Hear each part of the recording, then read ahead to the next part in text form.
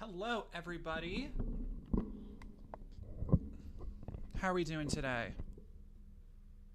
Hello, Beyond Storm Chasing. If you feel it, chase it. I've been known to be a bit of a chaser sometimes myself. Lady would like to say hi to everybody. Come on up. Come up. You say hi. You say hi. What? You can come say hi. Okay. Do you want I told you would get a treat, didn't I? Are you gonna get a treat? You got a treat? Oh yeah. Hey, that's rude. Okay, I'll be right back. Oh yeah, I know you're so excited. Okay. Here. No, sit. You stay. Stay.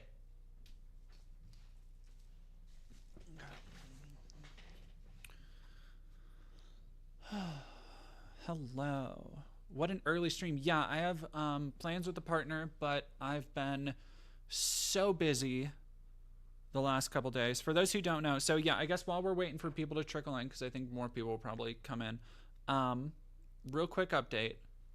So I mentioned last week, I think it was last week or the week before, that I am currently selling a bunch of stuff because I was trying to pay off debt to be able to get pre-approved for an offer on a house. And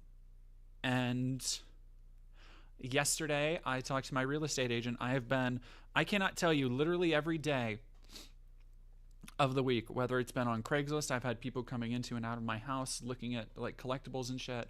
I have been meeting people in parking lots to sell shit off. I've been putting bigger stuff on eBay. I took literally half of my, and if you know how much this was, half of my Lego collection now gone. I sold it at a local store.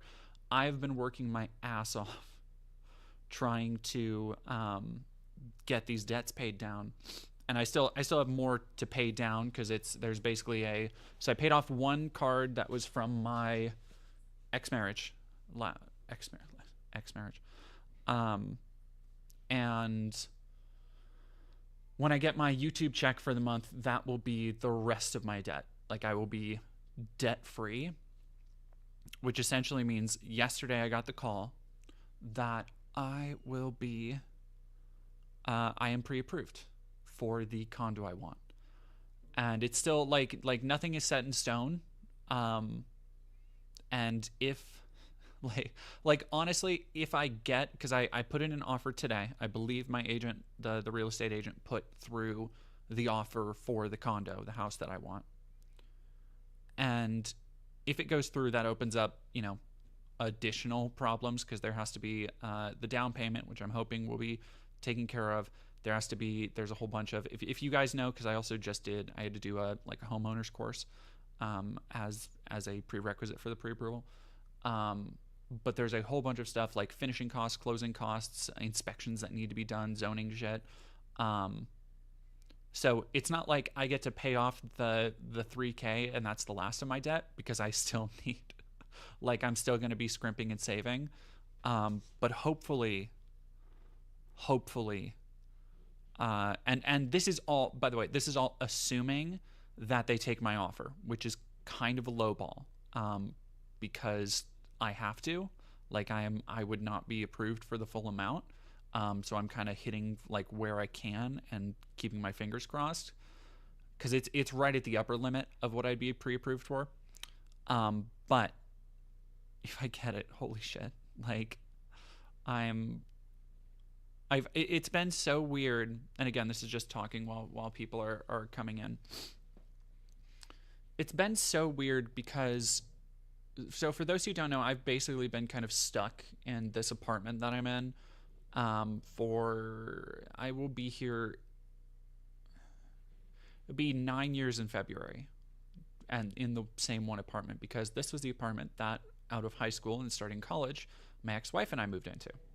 And then when she left, because she we had an amicable separation, like to tell you how amicable the separation is, we've just like completely forgot to get divorced basically. And so that's another thing that we're trying to get finished up so I can go and get a loan. But long story short, oh yes, good girl. Sorry, I forgot to tell lady she's a good girl so she can go get her treat. She's just sitting here looking at me like, hey man, come on. You're such a goofy dog. What was I saying? I forget. Mockingbird, how old do you think I am? Yeah, no, it will be 9 years here, which I fucking cannot believe in this apartment. But the problem is that the apartment itself has gone from, like, it is still, I'm doing better with rent than a lot of other places, but the management company does not keep it up. For those who remember last year, if you watched me or discovered me or like watched any of my streams from last year, you will probably remember me bitching about the fact that there was a leak in the ceiling it was like a 3-floor tiered leak, right? That my ceiling fell through. Like my ceiling was gone. And they did not like that's the kind of thing that you would expect any kind of management company, any kind of real estate company to be like, okay, next day let's get some contractors in here. It took them 3 months in the middle of winter to fix a drafty fucking ceiling in a bathroom. Like, I have paint coming off of the walls in my bedroom. There are weird like fuse issues that keep happening, and my sink has been leaky for months. Like, it is just not a good living situation anymore. And so I am so like, I don't know. I've put all of my hope, and I realize it's not quite smart to do that, to put all of my like eggs in one basket, so to speak.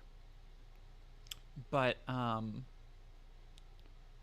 I can't tell y'all how much I fucking want this place. Like, I've been going through because I have a decent like collection of collectibles and figures and vintage stuff that I've just kind of picked up over the years, and I've been going through and being like, okay, do I want to separate with this? Like is this something like would I rather have this or the condo? And the answer is almost always the condo, unless it's something that has like sentimental value to me. I've been, yeah, so by the way, if you guys want any, like all this stuff back here, I'm going to keep.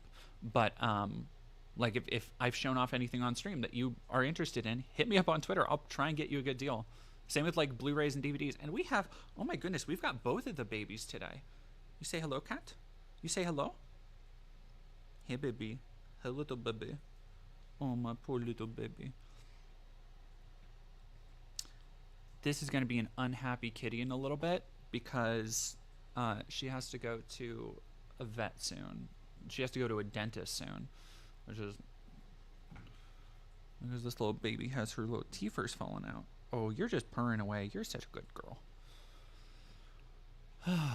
They ate the dogs. They're eating the cats. Carry on. Thank you very much for $20. Hope it all goes through for you. Sending hugs. I appreciate it. Thank you so much. Pasta Priest, thank you for tipping $10. Goodness gracious. So all of that is to say that the donations are still very much appreciated and accepted right now. And I'm hoping to... I am still hoping to put on a charity stream sometime this month. We're halfway through this month. Oof. Oh, should I know this is a trick question, but oh, hello, cat. Because I feel like everybody's gonna say yes, but should I put? Do we think that these would be cute with my new short hair, chat? Is that something that people think would be cute?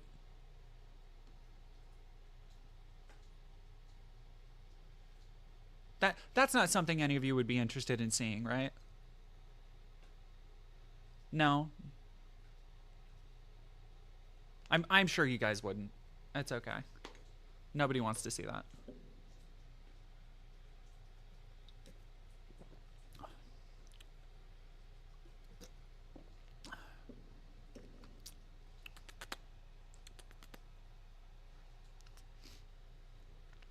No, do it.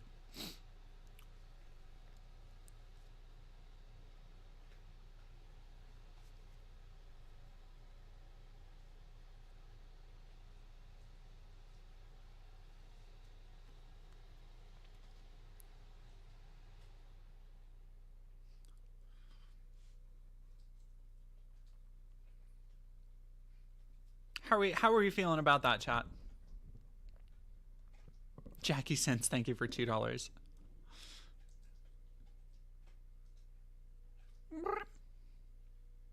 Okay, let's get into, because I do have things. Misanthropic, I had a dream yesterday about you in the Spider-Gwen cosplay at a random place, and there was some random car crashes. Interesting. It's always weird when people dream about me. Do you have a Biolante poster? No, it's it's Godzilla versus Mothra. 92 versus Mothra. I do have, what do I have around?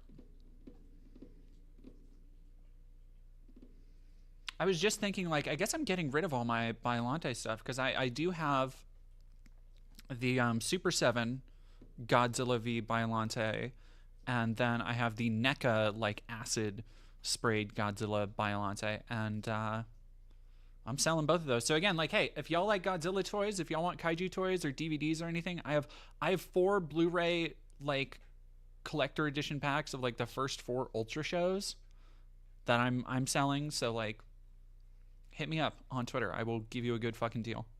I'd just rather do it through, like, Twitter, or I'd rather they go to personal, like, people I can talk to. Just because, like, it's I am not just selling stuff that I'm flipping. Like, these are actually my, like, possessions that I'm parting with. And I realize that is a very weird materialistic way to, like, look at them, but I want these things that I've appreciated to go to a home that will also appreciate them. You know, like, I am trying. I had somebody reach out to me because I put an ad in, like, local Craigslist or Facebook or whatever, and they were like, oh, how much do you want for all of it, like, all of my stuff? And I was like, dude, are you sure? Like I will cut you a deal, but also it's going to be money. And I did. I took like $300 off of the asking price, and, like, everything I was selling, I was like, I'll take a couple hundred off, but, like, everything, if you want everything, it's like $1,500, dude. Because I have a lot of shit that is, like, that has either sentimental value to me or, like, has grown in price. That's been a big thing for me. But if you've got any kaiju that are about the same scale as BattleTech minis, I need to run a Halloween event at my local game store. I actually, it depends. I don't know how big BattleTech minis are, but I do have some. I have one. I might actually keep those because I like those. But I have, like, these little finger puppets. That one of them is from 2001. It's a little Baragon from GMK, and then one is the second form of Shin Godzilla, the little guy. On a scale of feather to semi-truck, how heavy will this stream be? Honestly, here's the thing. I don't think it's going to be that heavy. I want to start with the Haitian stuff because that is probably the most pressing issue. And I think it's... So, but like, y'all know I always try and like tie it back to something at the end. I always try and leave people with something to think about, something to consider. And so I think the Haitian one, this is not like a doomer stream today. Like, this is not a like doom and gloom, everything is burning down, everything sucks, because I think there are a lot of ways to fight back against the shit that we're talking about.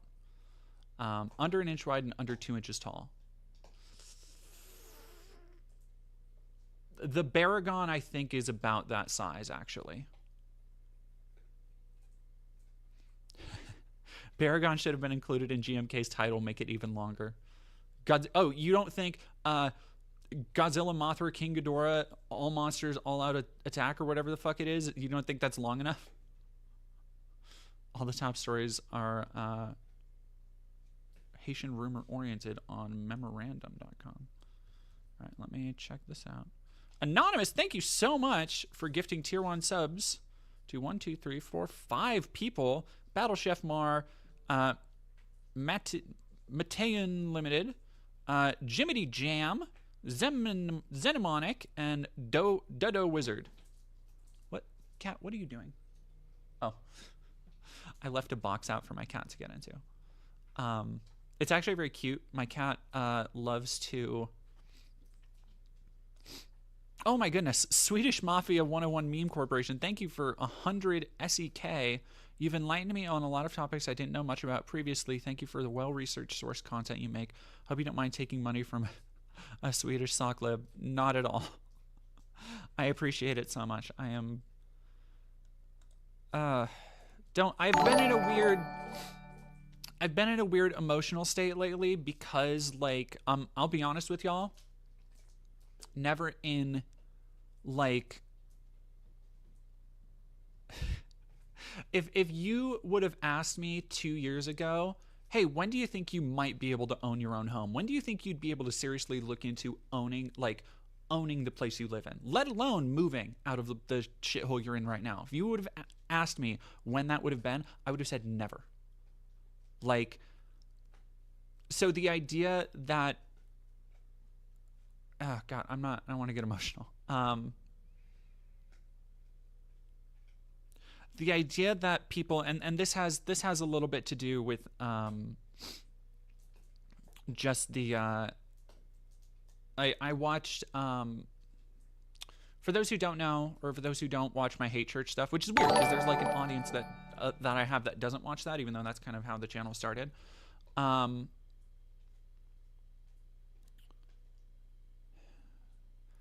The interview I did with Jonathan Anderson and the fact that Steven Anderson is now being exposed, and Jonathan and I have kept talking, and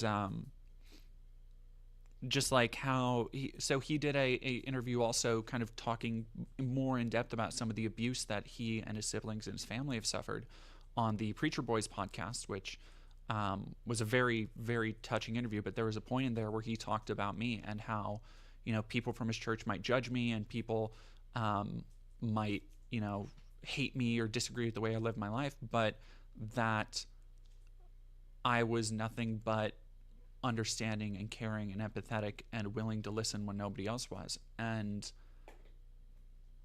on one hand, it kind of hurts to hear that, somebody else, like that people weren't able to listen, that he went to people in the church before that. But on the other hand, it fills me with such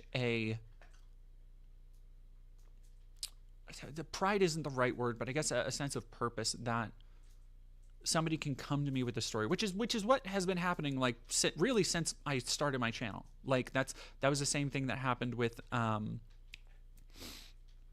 was honestly how the anti-Semitism video started, was somebody came to me, there was like, hey, I don't think you're reading on like the anti-Semitism problem is correct, or what you've been saying about Palestine.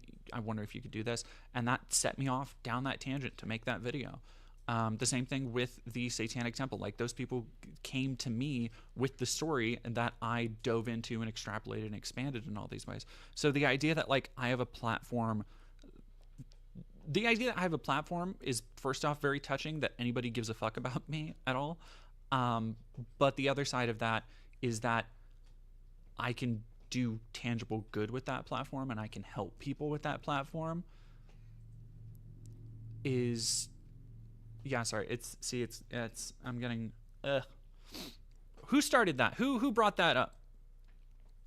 Turtle Bird Me, thank you for super chatting $2. I will buy your stuff and store to buy back. I think that's just called a pawn shop. Descendant of Artorias, thank you for $2. Have money. Drax's Storm Scale, I'm not going to cry. I'm going to drink more of this energy drink.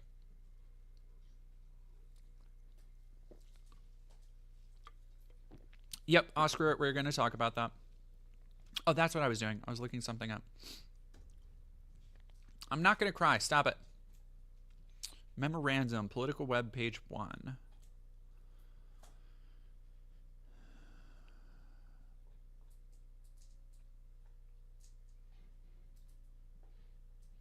Oh, okay, so this is just aggregating. Okay. I've sourced a bunch of stories that we're going to talk about, so don't worry about that. I will be right back. My dog is just like, I feel like everybody can hear it on the mic, and it's driving me crazy. If you don't cry, you're gay. Oh no, that would be terrible.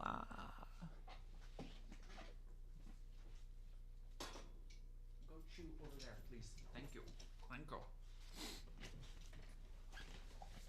Okay. Aw, little Goblin Jr. gonna cry? Jackie Sins, thank you for gifting 1 dead domain membership. I need to change that. I hate that. Oh, that's a terrible animatic. Where the fuck did that come from? See, that's better. I can fuck with that. I don't like that other one that was there. That's no bueno. No good.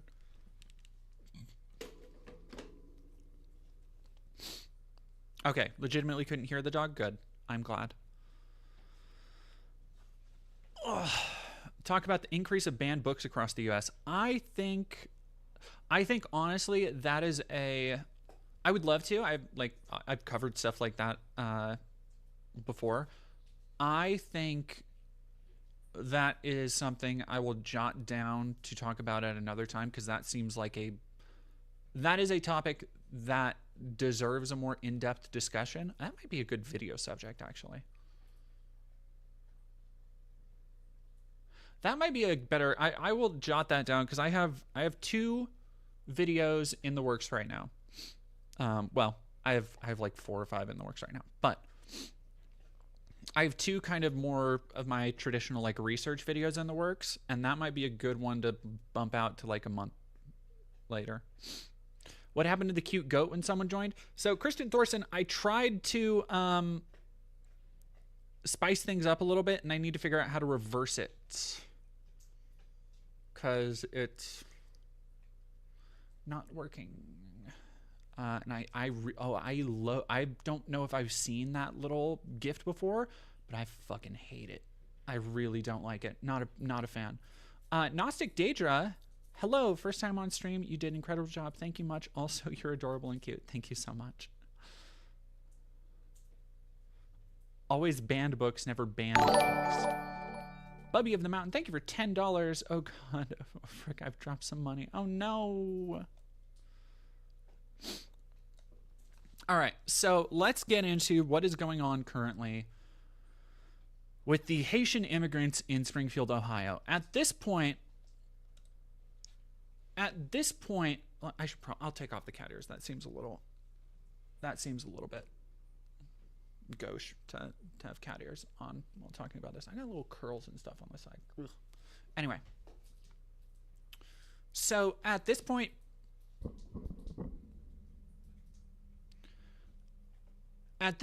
everybody has probably already heard what Trump said during the debate, that Haitian immigrants in Springfield, Ohio are eating pets. And obviously this is not true. Trump was very quickly called down on it, but I want to talk about where that comes from. And it is mostly a long line of immediately disproving conspiracies that the right wing has continued to push, which is not a surprising thing for America, because as we're going to discuss, I'm going to go over for everybody the history of Haiti, why in particular Haiti is such an impoverished nation, why Haitian immigrants come here, why specifically they came to Springfield, Ohio, and how that led to the bizarre controversy that everybody is freaking out about now. which of course will include the people who have been forced to evacuate from schools and hospitals because of bomb threats, and the Nazis that have started marching in Springfield, and the fears that they are spreading that this influx of immigrants will lead to a white replacement. Oh, heck. There we go. So, first off, I'm sorry, it is like allergy season right now. Ugh.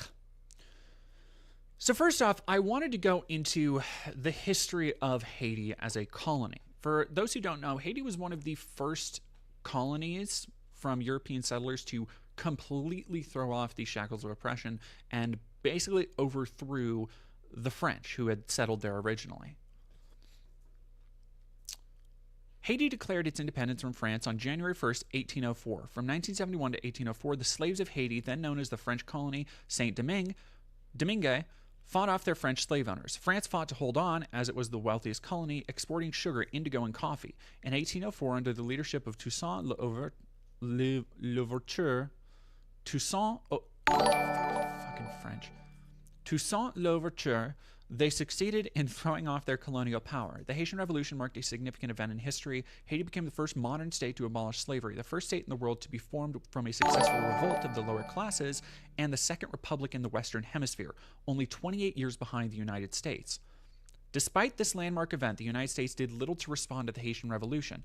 In fact, its silence is very telling. It was frightened because the Haitian Revolution threatened its economic interests. Southern plantation owners, fearful of revolts from their slaves, worked to prevent their slaves from learning of the Haitian Revolution. They also pressured the U.S. government to refuse to recognize Haitian independence, which it did until 1862 after Southern states seceded from the Union. Some argue that beyond economic motives, Americans did not acknowledge the Haitian Revolution because they simply could not understand it. The concept of slaves overthrowing their French masters and ruling themselves in a nation was not only threatening, it was unthinkable.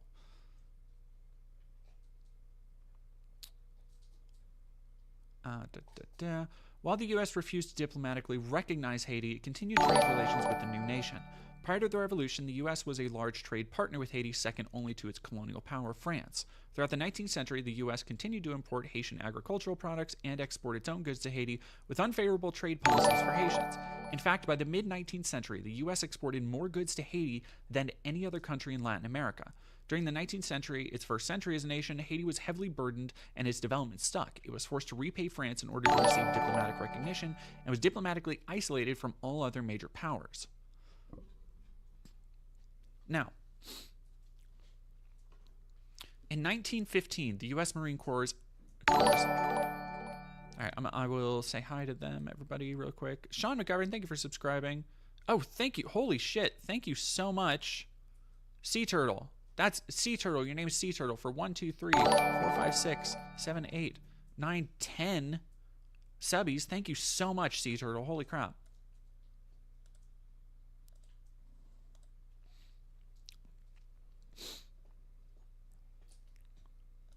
All right, I turned the alert sound down. I hope that works. Yeah, I think honestly, I actually, yeah, I turned it off. Let me know if that should have stopped it, I think.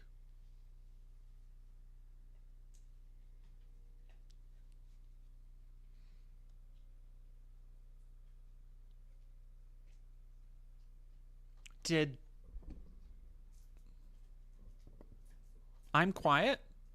I shouldn't be. All right, I turned it down. Did it work? Hey, Rev, how are you doing? Okay, perfect.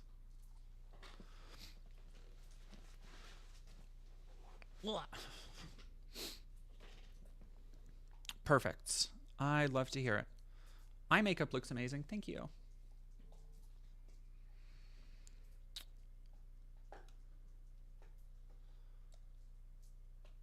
So, where were we? Right. In 1950, the United States Marine Corps invaded Haiti and remained in the country for almost 20 years. Nominally there to keep peace within the country, there had been 6 presidents and untold violence during the prior 5 years. The military played an important role in reshaping the country's government and in forming their national army. That national army is infamous today for its undemocratic coups and violations of human rights. The military occupation also provided an opportunity for the U.S. to strengthen its economic ties with the country. Since the late 19th and early 20th centuries, the United States attempted to revitalize mercantilism in the Caribbean with a large focus on Haiti. This trade had devastating effects on Haiti, as Haiti models how foreign trade can foster socioeconomic decline. In December 1990, Haiti completed its first democratic elections after violence surrounding prior elections caused them to be aborted. Jean-Bertrand Aristide, a Catholic priest with tremendous support from the black poor of the country, was elected with 67% of the vote and took office on February 7, 1991. On September 29th, the Haitian military removed him from office and forced him to sign a resignation. He spent the next 3 years in exile, returning in 1994 and serving out his term until February 1996. During the time of his exile, the country was in chaos, and its next political elections were not approved by international election commissions. The U.S. military occupied Haiti from 94 to 97 in order to establish peace and restore democracy. Where have we heard that before? In 2000, Aristide won another presidential election, garnering over 92% of the votes. The United States' role in both the coup against Aristide have been disputed. Aristide, among others, claimed the U.S. was directly involved in its forced removal from the country in 2004. The Haitian military and the Haitian National Intelligence Service, set up and funded by the CIA in the 1980s, were both key players in the coup against Aristide. Are we noticing a trend here? For a country that so many right-wingers have been labeling as a third world shithole. This is the kind of country that Trump was talking about when he talks about those third world shitholes. It's places like Haiti, places like Cuba, that American imperialism and direct intervention has kept impoverished.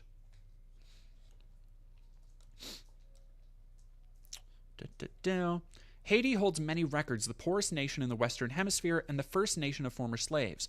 Another is the highest per capita rate of NGOs than any other nation. It is desperately poor and has horrible health statistics, so in some ways it makes sense that many non-Haitians, especially Americans, given its proximity, work in NGOs for the country. The benefit and harms of the large numbers of foreign NGOs within the country are examined in scholarly literature. One of the major drawbacks within the country is the vast majority of them work outside of the government, and most are not even registered with the government. By bypassing the state, NGOs weaken it. American money, both from the federal government and from individuals, flows into NGOs and not, in general, the Haitian government, making it harder for the state to function.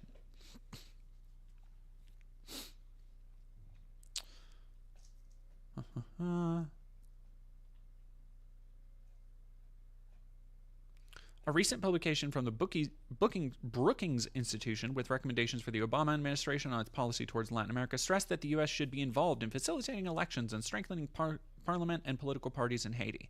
Because of the recent devastating earthquake, priorities have certainly shifted from strengthening political institutions to providing for immediate physical needs and building up infrastructure. With recent discussions of the Senate about Haiti becoming some sort of receivership or something far more draconian, it is clear that Haiti and the United States will continue to be politically and economically tied.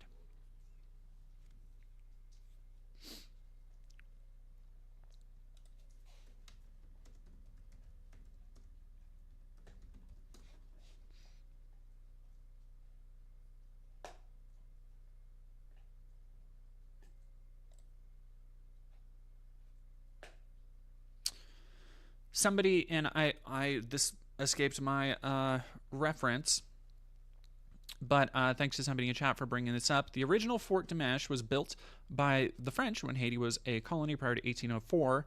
It became a military facility built by the U.S. Marines in the 20s during the American occupation of Haiti. Already prior to Duvalier, it may have been used for the handling of political prisoners. During the reign of Duvalier, he and his tonton Macou used the facility as an interrogation center and prison to incarcerate, torture, and murder political opponents. Also, people who tried to escape from the island and were caught were brought to Fort Dimanche. His son, Jean-Claude Duvalier, continued to use it as an instrument of terror. Jesus Christ.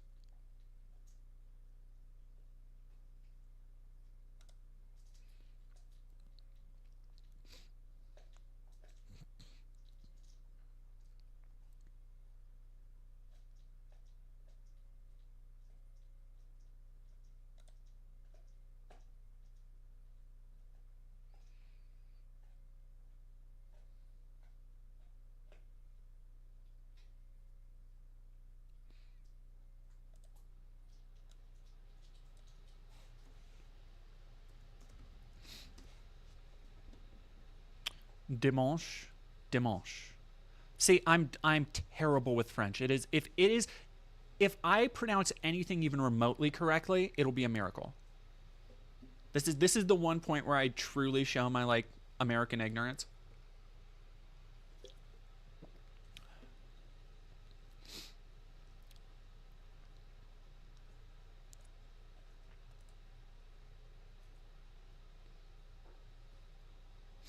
See, now I want to get to the bottom of this, but I do want to do more research on this.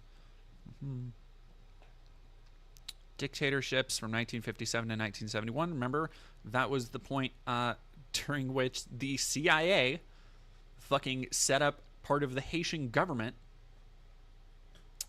If Haiti is one of the, like, I feel like Central America, Brazil, they get the lion's share, Chile, of what people talk about when people talk about like the Contra scandals and the Sandinistas and the School of the Americas, where like the American government, intelligence agencies literally fucking set up schools to teach guerrillas how to torture and execute people to prevent the spread of communism in South America. The idea of like when people talk, especially in leftists, when leftists talk about why the CIA is such a dogshit organization, why it is so unbelievably evil, it's because for so long, and this is a continuing trend that I'm sure we won't know what they're up to until 40 years after anybody who should pay for their crimes are dead and buried, basically. Like that's how they cover up their tracks, is they keep it out of sight and out of mind until there's nobody around to take culpability for it, and then they go, oh, whoops.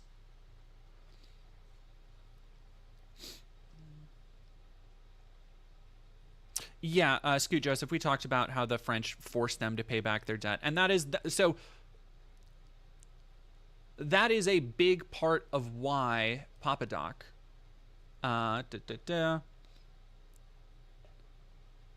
undercover government death squad, the Tonton Macu, indiscriminately tortured or killed Duvalier's opponents, thought to be so pervasive that Haitians became highly fearful of expressing any form of dissent, even in private. Duvalier further sought to solidify his role by incorporating elements of Haitian mythology into a personality cult. God, why does that sound familiar?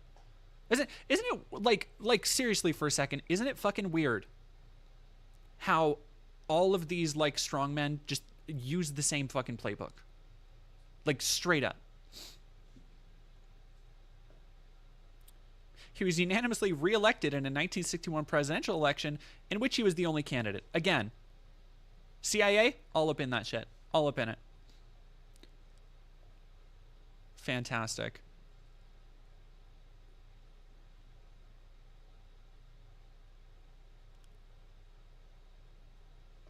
All right.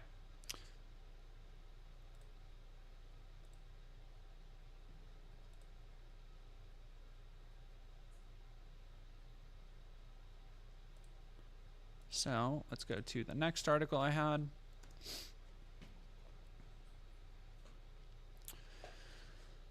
This is from the Open Journal of Political Science in 2020. This is a actual like academic piece. God, why did the word academic not come to me? I was going to say educational, but no, it's academic is the word I'm looking for. Poverty is one of the most significant problems that Haiti is facing presently. Poverty in Haiti is caused by several factors, structural or cultural. Furthermore, Haiti's debt is a result of decades of exploitation from European colonizers. Nevertheless, Haiti also lacks the capacity to influence social progress, public policies, and resource allocation. She requires access to the relevant skills, knowledge, education, and personal development that are essential for the development of a society.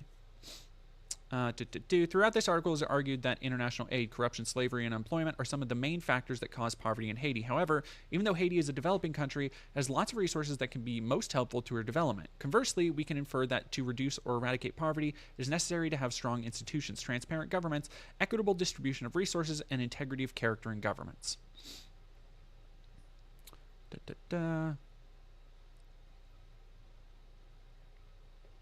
So this is I want to talk about the poverty in Haiti because specifically there's been one video going around about how Haitians will use dirt to make this kind of calorie dense cookies, basically. Like, basically using dirt as a key ingredient in a food product because that is how deeply impoverished the country is.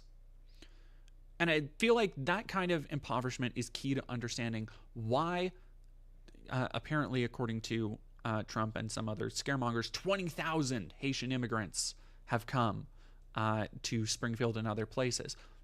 It's to escape that kind of poverty. Poverty, again, that without U.S. involvement likely wouldn't be that bad. Just want to throw that out there. Poverty in developed countries like Haiti is devastating due to its impact in some areas because Haitians tend to emigrate at any cost. Poverty is so excruciating that the majority of Haitian population finds it almost impossible to meet their basic needs such as shelter, education, and healthcare, clothing, food, to name a few. Basically, certain people in this developing country are dealing with hunger. They hardly have enough to eat. Some of them rely on day laboring to provide for their families. In fact, in the World Bank's view, quote, poverty is also hunger. Poverty is lack of shelter, and poverty is being sick and not being able to see a doctor. People may disagree about the nature of poverty in Haiti, but there are tangible examples of how slavery, in many ways, contributes to the existence of poverty in Haiti.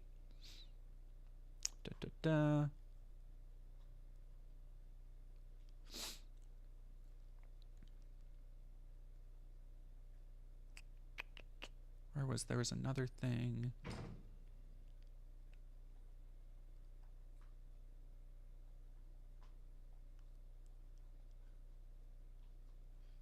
Trying to find the other thing I wanted to quote.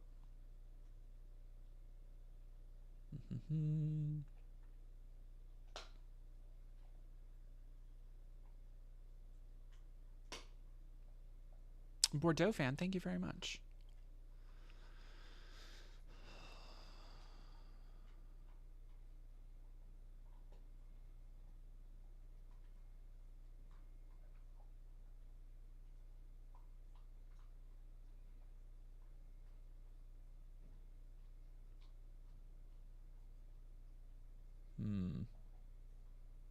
Was I thinking of a different article?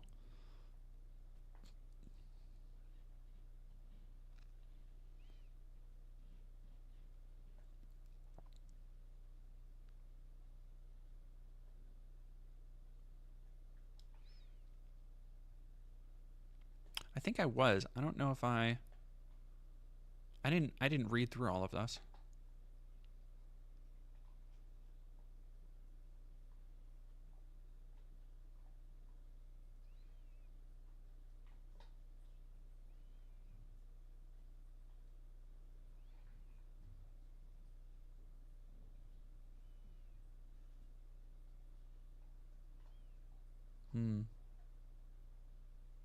I will leave the Yeah, I will. I don't think that was the one I wanted to read. I'm sorry. I just took us down that weird rabbit hole.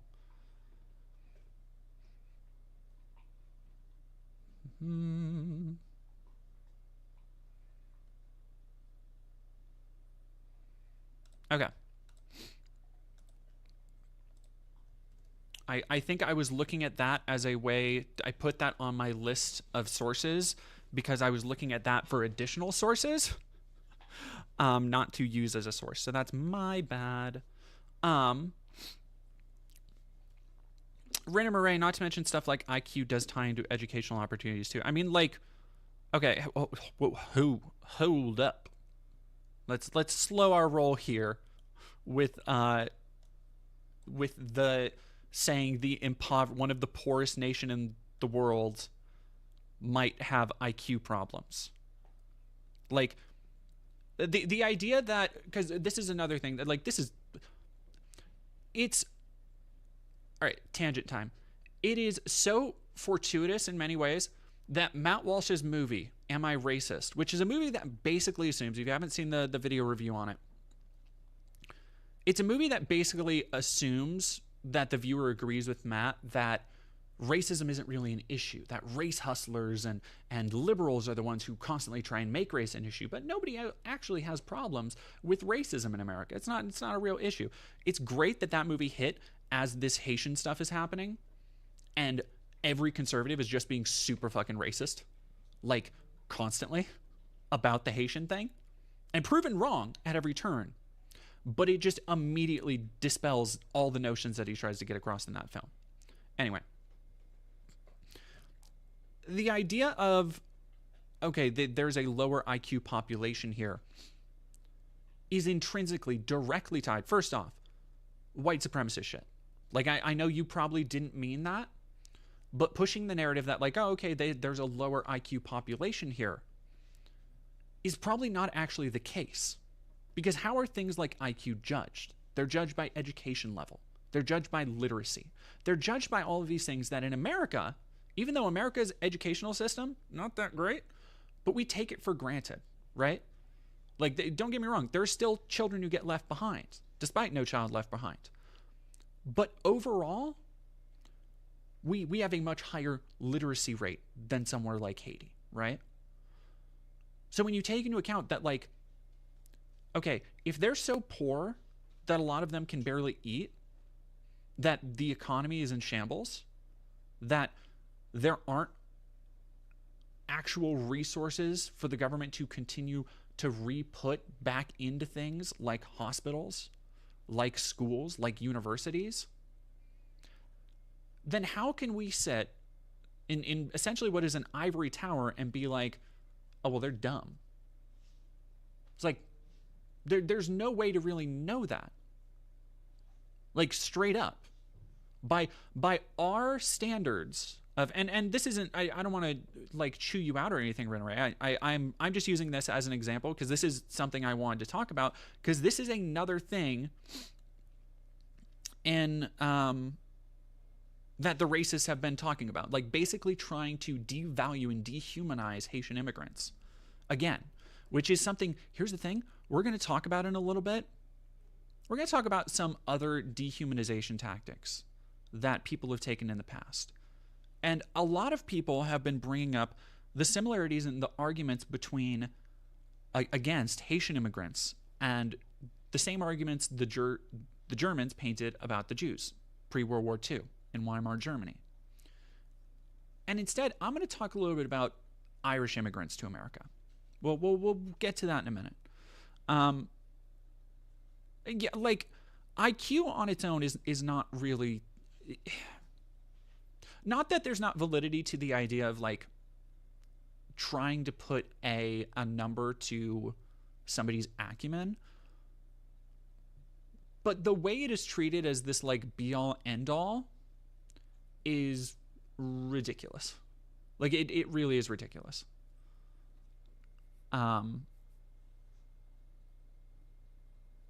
Yeah, exactly. B. Parker. It's the bell curve coming out of the shadows again, basically.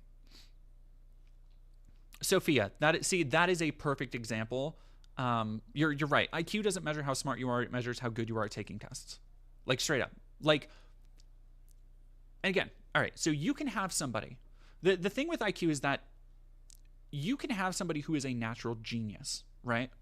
And there have been, I guarantee, that there have been once-in-a-lifetime geniuses and phenoms from impoverished countries. We know there have been.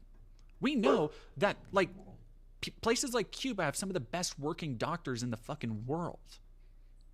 That doesn't magically keep them from being an impoverished country. That doesn't magically make them able to get the same, quote-unquote, quality of education as they can in a first-world big university country, right? Yeah, Ryan Gentry, seeing a presidential candidate tell Americans Haitians are eating their pets is the most insane thing I've ever heard a person say on live TV. It's like, I couldn't believe what I was hearing. Aaron Meyer, Sean did an amazing video. Yeah, no, Sean has a great video on the bell curve. M Nemesis, if you have good video, why did I say that? Good food, educational system, and access to information, you will have high IQ. Race is not a factor at all. Fucking exactly. I mean, okay, so here's the thing. Race is a factor, just not in the way that racists think. Because racists will tell you that, like, oh, look at how poor they are. Look at all of them, like, and this is, taking on the arguments for racists.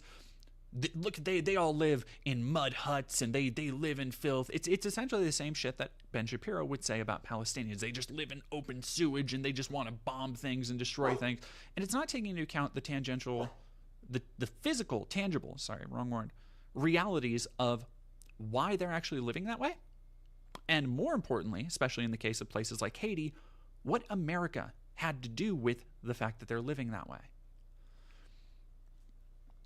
So I wanted to talk really briefly about, now we know, in brief, right? There's a lot you could talk about there. There's obviously a lot of history between Haiti and America. But in brief, the United States' role in Haiti's ongoing crushing poverty.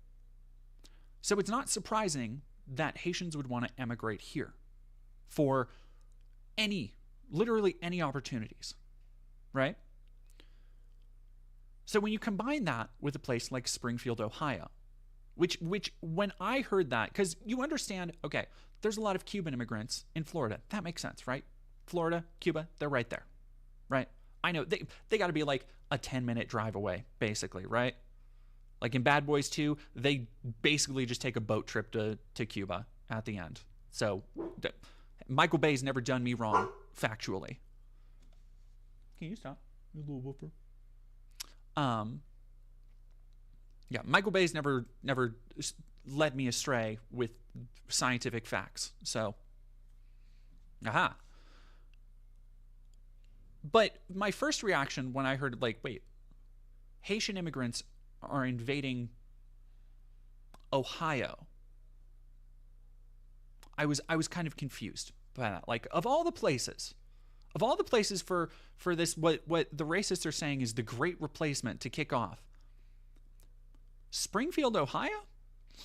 But when you look into the reasons behind this, it's actually really interesting. It comes down to, if you remember a couple months ago, when we basically live debunked Matt Walsh, when he was talking about how the governor of Maine wants to push white men out of spaces and wants to give jobs to unqualified women because she signed a bill that allowed for more allocation of funding for women's education in the construction field. And that was the way Matt Walsh framed it. Much like the way racists now are framing this Haitian invasion of Springfield. When you actually look into it, it's because of the town's economic interests and the need for a consistent workforce. From the Springfield News-Sun in 2014, that's important to know, Springfield seeks to be an immigrant-friendly city.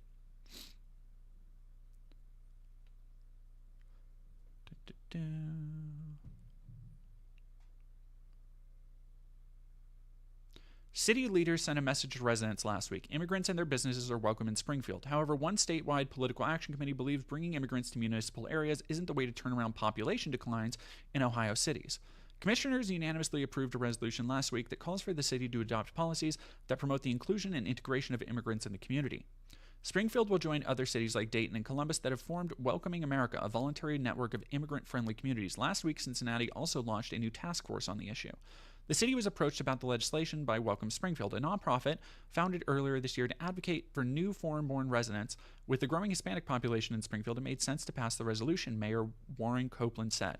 Now, you might ask, okay, I thought this was about Haitian immigrants. You are correct. Oh, where was it? Dang it. Sorry, I lost my thing. Was it this one?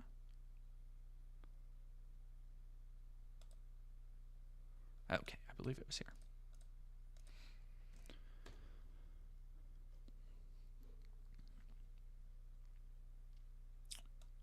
Now, you might be saying, okay, I thought this story was about Haitian immigrants, not Latino immigrants. You are correct. Springfield has become a hub of multiple different kinds of immigrants because a couple years ago, it was struggling to keep up with the workforce its factories needed.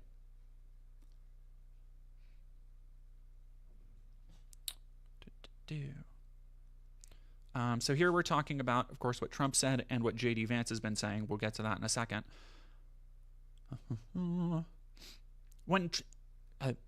excuse me. When Haitian immigrants began trickling into Springfield to work in local produce packaging and machining factories in 2017, some thought the new residents could help the city regain its former vigor as a once thriving manufacturing hub. Once home to a major agricultural machinery companies in the mid-20th century, Springfield has lost a quarter of its population since the 60s. Quote, "They came to us for one reason. They were looking for ways to find out how to work." Casey Rollins, executive director of the St. Vincent de Paul Society's Springfield chapter, says of those who came to the Ohio city from Haiti, quote, "So we got together immigration lawyers and interpreters to figure out how to help get them work. We are getting them online and getting them to apply for work permits. We want workers here in Springfield. They want to work." Haitians and immigrants from Central American countries have been in high demand at Springfield's Dole Fresh Vegetables, where they've been hired to clean and package produce, and at automotive machining plants whose owners were desperate for workers due to a labor shortage in the wake of the COVID-19 pandemic. New Caribbean restaurants and food trucks have opened across South Springfield, where once abandoned neighborhoods are now bustling with residents. A popular Haitian radio show has been broadcasting for several years, and every May, thousands turn out for Haitian Flag Day that's celebrated at a local park. But the glut of new arrivals has also stretched hospitals and schools in the area, angering many locals who resented their presence. And we will talk about this because last August, when an 11-year-old boy was thrown from a school bus and killed after its driver swerved to avoid an oncoming car driven by a Haitian immigrant. So naturally, that kicked off a slight bit of fervor. However, interestingly enough, the child's father, who the Haitian immigrant did, by the way, get jailed for manslaughter, and I believe is serving a 9-year sentence. Locals upset by the growing immigrant community wondered if they were being taken over, if Springfield had become ground zero for the baseless Great Replacement theory. So this is tied into the eating cats thing through the Nazi thing. Like that, this is how what was essentially a Facebook meme spread to the point where the Republican vice president and presidential candidates have been nonstop, essentially lying about an entire population of perfectly legal immigrants who have lifted up an entire community, who have stimulated the economy and become a backbone of a town's workforce. Like that's what we're seeing here, is immigrants to America being scapegoated as an example of how all immigrants are evil and they're coming to replace us.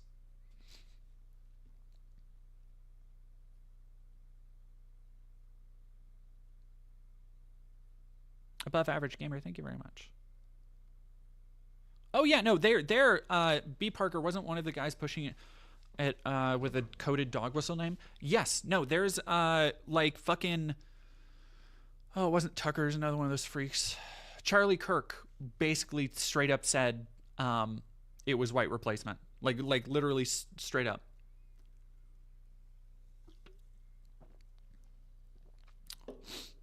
All right. So, soon, right-wing extremists seized on Springfield's unrest. Armed neo-Nazi members of Blood Tribe, a hardcore white supremacist group, according to the ADL, flew flags bearing swastikas and marched through a prominent downtown street while a jazz and blues festival was taking place nearby in August.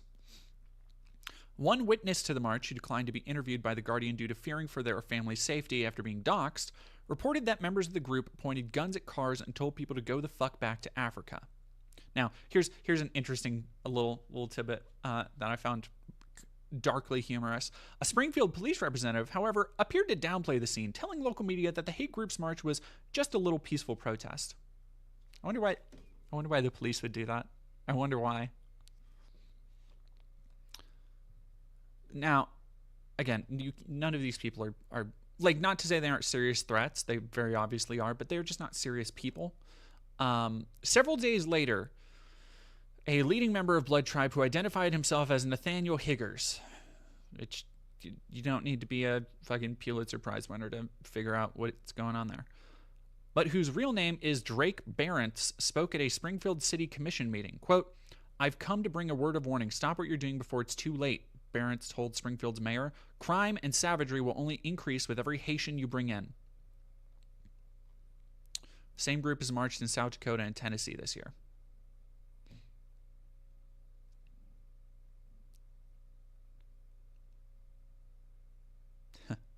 Blood Tribe celebrated Donald Trump bringing up the immigrants killing cats lie during the debate, said Maria Bruno of Ohioans Against Extremism, a nonprofit funded last month in part due to a rising presence of extremists in Ohio. They are thrilled that there are politicians willing to echo their talking points.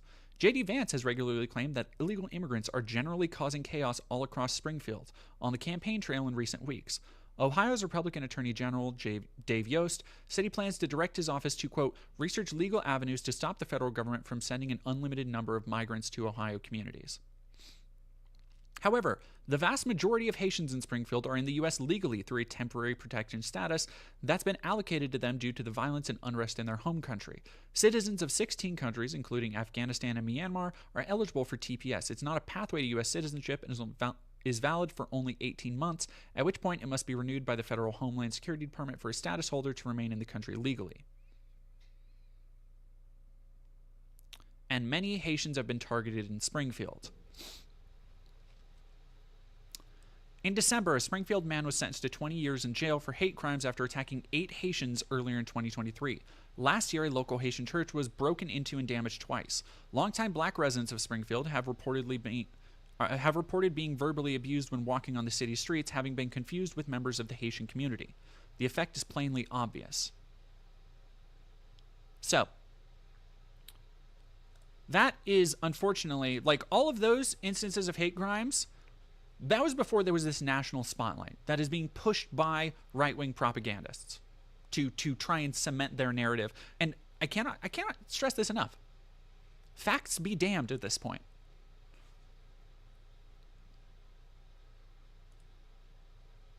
So let's go and see how this is actually spread.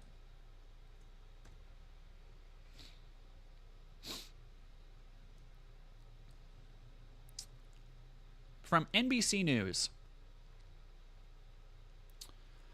The day after the presidential debate at which former President Trump spread a false story about Haitian immigrants, Christopher Pohlhaus, leader of the neo-Nazi group Blood Tribe, took to his Telegram channel to take credit. A Marine-turned-tattoo artist known as Hammer to his hundreds of followers wrote Blood Tribe had, quote, pushed Springfield into the public consciousness.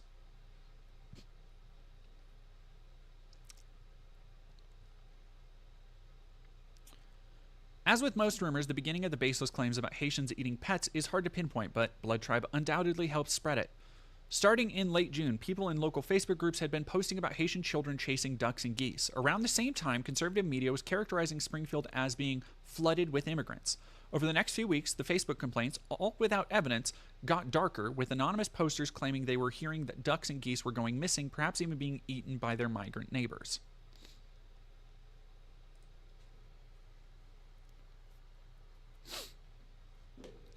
From NewsGuard's Reality Check, original sources of the claim that Haitians eat pets admit no first-hand knowledge. Quote, I'm not sure I'm the most credible source because I actually don't know the person who lost the cat, Kimberly Newton told NewsGuard. She is the Springfield, Ohio resident whose story started it all.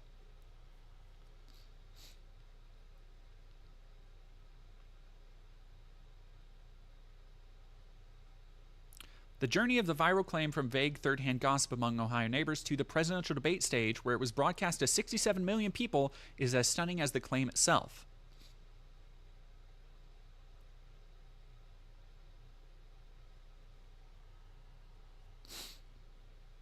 Oh, God.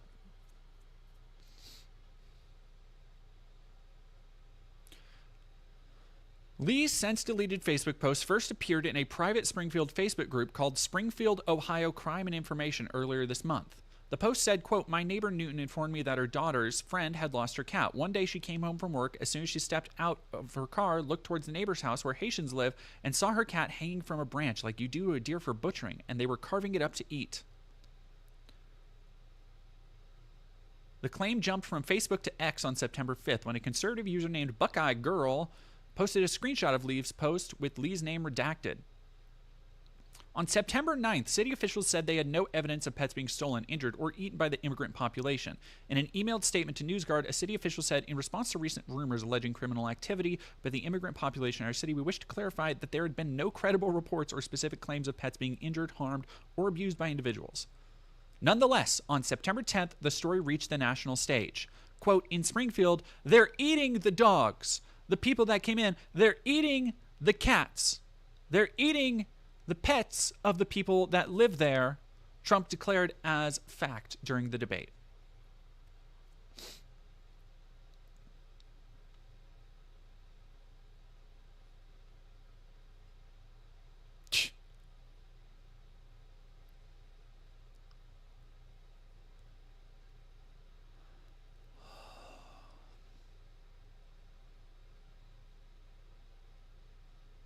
Oh, no. I'm going to read this next part just because it's fascinating. Did we get raided? No, we just had a big influx. Okay. Aw, thank you, Justin Freakin. And thank you, NecroNexus, for becoming a member. We need to arm our pets, folks. Despite extensive news coverage debunking the pet claim she helped propel into the national discourse with a Facebook post, Lee said that she had not followed the story closely. Quote, actually, I haven't really been following the news much on it at all. She said, I've only seen it on like Facebook. What things pop up on my news feed or what other people have shared on things that they have to read up on. It is like, what a fucking insane summation of the state of media and news literacy in America. Like, what a fucking bonkers look at somebody just threw this shit out. Like, somebody was just being racist off the cuff, right? And people took it and ran with it. And now you might ask, is the racist affected by any of this? No. And from here we see she barely fucking notices. Like, she doesn't even really care about who it's affecting. And it is affecting people now. Like, more than even before, the immigrant population is being directly targeted. Now, first off, I want to go to America's favorite idiot. You know him, you hate him, J.D. Vance.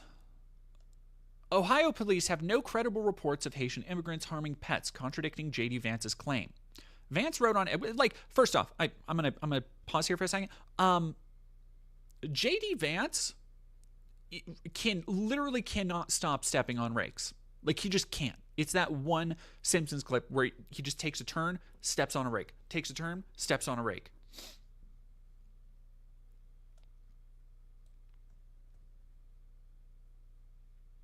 Oh yeah, no. Chinese people eating like the myths around Chinese people, Asian people, but Chinese people specifically putting pets in food. God, I remember hearing my racist ass family say that shit when I was a kid. Like, that one goes back way farther than 99. That is as old as time. Well, as old as America.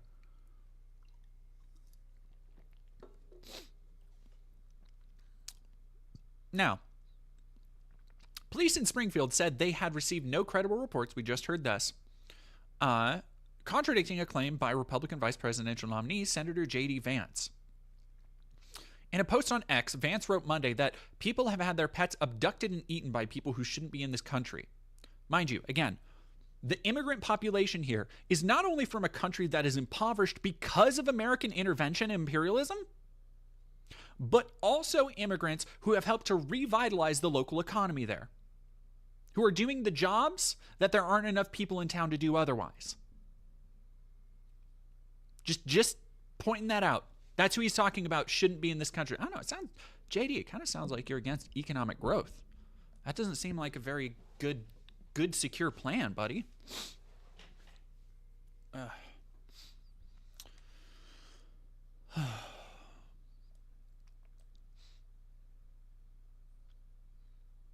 So Springfield police. Additionally, there have been no verified instances of immigrants engaging in illegal activities such as squatting or littering in front of residents' homes. Furthermore, no reports have been made regarding members of the immigrant community deliberately disrupting traffic, the police said. After NBC News asked the Vance campaign about the lack of evidence for his claim, a spokesperson said the senator had received, quote, a high volume of calls and emails over the past several weeks from concerned citizens in Springfield, and that his tweet is based on what he's hearing from them. That is oh man. You can see the confirmation bias loop at work here, right? Like I hope in the way I've laid this out that gives you a better idea of where these like calls and where this information is coming from. Like, it's coming from either people like Lee, who just randomly posted on Facebook because they heard shit, who were just being off the cuff racist and aren't actually affected by what this might entail and what it might do to people. Or it's coming from people like the Nazi marchers who think there's a white replacement on and are overjoyed that Vance and Trump are sharing their talking points. And so it just goes in this circle of absolute fucking lies. That even if J.D. Vance doesn't believe this is happening, he can go and say, well, my constituency, the people are calling me. They want me to tell the truth, and I'm representing them. And in a way, yeah, he is representing his constituency. Just like fucking Nazis. Oh, yeah, no. Misanthropic, I learned about confirmation bias in psychology, and I know that J.D. Vance is a major example. True.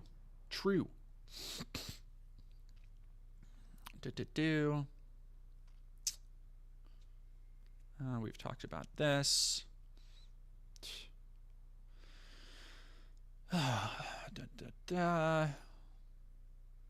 Conservative pundit Charlie Kirk posted a screenshot of the Facebook post Sunday. Within 24 hours, it received more than 3 million views. The rumor was picked up by other right-wing commentators, including Jack Posobiec, posted about it on X more than 30 times Sunday and Monday.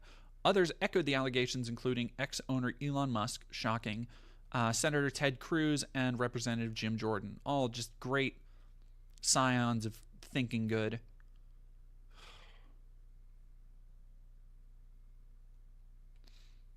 Vance also asserted without evidence that the Haitian population in question is made up of illegal immigrants. A Springfield City website said that's not true. Haitian immigrants are here legally under the Immigration Parole Program. The website says, referring to a federal humanitarian program for migrants. Representatives for Kirk, Posobiec, Musk, Cruz, and Jordan did not immediately respond to requests for comment. Shocking.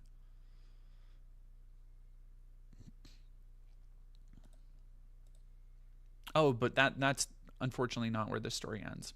I would like to, in one comedic interlude, slightly comedic interlude,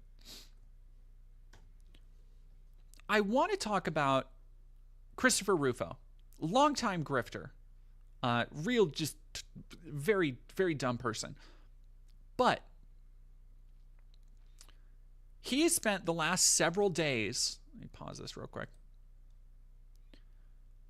Basically, a couple of days ago, Christopher Rufo came out on Twitter, and because they were unable to get actual confirmation that people were eating and killing cats, like there was literally no evidence for this, but conservatives were so determined that it was actually happening. Christopher Rufo said that he would offer a cash reward for anybody who could find video evidence. Now, couple of problems with that. What you are basically doing there's a reason that news outlets and news stations don't just go, hey, we'll give cash money if you find pictures of crimes in progress. Do you know why?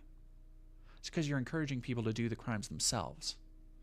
You're essentially saying to somebody, without that middle part, if there is footage of this happening, I want it. And people can intuit that as, oh, I'm going to do that thing, and then film it and give it to you, and then just say somebody else did it. Like that's basically what happened, right? Now, a couple notable problems here. So we got the footage because fucking, of course, somebody ripped him off. Exclusive. We have discovered that migrants are, in fact, eating cats in Ohio. We have verified with multiple witnesses and visual cross-references. that American migrants in Dayton, the city over from Springfield, barbecued these cats last summer. So a couple problems there. One, last summer, not the same as like this year. Like a year ago in a different city is not really the same thing. Two, you may notice, oh, where are they?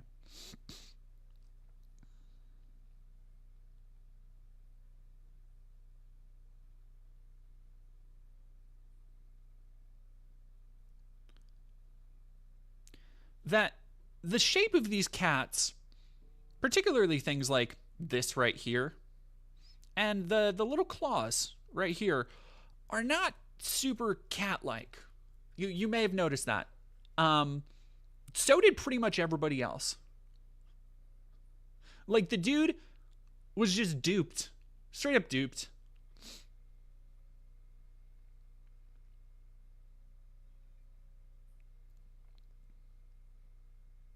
Oh, thank you very much, Omega Star.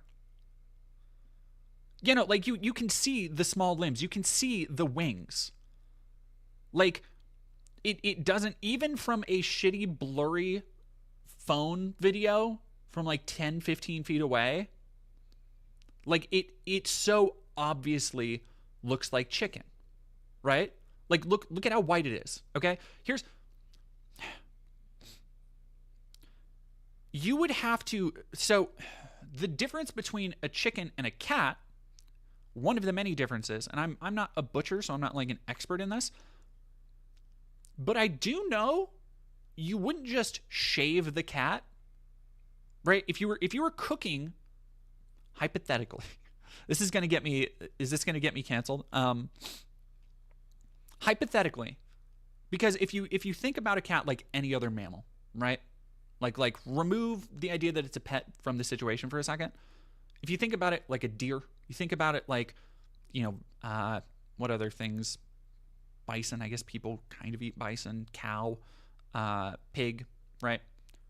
Before you cook any part of that animal, you skin it, right?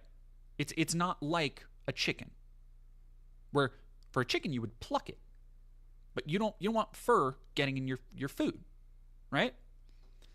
Now, yeah, for venison you have to skin it. Now, again, another thing you may notice is the texture of the meat here literally directly matches, and by the way, you can go find a chicken like this at literally any fucking grocery store.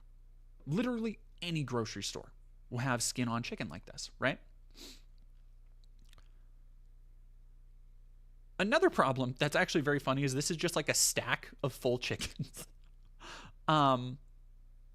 Yeah, it's very, so another, I'm not going to show it because I really don't like thinking about this kind of violence to animals. Like, don't get me wrong, I'm no, PETA, like, oh, you shouldn't eat meat or anything. Like if y'all want to eat meat, that's fine. I'm okay with that. I eat meat all the time.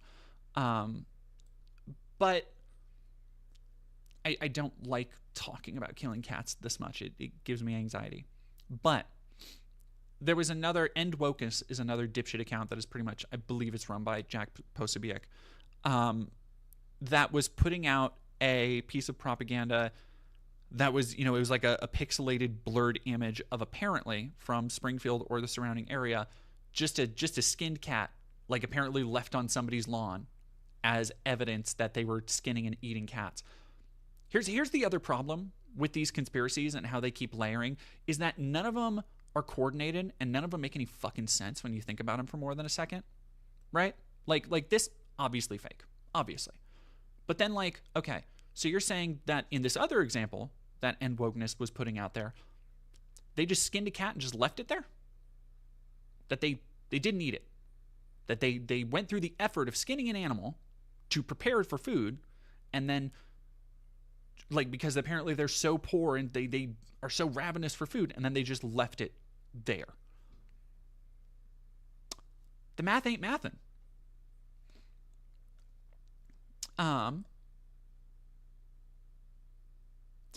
Mr. Hot Indian Guy, thank you for $5. Dead Domain, are you kidding me? What if the cat identified as a cat? Why are you being intolerant? Intolerant lefty. That is true. That is true. So much for the tolerant left. Um, Count Kibbles in chat saying all cats are beautiful. That sounds like something a cat would say, Count Kibbles. Let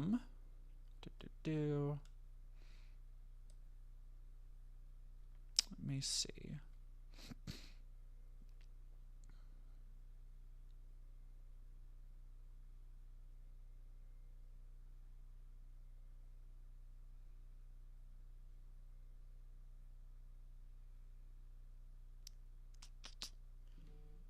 Where was I? Haitian immigrants. Oh, yeah. Okay. Sorry, I'm going down my sources list. Thank you very much for Uber Comrade for subscribing.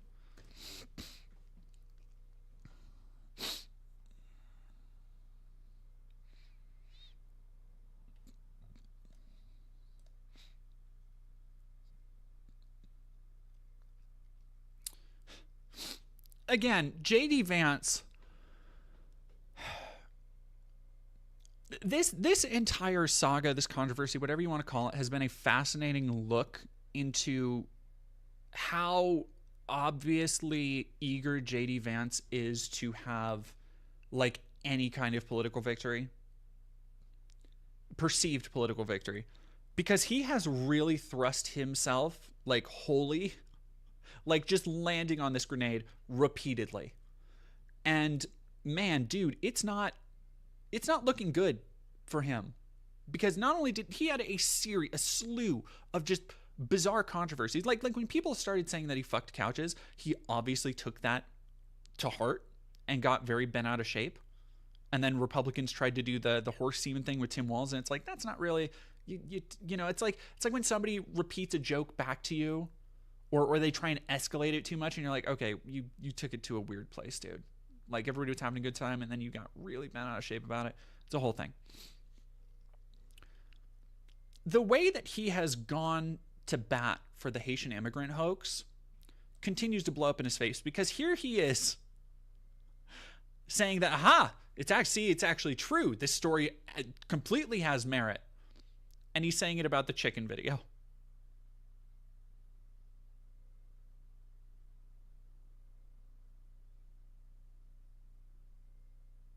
Those are chickens, you fucking idiot. Like, it's straight up. Just, oh, he's so dumb. He's so dumb. All right, let's go. Now,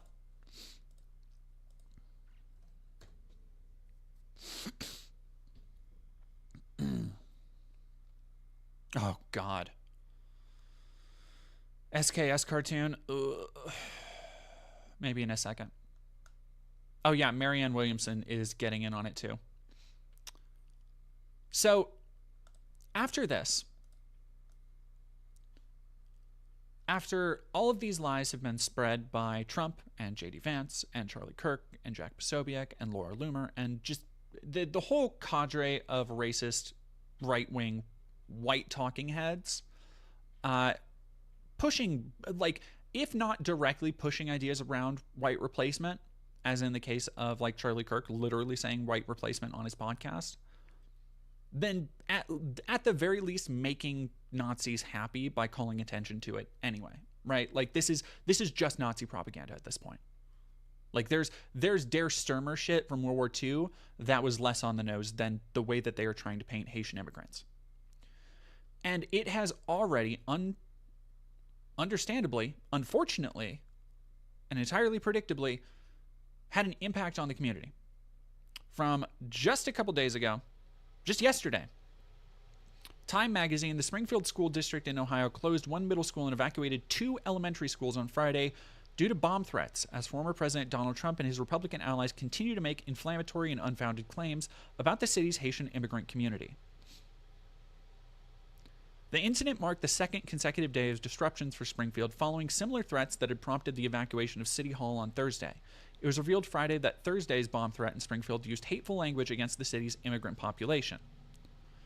Springfield Mayor Rob Rue told Time that 2 more bomb threats were received via email on Friday morning, targeting targeting several city commissioners, a municipal employee, 3 schools, the town city hall, the Bureau of Motor Vehicles, and the Ohio License Bureau Southside. Local officials are working with the FBI to trace the origins of the threats, the mayor said. Students at Perrin Woods and Snow Hill elementary schools were moved to alternative locations, while Roosevelt Middle School remained closed for the day. Explosive detection canines were deployed to inspect the facilities, and authorities later confirmed that the buildings were clear of any explosive devices. Earl Grey, thank you for $10. You're the best. No, you're the best.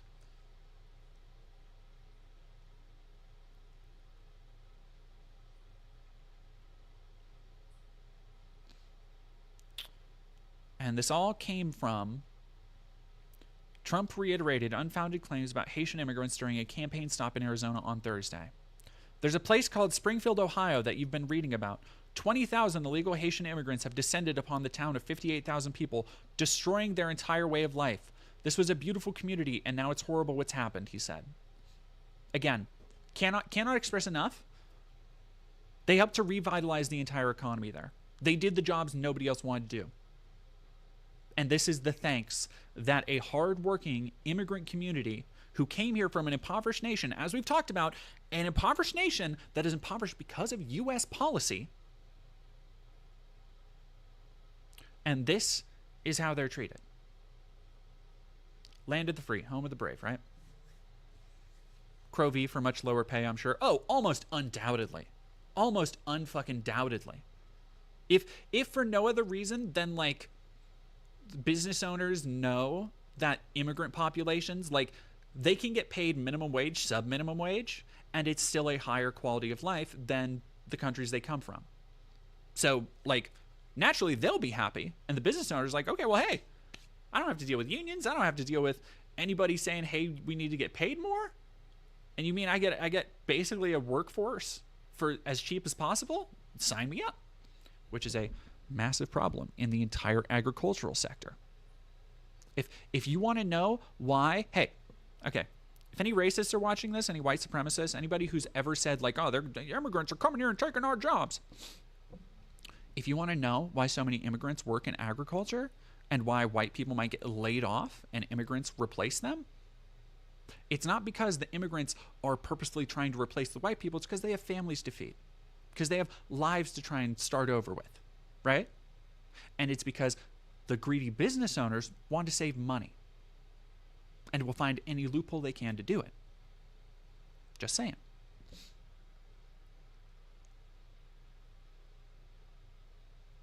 See, and Crow V, honestly, that's not bad. Best friend is a chef. Lots of Mexican people work there. Lower pay than others, but it's still $16 an hour. 16? I mean, okay, so granted, it depends kind of where that is, because, you know, obviously everybody has different, like, prices of living. Like, $16 in New York ain't going to go the same distance as $16 in, like, Springfield, Ohio. But 16 is still higher than a lot of places in the country. A lot of places.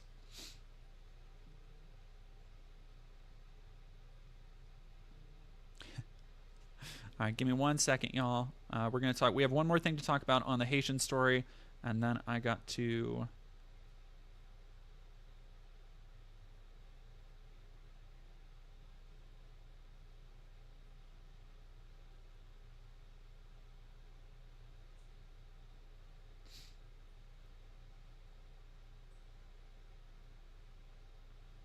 Okay. Yeah, no, 16 an hour in Georgia is... Like, that's good fucking money. I'm not gonna lie. And yo, we're gonna get into a whole conversation about federal minimum wage, and like, I'm not prepared for that today. Sophie Bliss, thank you for $7. Thank you for working so hard. It's my job. I have to. But I appreciate the recognition. If you make $20 an hour in the Northeast, it's barely enough to get by. Yeah. Yeah. Okay. So let me pull up my last thing I wanted to talk about.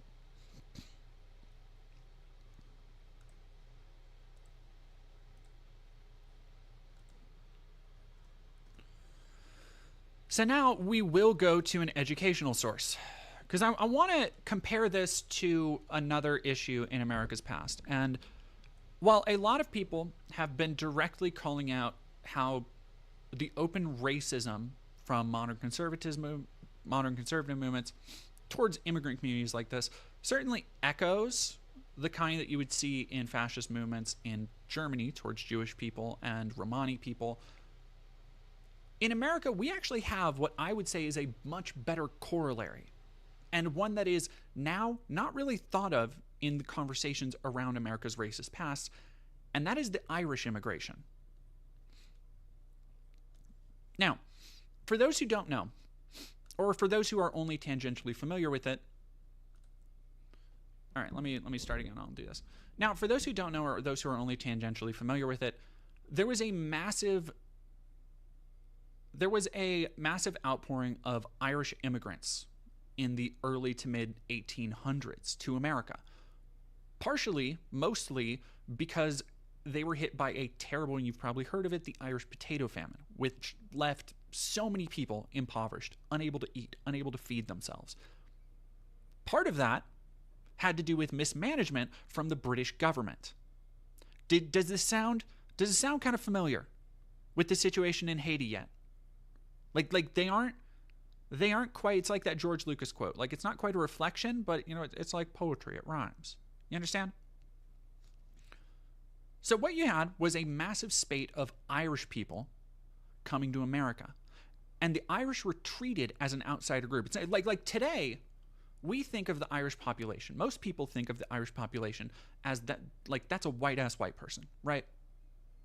Irish, Scottish, German, British, French, whatever. Like that is all white people. At the time, they were treated as a racial minority. They were openly discriminated against. They were denied hiring opportunities. Well, we'll read a little bit about this. Oh, there we go.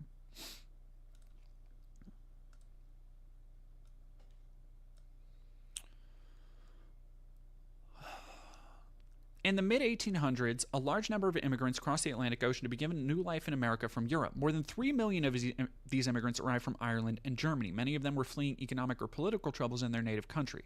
Most immigrants arriving between the years 1840 and 1860 were Irish. At that time, a disease called potato blight caused potatoes to rot. Consequently, many families in Ireland were left with little to no food. More than 1 million Irish died of starvation and disease. Those that had some money in savings often fled to the U.S. Most immigrants were poor. Cities in Massachusetts, New Jersey, and Pennsylvania received the majority of these immigrants. The Irish generally lacked job skills outside of agriculture, which resulted in them being hired as laborers to build canals and railroads. Again, does this sound familiar? Irish women often worked as domestic servants for wealthy families, laboring 16 or more hours per day. In 1849, a Boston Health Committee reported that low wages forced most Irish immigrants to live in poor, undesired housing. Still, many immigrants enjoyed their new feeling of equality. Now, that was just a brief educational overview, but as you might expect, there's a little bit more there.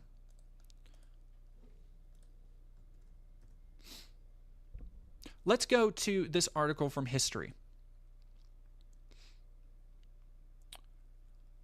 Let's talk a little bit more about that potato famine and the role that Britain played in it. Nearly 2 million refugees from Ireland crossed the Atlantic beginning in 1945. The fortunes of the Irish began to sag along with the withering leaves of the country's potato plants. While the potato blight struck across Europe, no corner of the continent was as dependent on tubers for survival as Ireland, which was mired in extreme poverty as a result of centuries of British rule. Packed with nutrition and easy to grow, potatoes were the only practical crop that could flourish on the minuscule plots doled out by wealthy British Protestant landowners. The Irish consumed 7 million tons of potatoes each year. They ate potatoes for dinner, they ate them for lunch and breakfast. The average adult working male in Ireland consumed a staggering 14 pounds of potatoes per day, while the average adult Irish woman ate 11.2 pounds. So it is impossible to overstate the devastating effect that something like that would have on a culture, on an economy, on a population, completely destroying their primary food source. And again, it was worsened by imperialist intervention from a superior power.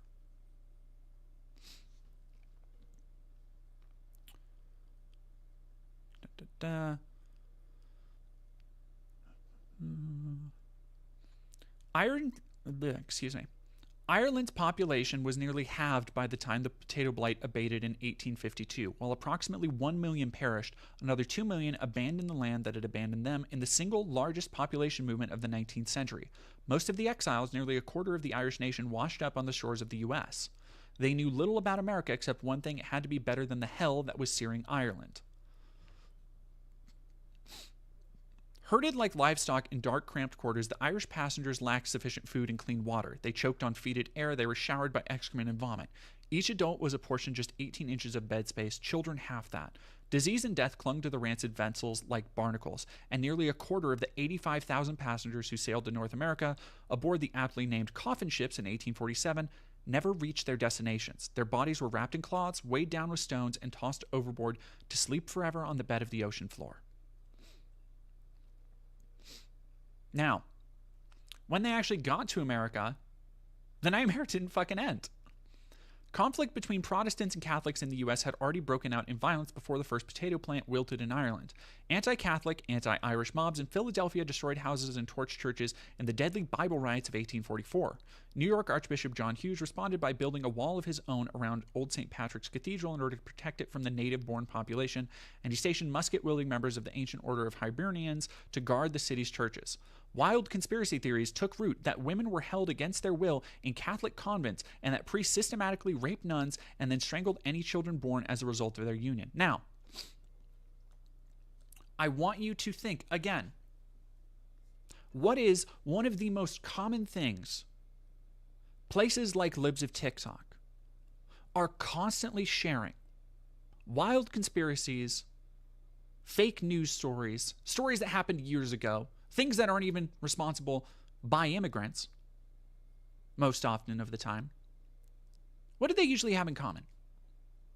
They are usually stories about immigrant men attacking women, raping women. This is one of the literal oldest tricks in the book for getting a population to hate outsiders. They're coming here, they're taking our women.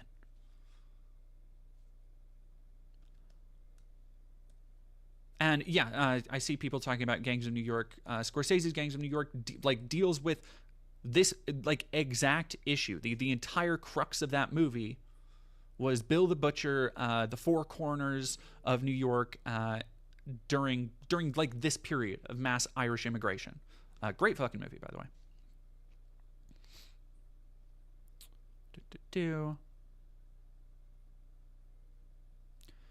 Now, again, I cannot stress there are so many parallels between what we're seeing here, how Haitians who come to this country to work, to escape from the poverty imposed on them, are being framed, and how Irish people that we now consider an integral part of the fabric of America, right?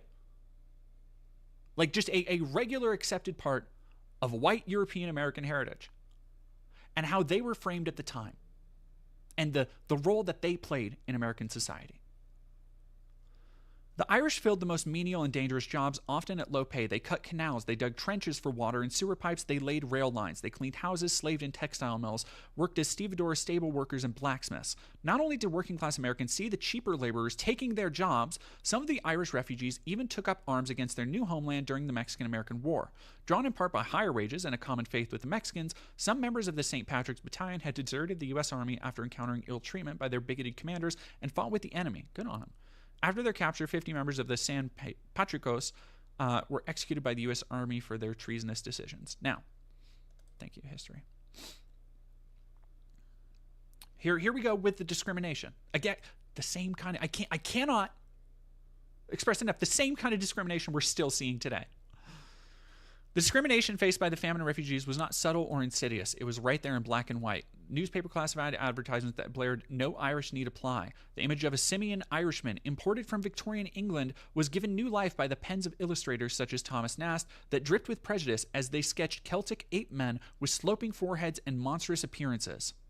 In 1849, a clandestine fraternal society of native-born Protestant men called the Order of the Star-Spangled Banner was like straight up old school Nazis, fraternal orders and shit.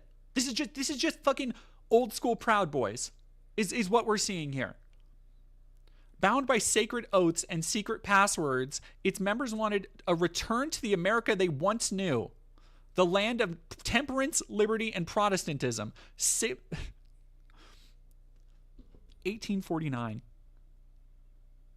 1849. Not even 100 years, not even 100 fucking years after the signing of the Declaration of Independence. Like, not even a full lifetime.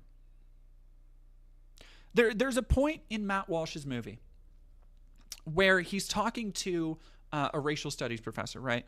And she says something to the effect of, because he is very obviously trying to get her to say America's racist, because he wants his audience to take that literally as like, oh, all liberals think everybody in America is racist. And what she says is that racism is foundational to America. America is racist in its bones. And what she means by that is not that everybody in America is a flaming racist. Fucking obviously, some people like J.D. Vance and Trump and their followers and the Nazis who follow them are. But what she is saying is that there's a foundational aspect of racism in America, in American history. America isn't just some periods where, oh yeah, oops, a racism happened. It's not just periods where there were slaves and then we freed the slaves. It's not just a period where we used Chinese to build our railroads and then we had the Chinese Exclusion Act. It's not just periods where, oh yeah, we put the Japanese in camps and we took all their shit and then we let them out. It's not just periods where, oh yeah, we had Jim Crow laws and then we took them all away and everything's better. It's not just periods where the Irish were discriminated against for stealing jobs and Protestants formed gangs to fight back against them and saying, oh, we need to go back. We need to return, like literally return shit. Literally the same modern Europa bullshit we see today, less than 100 years after the founding of America. Now that is what she fucking means. When people like that say racism is foundational to America, is because this shit has always been here. The stuff we are seeing with Haitian immigrants right now are the same arguments that have been integral to the structure of the American psyche literally since the fucking beginning. The structure of American politics, of politicians, and this is something I've talked about. People who watch me all the time, people who have watched my videos on anti-Semitism, the history of racism, you know what I'm about to say. This is the easiest way for politicians to cement their bases, to give people an outgroup to hate. To say, don't pay attention to what's going on over here. Whether that's like shit in Tammany Hall, which is well known to be one of the most fucking corrupt local governments in the history of America, right? Whether it's the stuff with Donald Trump. Doesn't matter. If you can give somebody an outgroup to look at and say, hey, they're taking your jobs. They're taking your women. They're eating your cats, eating your pets. Doesn't matter how fucking ridiculous it is. Because other people want something to latch onto. And as long as you give them that, honestly, that's kind of just the American way. There are always going to be people who are going to bite. Always going to be people who are going to bite.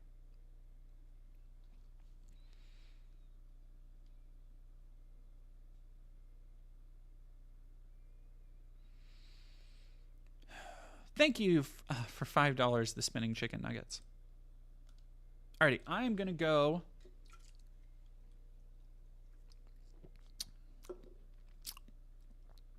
on a little bit more on the Irish thing. Yeah.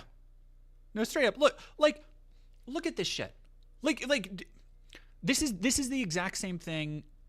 Not the exact same thing, obviously, because it was a different racial group, but anytime you go and look at any period of history, and this is very similar to all the things I found when I was studying the history of anti-Semitism, when I was studying how Jewish people were subjected to pogroms through the Dark Ages, through Russia. Like, every time you learn about somebody being subjected to persecution, and you figure out why, it's almost always the same shit. It's almost always as a scapegoat, as an excuse for somebody else's either political ineptitude or just like economic woes.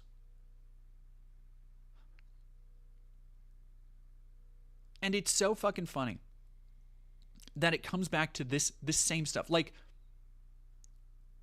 150 years after this, the KKK, the Klan, America First would be siding with Hitler. Would be saying the same shit, Americans must rule America, right? It's the same shit. It really is. America for Americans. Make America great again. America first. Buoyed by the war cry, Americans must rule America, the Know-Nothings elected 8 governors, more than 100 congressmen, and mayors of cities including Boston, Philadelphia, and Chicago in the mid-1850s.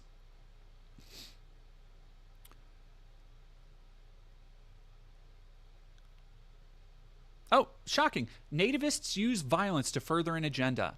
In 1854, an anti-Catholic mob in Ellsworth, Maine, dragged Jesuit priest John Baptist, who had circulated a petition denouncing the use of the King James Bible in local schools, into the streets where they stripped him and sheltered his body in hot tar and feathers. That same year, the Know-Nothings in Bath, Maine, smashed the pews of a church recently purchased by Irish Catholics before hoisting an American flag from the belfry and setting the building ablaze.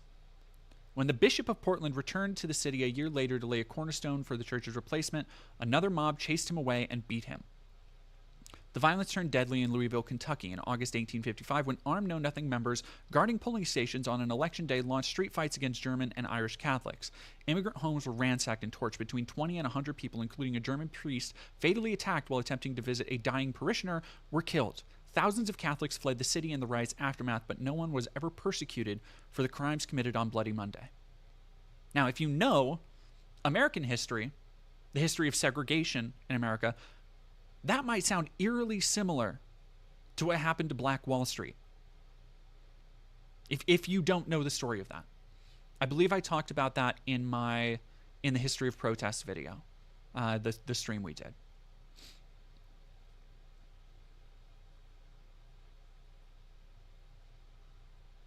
So when people, this is why I wanted to talk about the Irish thing. Because none of this shit that we're dealing with is new. It's not. It's just the same assholes trying to take advantage of communities that aren't able to defend themselves. Which means that everybody who's against this, yeah, thank you, Michael Clayton, the Tulsa Massacre. Everybody who is against something like this, you have a responsibility. Because as much as this brand of racism is, again, foundational to the fabric of America, foundational to the underpinning of how we approach ideas of diversity in America, it's always been here. But it's not the only thing that's always been here. There were Protestants that helped Irish immigrants. There were Catholics and white people that helped slaves. There have always been people willing to take a stand to fight against misinformation, to befriend their immigrants instead of slander them with baseless accusations of eating pets. And the important thing right now is that if you truly want to fight back against this misinformation, you need to call it out wherever you see it. And you need to educate yourself on issues just like this. If there is one reason why so many Americans fall for these narratives around immigrants, around immigration ruining us, is because they do not know the history of America. When Democrats and liberals and everybody say, oh, we're a melting pot, this is what they mean. They mean the Irish who came over here seeking any kind of food, risking death, packed into unimaginably terrible environments for months on end, just for a chance to make something of themselves, raise a family in America. We see that same kind of melting pot today. And just like back then, people want to point out and say, oh, they're ruining us. They're taking over our land. Native-born Americans only. Even though, like, they don't want to get into the conversation of, like, you're not native-born Americans. Hey, what happened to the indigenous Americans? Huh?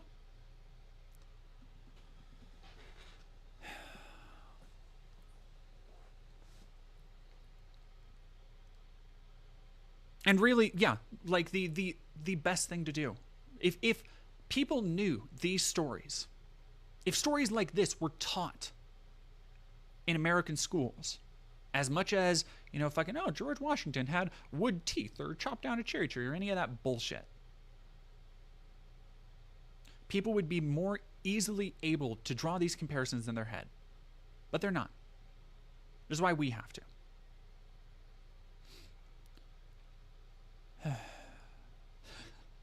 Sophie Bliss, fun conspiracy theory. Trump just learned what cats and dogs are last week due to how sheltered he is. Honestly, wouldn't be surprised.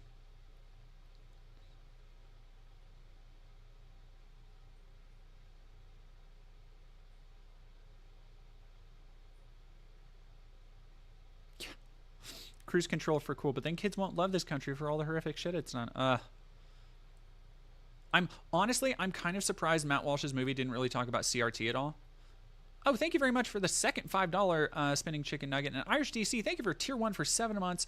Got Irish fascists stealing the phrase Ireland for the Irish, which was originally an anti-imperialist slogan. Ireland for the Irish, not for London or for Rome, making it a free, independent, and secular republic. That's fucking wild. Like, that doesn't surprise me at all. Because, like I've talked about it before, but the need of this brand of modern fascists, they need to, like, latch on to, like, shit from the past because they have no achievements of their own. Like, they're all fucking basement dwelling burnouts. But it is fucking wild to, like,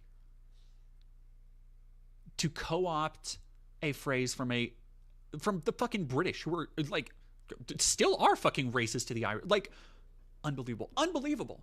God damn. Twitch has issued 30 bits. We added 30 bits to Irish DC's cheer. Okay. Cool. Thank you. Shout out to Twitch, I guess. Irish DC, thank you for 300 bits. The Choctaw Nation recently unveiled a monument to Ireland as a symbol of our eternal bond because they sent money over to us during the famine only 16 years after the Trail of Tears. Far from a footnote in history, this later inspired Irish people to donate to the Navajo and Hopi nations during COVID in 2020, raising $3 million. That makes me like, I'm not even just, I'm like actually like tearing up a little bit thinking about that.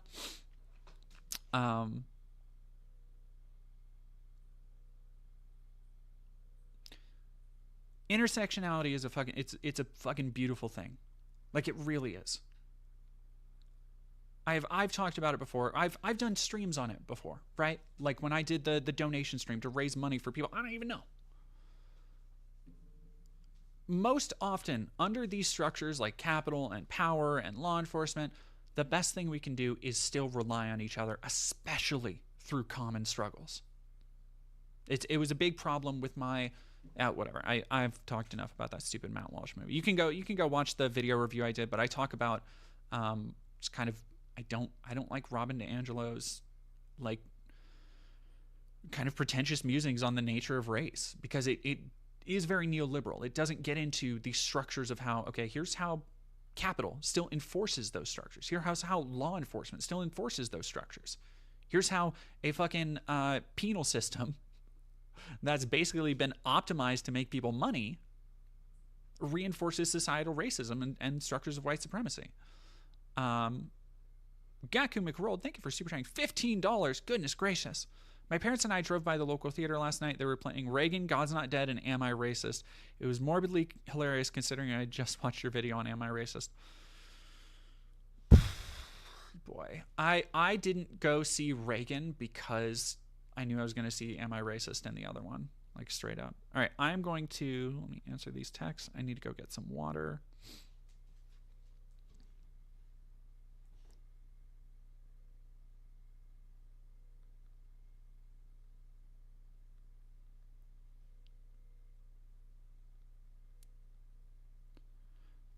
need to go charge my phone. All right, I'll be right back. Hello, baby. Hello. Yes, ma'am.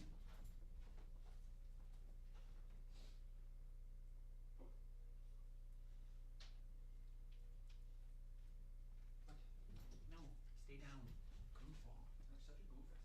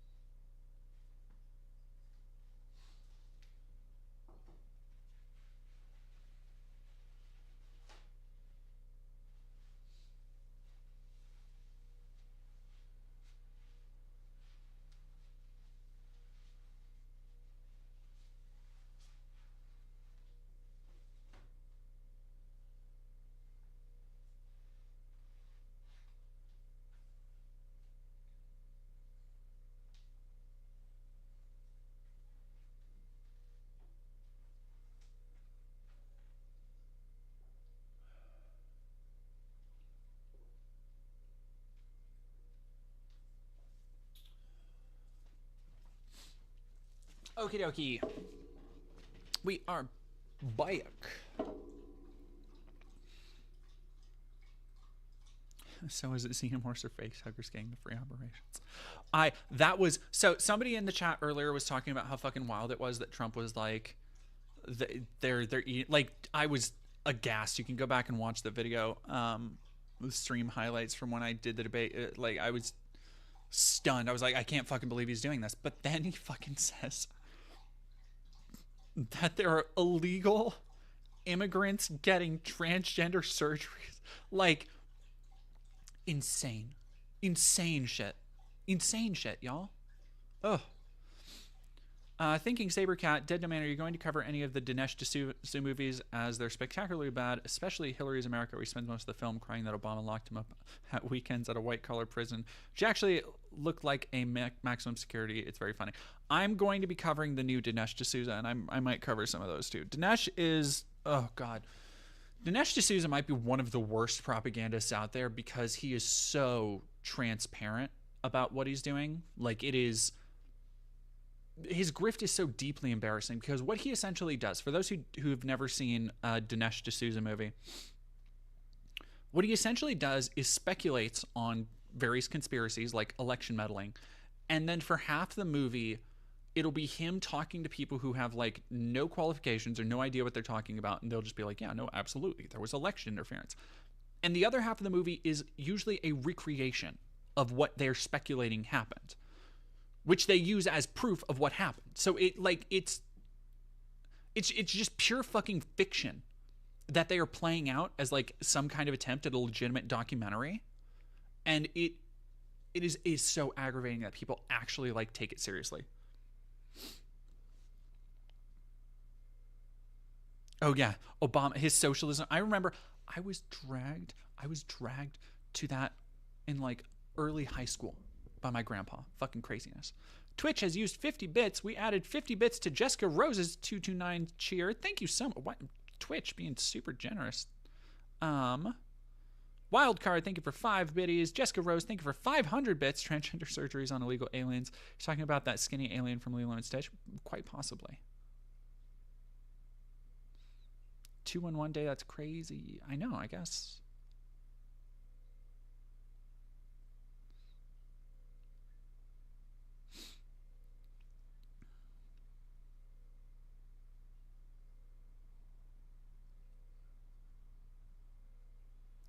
HBO draw. Okay. So let me go and get my other topic for today. Hello, dog. Hello, baby. Hello. Hello. Hey. All right, you need to go in the kitchen, I feel. No, kitchen. Come on. Kitchen. You gonna be good? Don't leave me alone. I do not want you scratching my shirt, honey. I like the lace.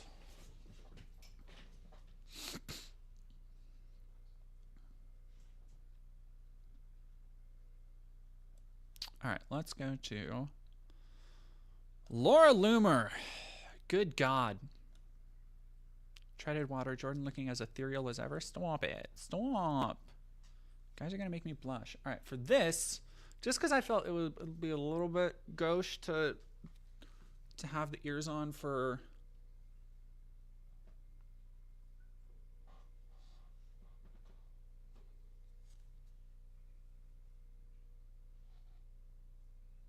Too much of a cowlick going on today. I don't really like it.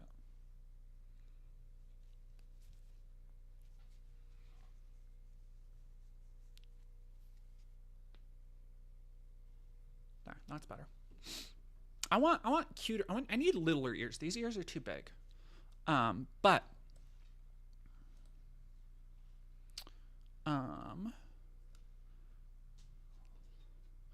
yeah, no, Laura Loomer really out here like, I want to play a game.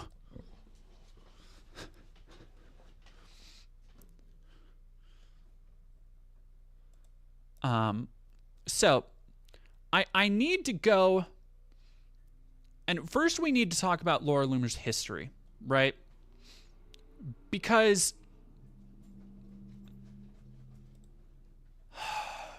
it's all right. Let me get the thing up first.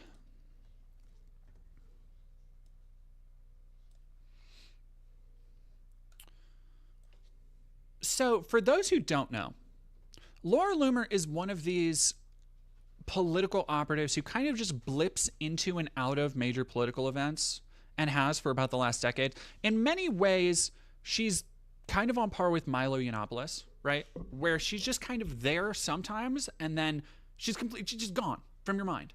And then it's like, oh shit, she's back. What the fuck has she been doing with her life? And the answer is usually being racist.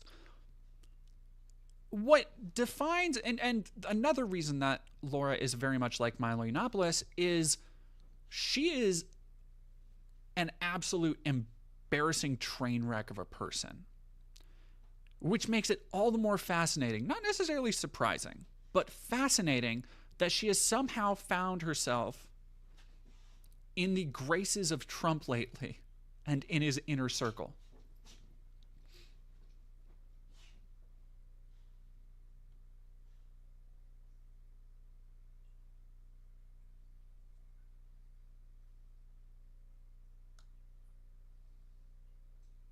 Tires little saga.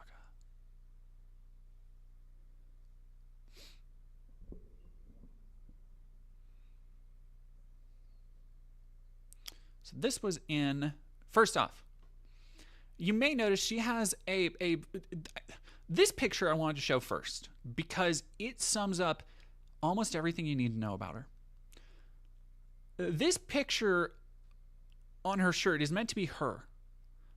And it says freeloomer.com. And you'll notice there is a Twitter logo over the duct tape. Now, you might ask why.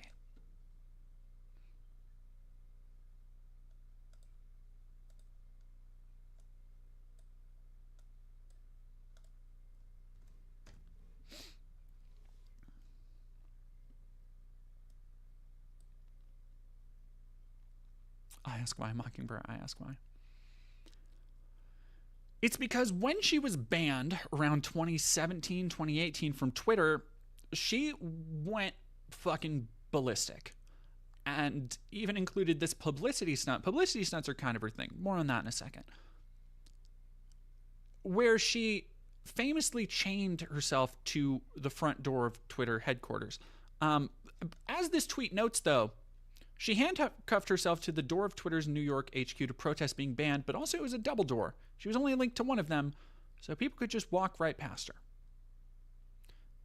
There's something about the way the right-wing brain in America functions where they just accidentally stumble into these perfect metaphors for their entire careers. Like, you could not better illustrate Laura Loomer's entire deal than this bizarre publicity stunt that got her nowhere and that really didn't impede much of anything and people were just okay with ignoring it and ignoring her.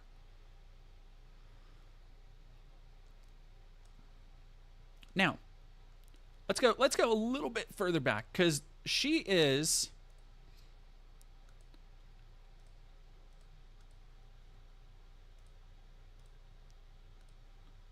I want to talk. Loomer has a fascinating history. Not that she is an interesting person, because she's super not.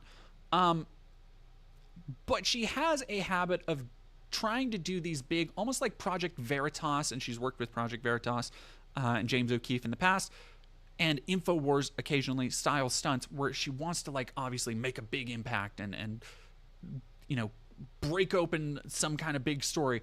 And it usually is just her making a fucking idiot of herself. For example, when she crashed a showing of the New York Public Theater's production of Julius Caesar. Loomer is 24. This was in 2017. Loomer is 24. During the 2016 presidential campaign, she worked for Project Veritas, a right-wing sting operation run by James O'Keefe. Operating undercover, she performed various stunts. For example, on Election Day, she appeared at a polling station wearing a burqa and asked for a ballot under the name Huma Abedin. 2 weeks later, Loomer left Project Veritas for Rebel, a video-heavy outlet based in Canada. Oh. Blah, blah, blah. In Act 3, Scene 1, as Caesar was stabbed, Loomer started a Periscope video on her phone and strode towards the stage. "Stop the normalization of political violence against the right," she shouted. A few members of the cast, prop knives in hand, broke character and walked towards her. "We're not promoting it," one actor said. "This is Julius Caesar." Quote, "Shame on the New York Public Theater for doing this," Loomer continued. "You guys are ISIS. CNN is ISIS." Security officers led her out of the amphitheater and the audience cheered. Then Posobiec stood up and shouted, "Goebbels would be proud." He too was removed. The play continued with this line, "Liberty, freedom, tyranny is dead. Run hence, proclaim, cry it about the streets." That's a good example, again, of the kind of stunt that she has done in the past, which just like really affects nothing. It is not a call for attention to an issue so much as it is a call for attention to her, a desperate cry to be noticed. And she really thinks, this is an important aspect to understanding Laura Loomer, and I feel why she is so obsessed with Trump. She really thinks that she has like a viable personal brand. Like the shirt she had with freeloomer.com is really just the tip of the iceberg. It really is. She has a catchphrase where, and again, it's this like, it's like, did you ever know a kid in middle school who always wanted to have like a cool nickname? And so he'd be like, "Hey guys, call me this." And everybody's like, "Okay, sure, Kevin." Laura Loomer is like that kid, but she's 31. And she likes to try and say that she loomered someone. Like if she tricks somebody or pranks them, or does this kind of stunt on them, that she'll be like, "You've been loomered." And it never really caught on. I think she's kind of stopped doing it. But the fact that she did it in the first place, insanely embarrassing. Absolute clown shit.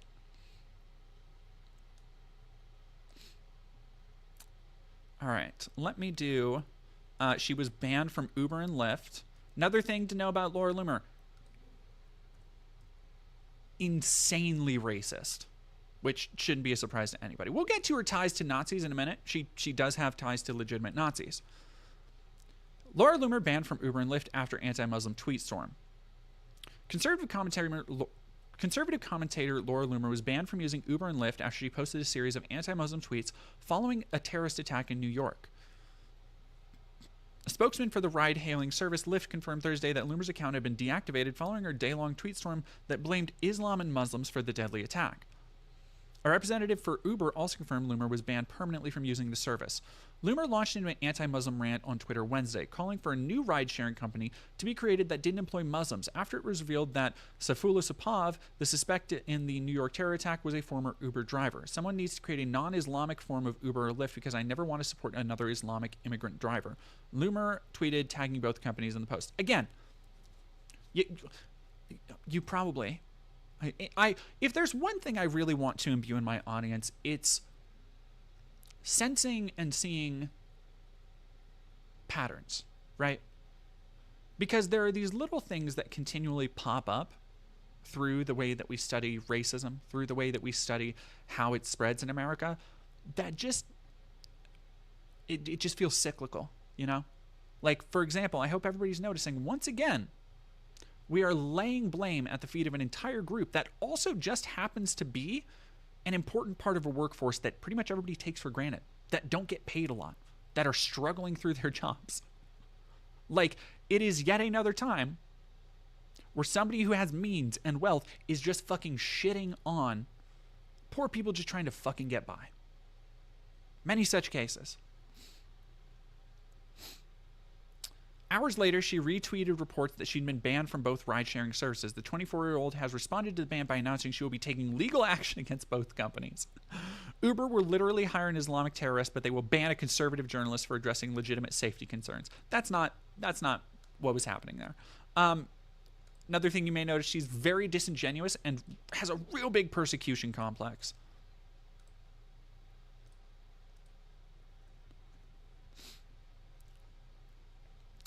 Here's another great one. Congressman drowns out conspiracy theorist Laura Loomer with auctioneer skills at Twitter hearing. A congressman used his skills as an auctioneer to drown out a protester as she attempted to disrupt a House hearing. Laura Loomer, a conspiracy theorist and far-right activist, had attempted to interrupt the congressional testimony of Twitter chief executive Jack Dorsey, who is due to answer allegations the platform displays bias against conservative voices. God, I fucking wish. Along with Facebook's chief operating officer, Sheryl Sandberg, he has been attempting to assure politicians that they are capable of protecting November's midterm elections from foreign interference. Jesus Christ. Where is the congressional hearing on this with Musk? Like, seriously? Like, unbelievably serious right now? As Mr. Dorsey prepared to speak, Ms. Loomer launched into a tirade against the tech billionaire from the audience. President Donald Trump, help us. Please help us, Mr. President, before it is too late, because Jack Dorsey is trying to influence the election, to sway the election so that the Democrats can steal the election. She can be heard to shout in video of the incident. Unbeknown to many in the room, Congressman Billy Long, whose website states he is a qualified auctioneer with more than 30 years' experience, had an effective, if not unusual, technique up his sleeve to drown her out. What's she saying? I can't understand her. What? The Republican representative from Missouri says before suddenly breaking into an auctioneer's patter, quickly shouting a series of numbers.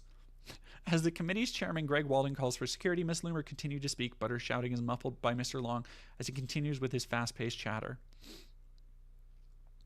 All right, let me see if I believe I found that. Yeah, give me a second.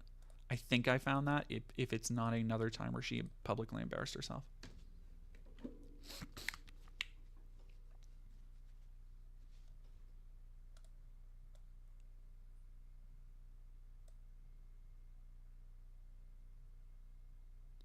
Media breakdown. Thank you for $4.99.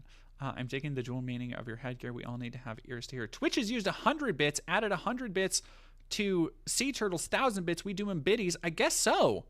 Like, y'all, I guess Twitch has just decided to,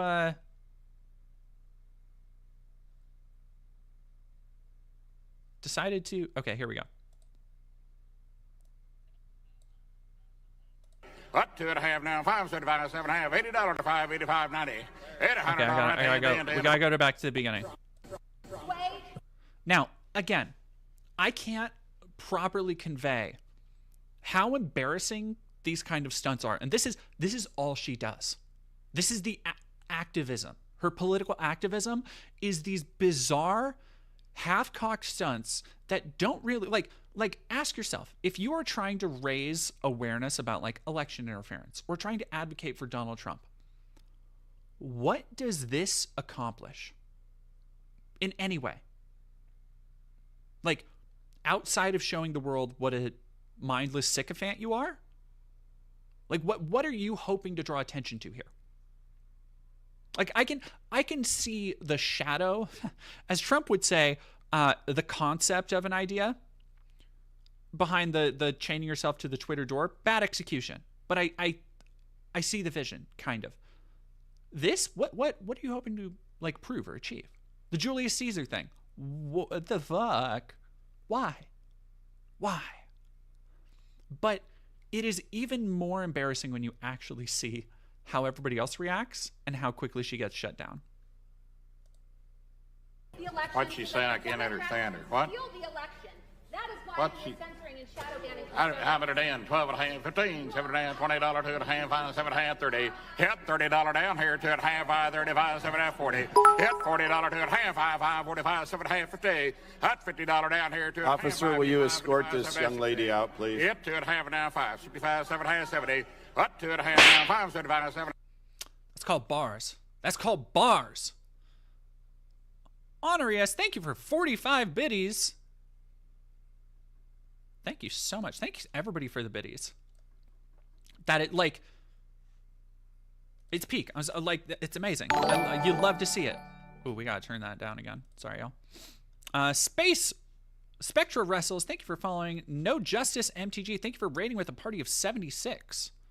It's always hard to tell if MTG is Magic the Gathering or Marjorie Taylor Greene. I like one of those more than the other, but we are going to talk about Marjorie Taylor Greene in a second here.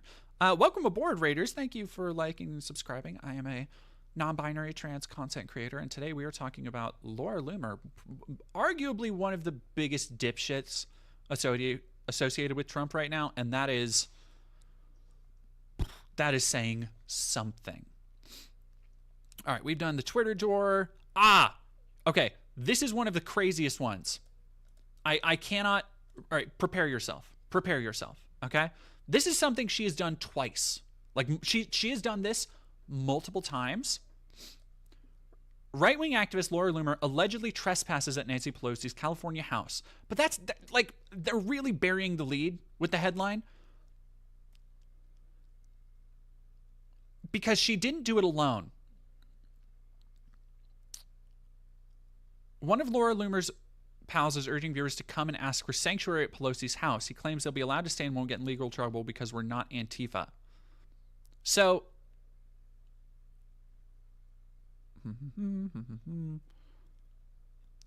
Twitter protest, Jack Dorsey. Oh, it's not telling the full story. Oh, no. Where?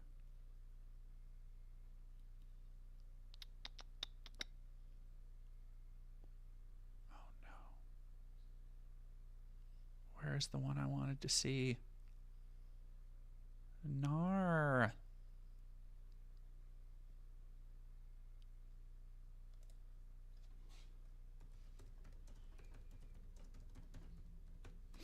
This'll find it.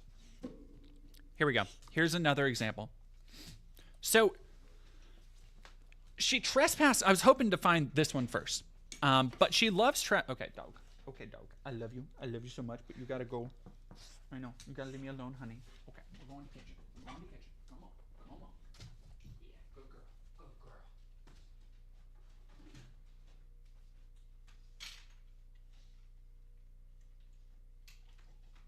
I love you. Yes, I do. I love you so much. Okay. There we go. Let me thank everybody for those supers real quick. Fly away now. Thank you for subscribing. Onarius, thank you for another 55 bits. I'm wondering what is the, like, I'm so confused about the, like, threshold for Twitch to actually give biddies. Milton Kitano, thank you for following. Spectra Wrestles, I already thanked you, but thank you again. And Count Kibbles, thank you for popping off with our emotes. All right, so. Laura Loomer trespasses on California Governor Mansion in Fiesta immigration protest wearing sombrero.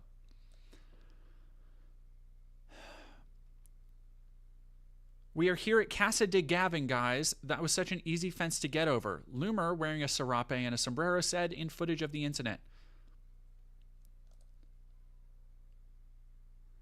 That is not a good look for you, honey. That is... Oof. That... I don't even need that.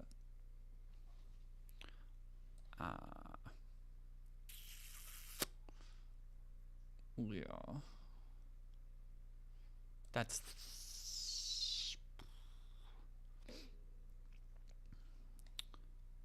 Like, that dress is incredibly I can't...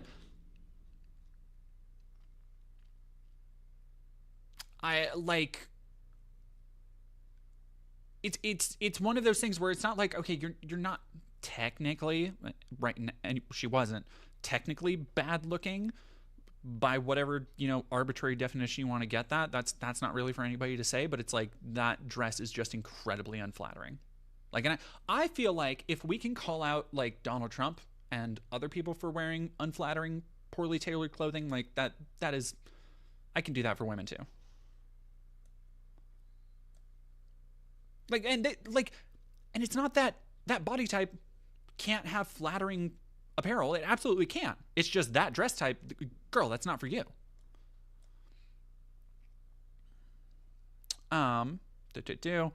Was to expose the hypocrisy of Gavin Newsom and the Democrats.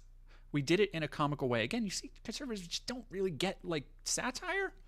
Loomer staged and live streamed a similar event at Nancy Pelosi's property last month. She jumped the fence and set up a tent to protest the legislator's immigration stance. The right-wing figure said she had brought undocumented immigrants to Pelosi's house after meeting them at Home Depot and convincing them to accompany her. The men may not have known what Loomer was enlisting them in, and law enforcement authorities who reported to the scene focused on the three men and their lack of documentation rather than Loomer, the outlet said. Last month, she interrupted a speaker during the Women's March in Washington, D.C. and shouted, "The Women's March does not represent Jewish people, and what about the Jews?" Women's March has faced allegations of anti-Semitism. Vanessa Rubel, one of the group's founders who is Jewish, said she was forced out because of her heritage. After being removed from the social media platform, Loomer chained herself to Twitter headquarters. We've talked about that. Loomer had previously made headlines for getting banned from Uber and Lyft. We've talked about all of this, right?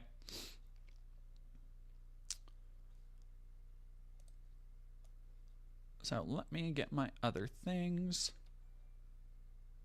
Oh, what is there anything else? Oh yeah, she had a I don't really need to talk about it, but she had a disastrous just a legitimately terrible campaign for Congress in Florida. She had two of them. She had one of them in 2020 and one of them in 2022.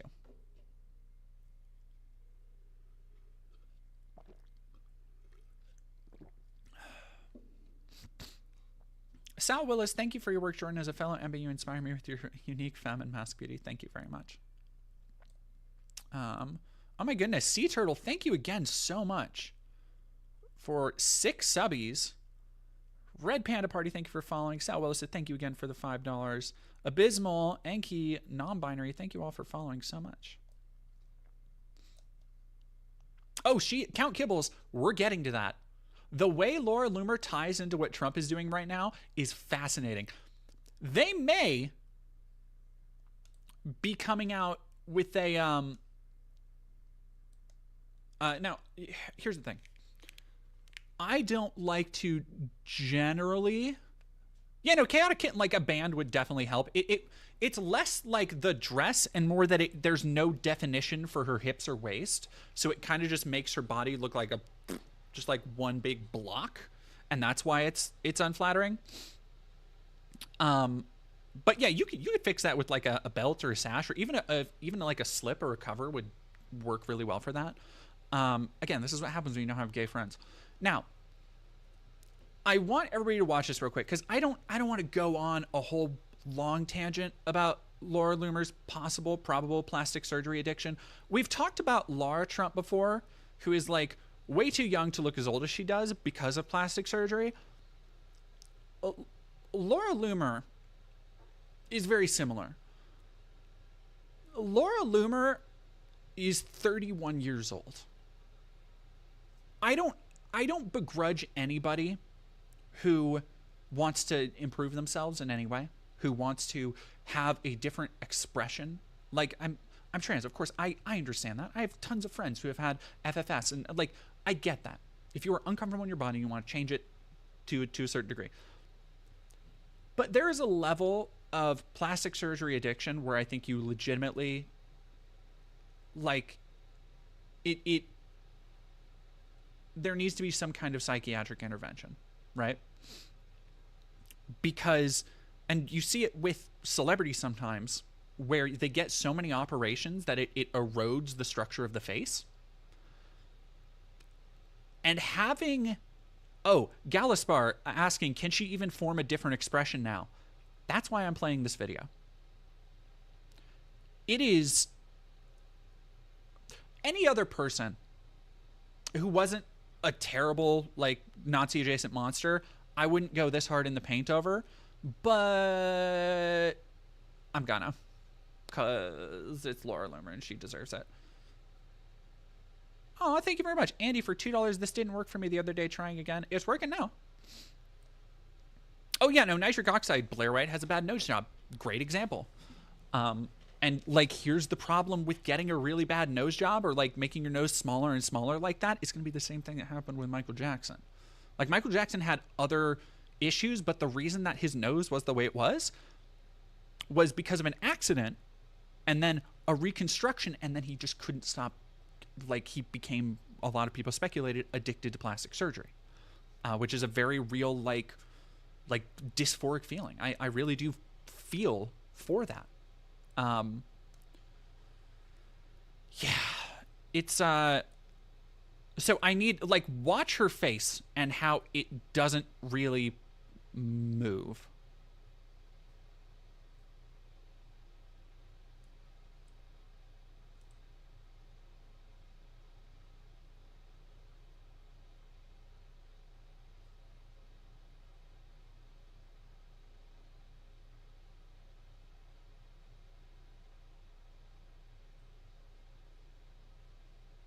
Like,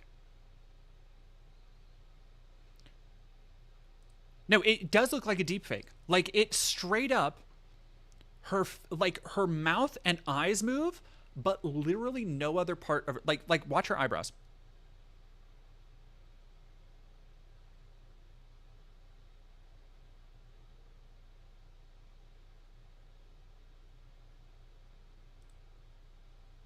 Uncanny.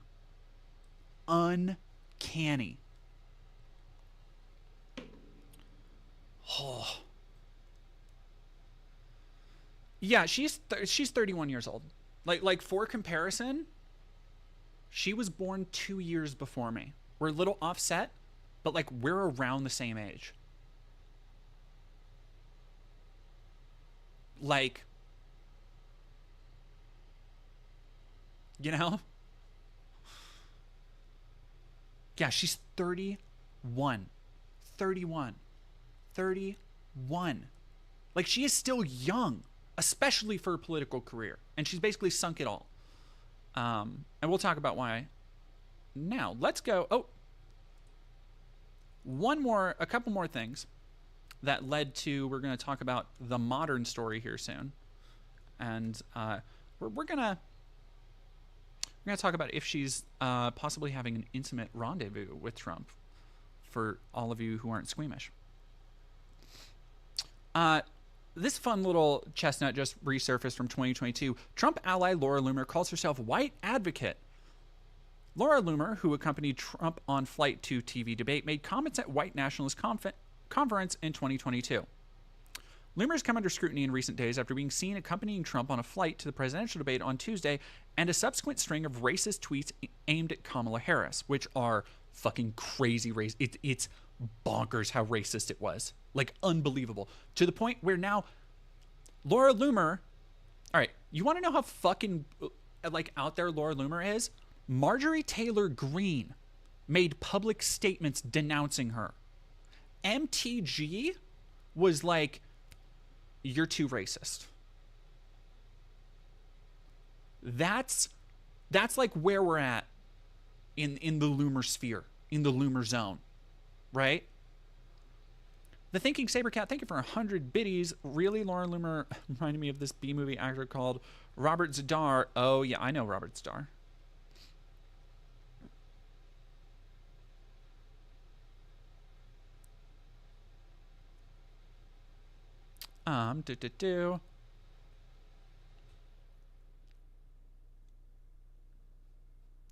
The revelation of Loomer's comments about being an advocate for white people is likely to further fuel the controversy around Trump's relationship with Loomer, not least because they're just the latest in a long line of extremist remarks by the podcaster and self-described journalist.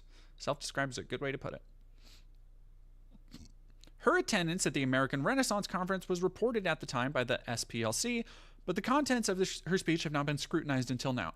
For those who don't know, Jared Taylor, legitimate fucking Nazi freak, dude who was actually at CPAC too, is like the creator of American Renaissance. Like to give you an idea of the role that Jared Taylor plays in the ecosystem, Nick Fuentes wasn't at CPAC when I was there, but there was the cadre of, for those who remember my conversation with Amanda Moore, because I interviewed her kind of at the end, who is an undercover journalist who follows these groypers around and keeps tabs on them. The groypers were treating Jared Taylor like he was fucking Elvis or the Beatles. Like they were like starstruck by this old withered husk of a Nazi. Like that should tell you kind of the role he plays in that ecosystem.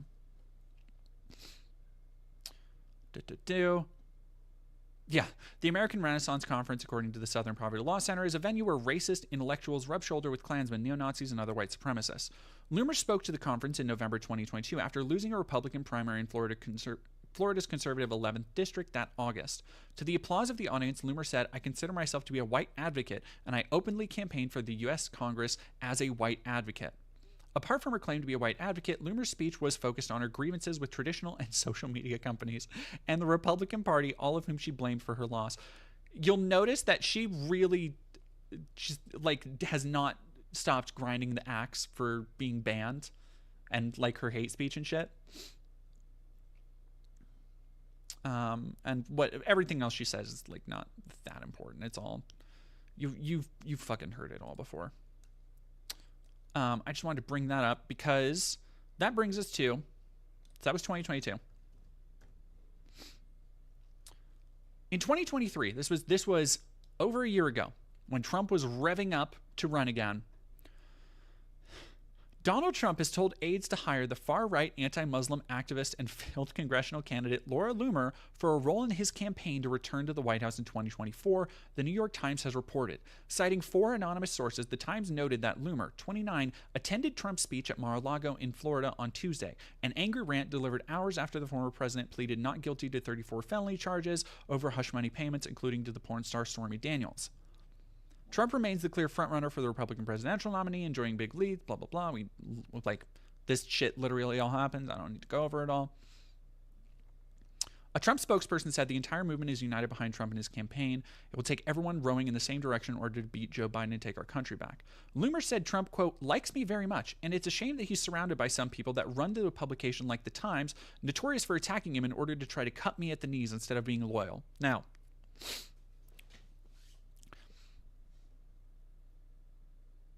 this is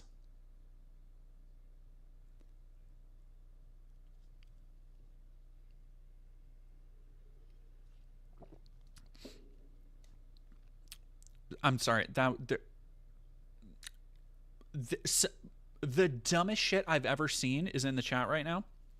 And don't chat, please do not dogpile, but do pay attention to Earthworm Infotainment. Kamala is a Hamas sympathizer. We will lose Israel if she wins.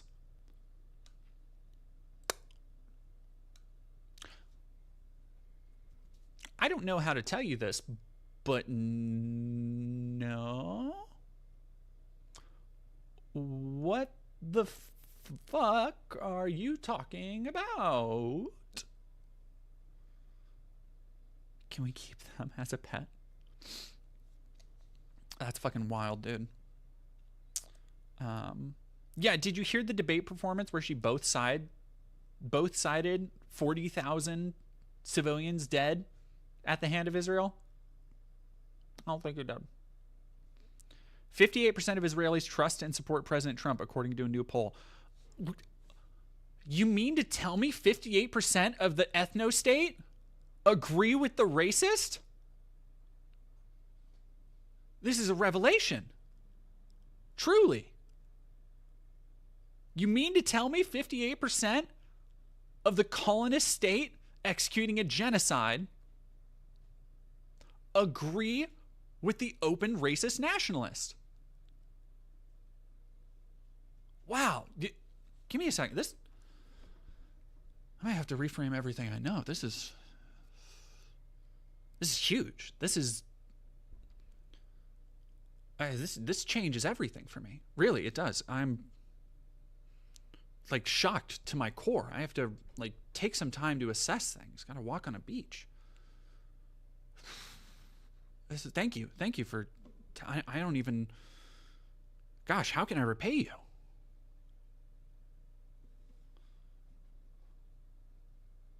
Mild shock.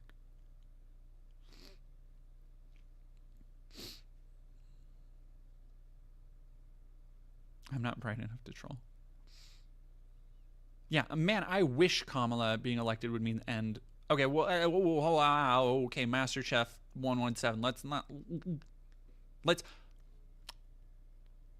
reframe that a little bit, because that's coming across. I can't really say that. I can't really agree with MasterChef saying, "Man, I wish Kamala being elected would mean the end of the Jewish ethno-state." Like it's the Jewish part for me, because the way that is structured implies that it's at the feet of Jewish people, not Netanyahu's inherently far-right government, which is the actual like case there. Like there are not only people in Israel who continue to protest against Netanyahu's treatment of Palestinians, but Jews literally all over the world, of every stripe.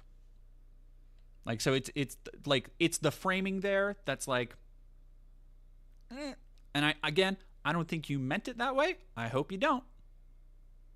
But like, it's just an important distinction to make.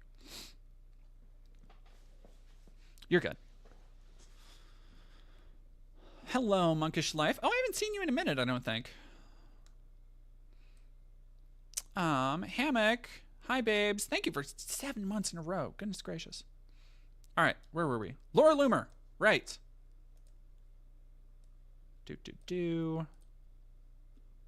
Jewish conservative woman. Okay, whatever. So, against the advice of pretty much everybody close to him, Trump pursued having Laura Loomer as part of his campaign. Why? I could not fucking tell you why Trump would want somebody who's basically her only contribution to the political mainstream has been a series of embarrassing failed gaffes and publicity stunts. Like that's it. That is all Laura Loomer has ever done. And Trump was like, yes, that's the one. I want her on my team. And I see some people in the chat speculating that there might be an amorous relationship there. Funny you'd say that. Now, far be it from me to engage in tawdry celebrity gossip. But there's a couple of things that are just kind of weird. And when you think about Trump's history of cheating with like literally all of his wives, and the closeness that he and Laura seem to exhibit to one another,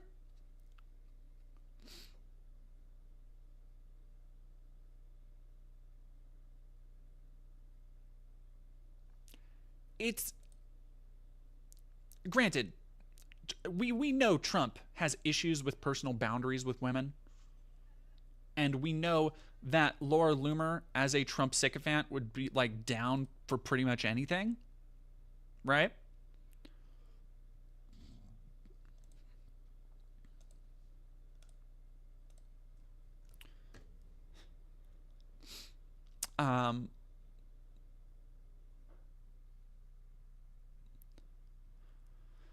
Bill Maher has gotten in on it. Laura Loomer issued a stern warning to comedian Bill Maher for poking fun at her, suggesting that she and Donald Trump are in an arranged relationship to sway the 2024 election. This comes amid several speculations rising on social media about an alleged relationship between the two. On Friday, Maher discussed the conservative provocateur on his show when he alleged that Travis Kelce and Taylor Swift are pretending to be dating in order to influence 2024 voters. Again, photos like this don't really help the case that it's not that. Like, Yenzo628, why do my messages keep getting blocked? I do not know. I cannot see it.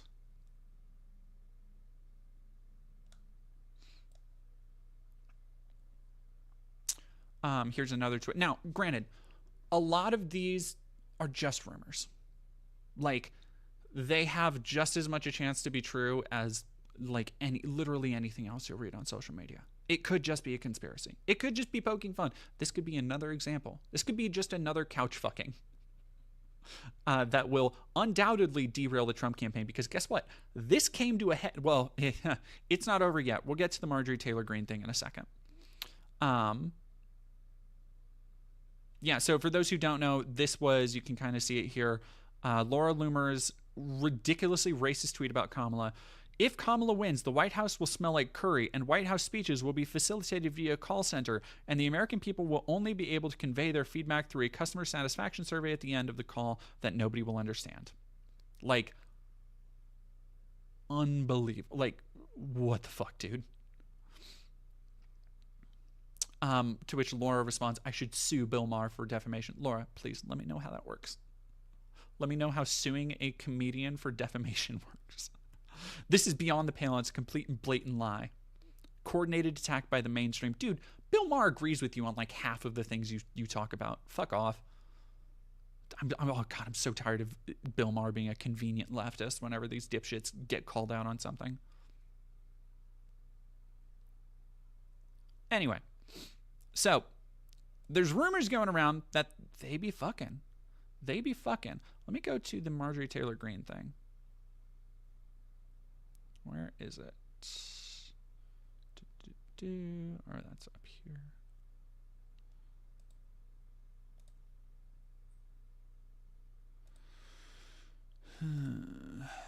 There we go.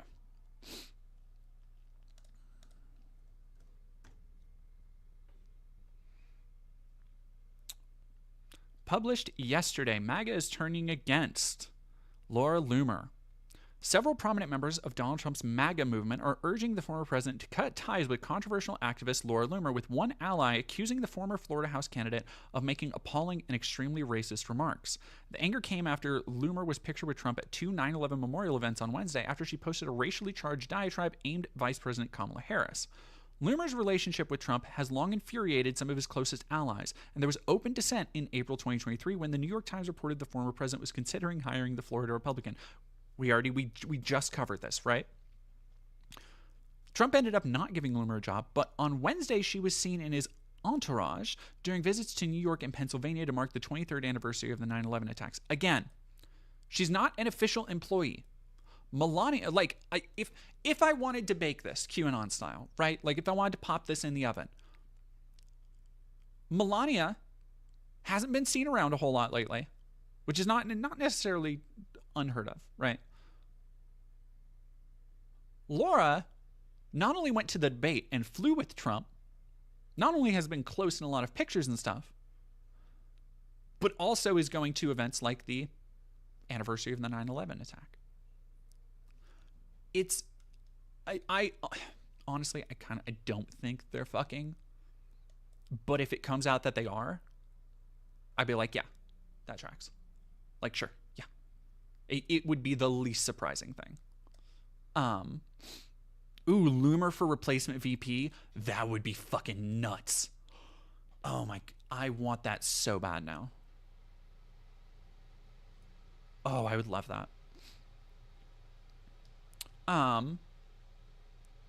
The move was particularly controversial as Loomer, a self-styled proud Islamophobe who was banned from Twitter before being reinstated following Elon Musk, suggested last year that 9/11 had been an inside job. On September 8th, Loomer made an X post about Harris after the Democratic. We just talked about this. 3 days later, House Republican Marjorie Taylor Greene, one of Trump's most staunch supporters in Congress, hit back with her own X post, commenting, "This is appalling and extremely racist. It does not represent who we are as Republicans or MAGA. This does not represent President Trump. This type of behavior should not be tolerated ever. Laura Loomer should take this down." First off, it absolutely does. Like Marge, sorry, it does.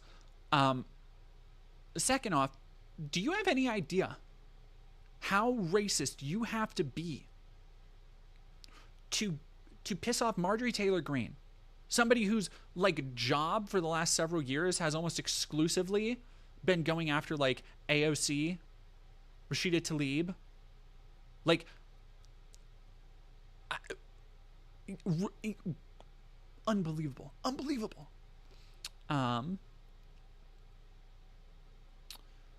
Green later said she used to be friends with Loomer, but said the activist, quote, turned on me and began attacking me after she didn't endorse her in a Florida House race.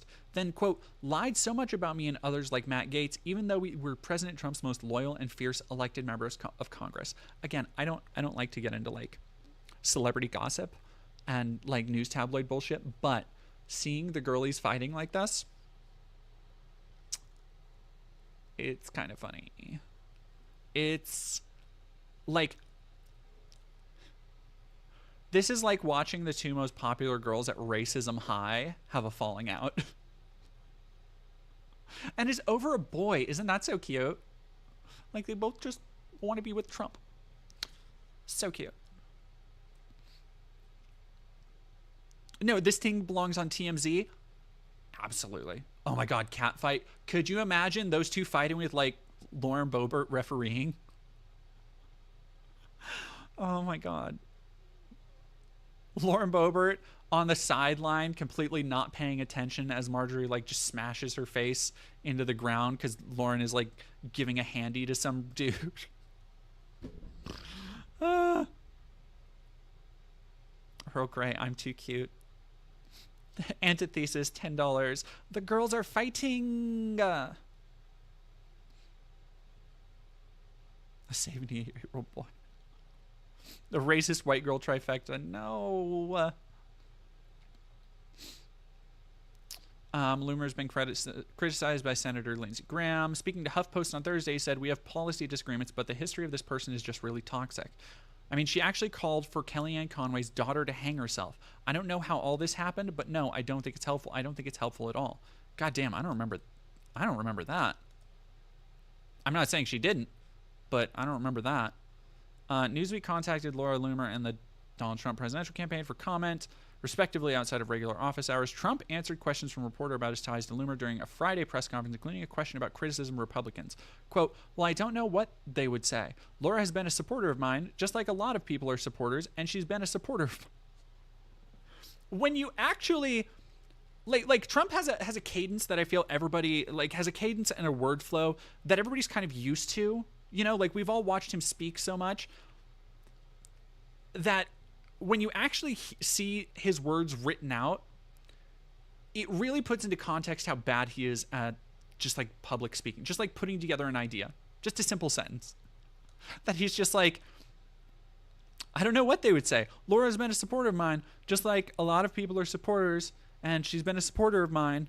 She speaks very positively of the campaign. Laura has to say what she wants. She's a free spirit, the former president said. Which, like, man, what fucking word salad. To the many reporters who are calling me and obsessively asking me to talk to them today, the answer is no. I am very busy working on my stories and investigations and don't have time to entertain your conspiracy theories. Bold words from somebody who thinks 9/11 was like an inside job. I do not work for President Trump. I do not work for anyone, actually. Great, dude. Trump has praised Loomer in the past, describing her as the great Laura Loomer during a July speech in Nashville. I mean, like, that's not high praise because I'm pretty sure he said that same thing about Hannibal Lecter. Calling her a woman with courage at his Mar-a-Lago resort in March, some Trump supporters have defended Loomer on social media in response to Greene's criticism. One hockey mom with Trump 2024 in her bio said, "Step off, Marge. Laura has been busting her butt exposing everyone the last 3 years, while our elected reps do nothing but tweet, send letters, and hold useless hearings." It's so funny because I've been getting a lot of comments about the Matt Walsh movie. It's so funny, like, the standards conservatives have for what constitutes exposing something, and it just appears to be like embarrassing yourself, like that they seem to really think that is exposing something. Now this one, to cap off Loomergeddon.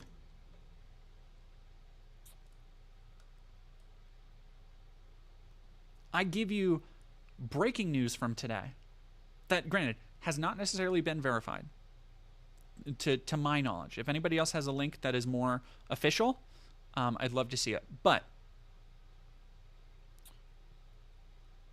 from Armand Domalewski, who seems like a Harris follower, Laura Loomer just got banned from Trump's plane per reports. Citing from Milo Yiannopoulos, who... Here's the thing. Milo is a petty bitch who lives for drama. Like, that is Milo's thing. So again, this is another thing that could be completely unfounded. This could be not true. However, I kind of think it is. I kind of think that's very funny. Like, Trump's campaign is at such a pivotal juncture. And it seems like at literally every point, the level of fuck-ups that not just him, but everybody around him in his immediate orbit have engaged in recently, so far outpaces, like vastly outpaces, the kinds of fuck-ups that he used to have, where it used to be, right, that Trump every couple of weeks or so would say something stupid, would do something stupid. But it's every other day where it's like, oh, he's not paying attention during the 9/11 memorial service. Oh, fucking J.D. Vance is sharing as fact things that are just easily debunked, like we talked about earlier with the Haitian migrant issue. Oh, Laura Loomer is saying Kamala Harris is going to make the White House smell like curry. Like, it doesn't end. If I didn't know better, I would say he's trying to fucking, like, bail out. That being said, it's not outside of the realm of possibility that this is true. Milo saying confirmed Laura Loomer banned from the president's plane, won't be allowed physical access to him again. Physical access is being stressed, perhaps related to Laura's repeated reference to her intimate relationship with DJT.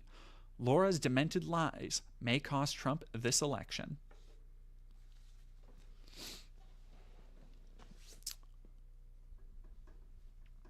See, here's the thing. If Milo wasn't like a fucking Nazi and one of the worst fucking people, I would watch a podcast with like Milo and George Santos. Also a terrible person, but in a different way. Oh, yeah, and of course he bailed out of the last debate. I do need to see the I just ate dog food thing. I do. Okay, we need to. Let's go to Laura Loomer. Let's go into the Loom zone. Am I blocked by Loomer? I don't think so. Am I the villain? I don't think I'm the villain.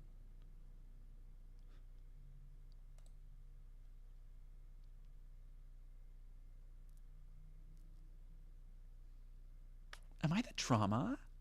I don't think I'm the drama. Am I the villain? I don't think I'm the villain. The Loomiverse. Ugh. Antithesis. Thank you very much again for the $10. I just saw that pop up over there. All right. Media on warpath to destroy Laura Loomer. I could not give a fuck less. To destroy Laura. Like, she's on a warpath to destroy herself. What are you talking about?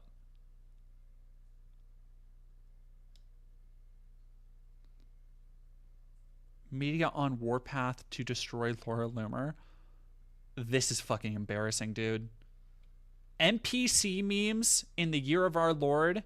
First off, NPC memes in 2024. Cringe. Putting MTG next to New York Times, ABC, MSNBC, and CNN. Very funny. So good. Yeah, where?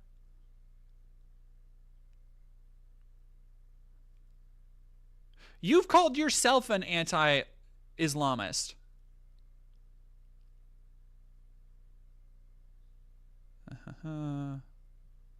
Oh, shocking. She's sharing the same debunked bullshit.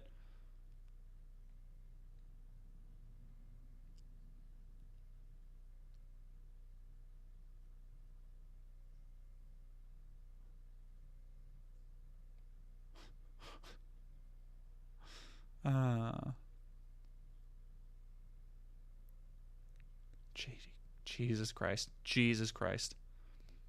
Okay. The media is trying to destroy me right now in an aggressive campaign that is failing. Like, again, there is nothing. Laura Loomer is a peak example, and you see this all the time with conservatives, of somebody whose worst enemy is themselves. There is nobody who does more tangible harm to Laura Loomer than herself. Like, she literally just can't shut the fuck up. That is her main problem, right? She cannot just shut the fuck up. I don't think I've ever learned about Laura Loomer before today, and I regret it. Ooh. Arrest Mike now. Are you calling me an anti-Semite? I am Jewish. Jesus Christ.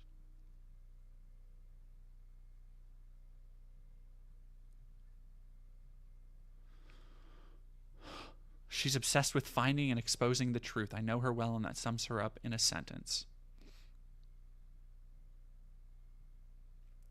Best investigative reporters in America today.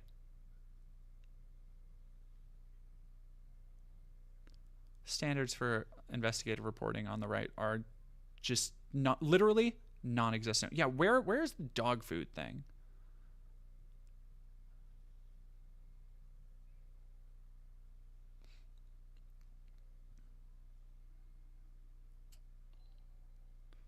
Oh, here's where they're actually fighting. Look at this.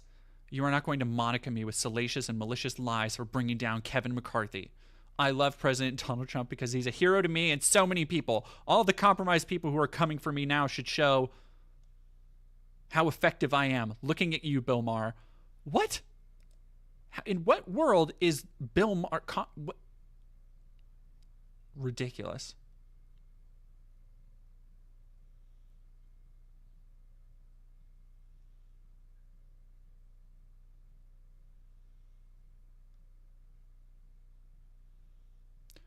Third world Haitian invaders. Pet eating invaders. Good God.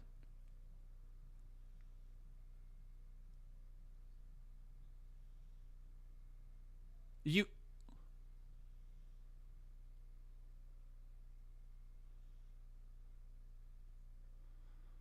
Oh my God. Where's the, I want to watch the dog food thing. I don't, You're surprised she's so maxed off? Not me. Let's do dog food. Okay, here we go.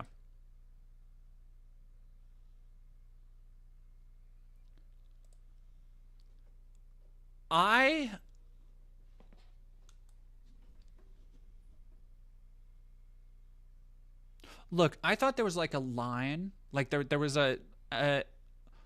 I thought there was like a point where you couldn't be racist about something. Like there were things that are just like, I didn't know you could be racist about this. Chinese dog food was one of them. How are you going to be racist about dog food? Dog food. Dog food.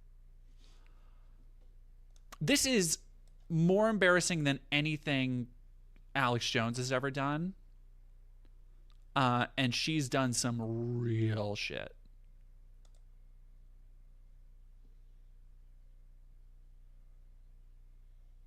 You can see here positive bison. It clearly says dog food topper. And I'm going to put this in my mouth right now. So it tastes like meat. And maybe that is disgusting to you. She's going for seconds. Right here. Look, she's going for seconds. Product right here. It clearly says dog food topper. You can see on camera. Actually tastes good. This isn't a gimmick. This is not.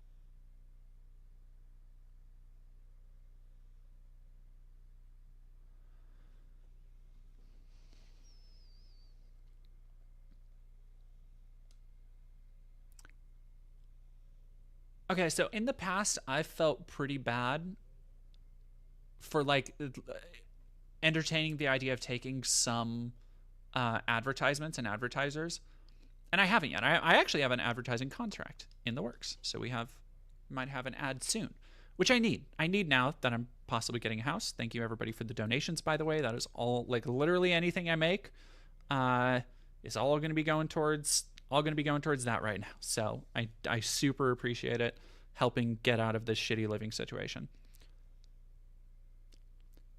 But it will be a cold day in hell before I sink to eating dog food, unless I'll preface that, unless it's for charity, unless it's for, like, if people will donate or they reach a certain number, because I'll do some charity stunt shit, like, for sure.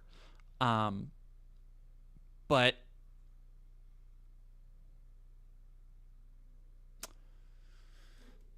damn, Laura, you desperate girl, desperate. How much an advertiser would have to pay me to eat dog food? $1,000. $1,000. Like, which might not sound like a lot, but $1,000 is like a life-changing amount to me right now. Hammock one, have I played Titanfall 2? I have. Yeah, I've played Titanfall 2 a couple times, I think. Yeah, no, because I played it on PS4 and Xbox.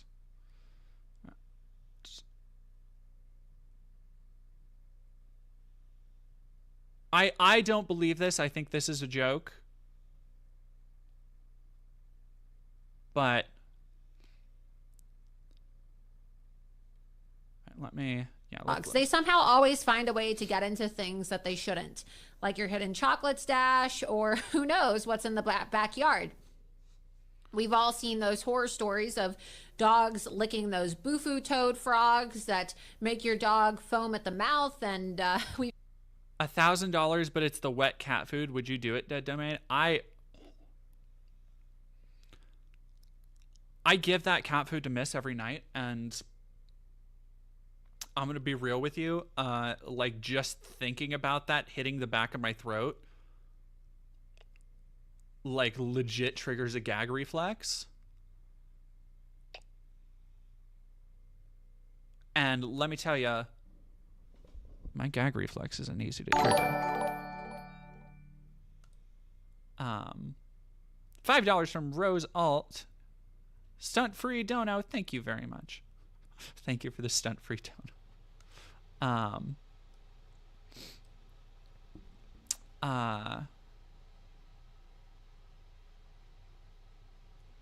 Yeah, that was that. So here's the thing. I did a Fear Factor. There was like a weird Friday the 13th celebration at my middle school one time, and it was like a Fear Factor thing, like where they came by and they're like science experiments and stuff. It was like a little traveling show that would go to schools, and it was like partially educational, but at the end they would challenge kids to do like Fear Factor stuff, and whoever won got like a big like gift basket, and it was actually rad because it was a basket full of fruit. And I won because it was like, okay, you pick 5 kids from the crowd, right? Or whatever. And I got picked, but then you had to be the fastest to eat a bunch of stuff that was like, here's the thing. Some of it was just kind of gross, right? Like, some of it was like not that bad. It was like, oh, eat some baby food. It's like, whatever. The last one was like a full baby octopus. And when I was in the mood, when I was locked in, like in the zone, like I'd already eaten a bunch of gross shit, I was going in. That octopus, down the throat. Gulp. One bite. I'm not chewing. You kidding? No. Hell no. And I won. Like, so If I needed to pull that out again, I'd do it.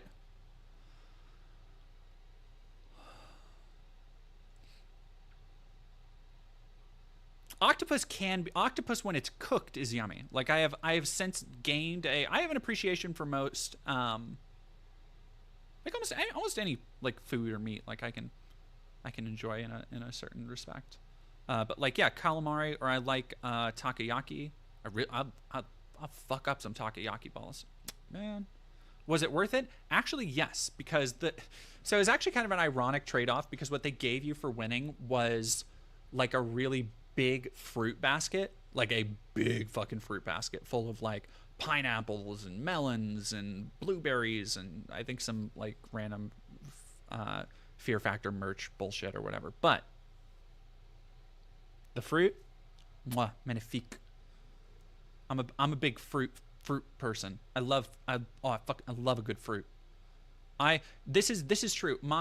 So because I've been trying to like lose weight, and because I've been trying to slim down, because I'm still trying to do some like cosplays here and there, which, by the way, if you're subscribed to the OnlyFans, I am sorry I haven't uploaded anything in like a month. It's just because I literally have been too busy to take pictures. I apologize.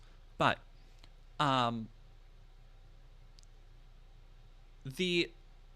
thing is that I have completely tried to switch my snacking from like anything with carbs, anything with chocolate, to basically just blueberries, because I will ravenously destroy a fucking box of blueberries.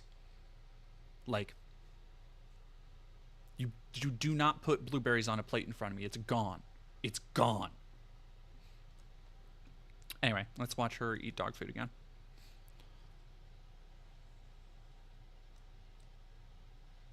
Everybody's worst nightmare is, oh my God, it's 3 o'clock in the morning and my dog is throwing up, my dog has diarrhea, and the vet is closed, or I live an hour away from an emergency vet. But you don't need to worry about that anymore, because Rumble and Positive have put together the Positive Emergency Kit. Her face is so uncanny. Like it's okay, now it's bothering me. It's actually bothering me.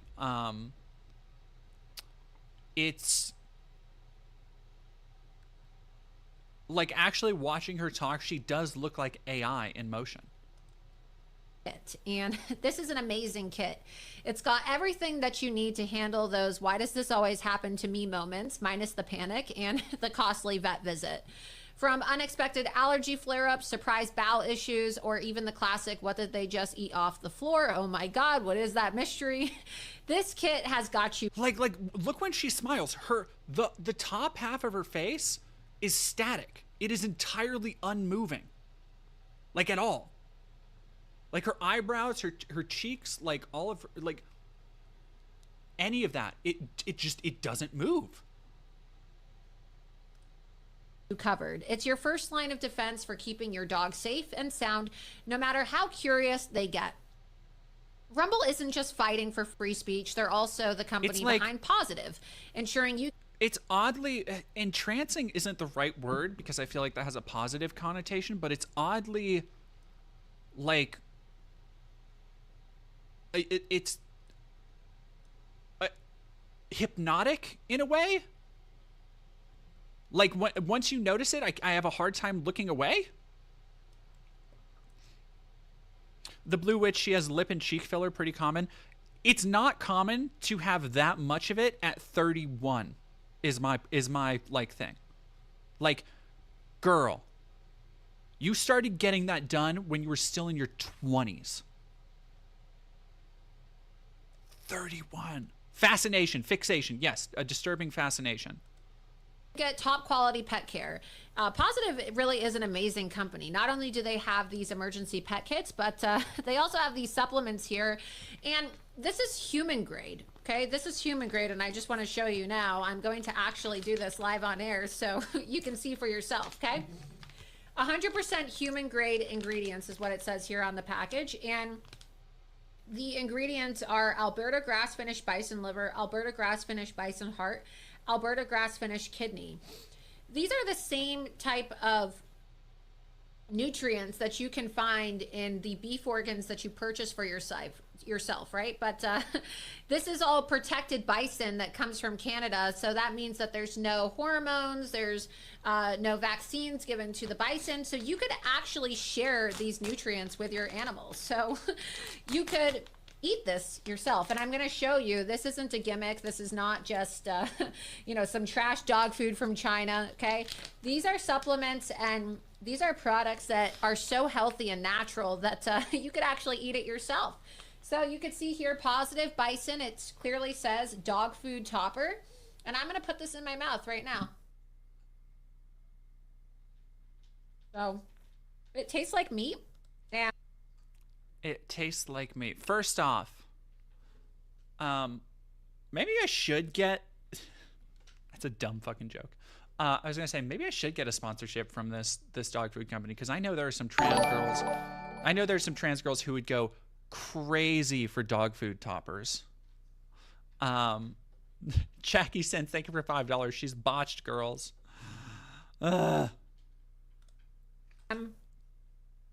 Maybe that is disgusting to you, but I'll show you right here. Look, this is the Bison product right here. It clearly says dog food topper. You can see on camera. Oh boy. Actually tastes good. I'm not gonna lie. So 100% human grade ingredients, nutrition for your dog in every bite. It's so healthy that you could even eat it yourself. The ingredients are healthy enough that, hey, if you ever find yourself in a situation where you're hungry and you want a snack, you could just sit down at the park or open up your dog food from Positive, and you could share a snack with your dog. They also have other types of dog products that are supplements, natural ingredients like blueberry, turmeric, and other type of berry products. Yep, Kiwi TP. This stream has gone by fast. We've spent about 2 hours going over Laura Loomer's history, and yes, she's indeed the one who went and locked herself to only one door. She did not prevent anybody from actually getting in. Air this makes me think of Finster's femboy kibble. What? Finster's what now? Cis puppy girl spotted.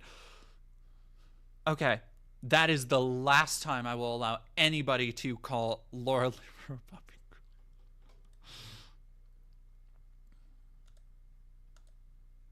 Except for me.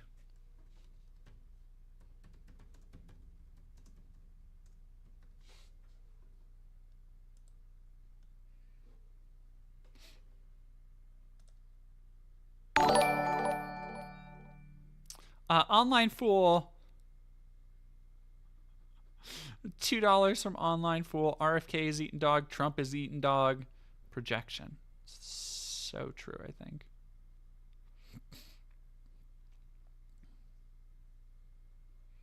Finster, like the guy from Power Rangers as well, and I don't know. You can pull up the Positive products as well online, and you can check out their website. But their medical kits are here. You can see. Is she on the spectrum? Yes, and her special interest is racism. Oh my God. Positive.com/Loomer is their website. Maybe you're still distracted by me eating dog food live on air, but it actually is that healthy. I really, truly believe in these products, and my dogs like them. I know that I'm not feeding them junk when I'm giving them these products. And it makes me feel good knowing that my dogs are healthy and they're not getting fillers. So the website is positive.com/Loomer, your one-stop shop for dog health and wellness. You can click on the shop and see their different products. They have the wellness kit. There's the Positive Bison. She's just like, she's going all in. She's just like, I'm gonna fucking eat dog food. And I eat dog food with my dog. Like,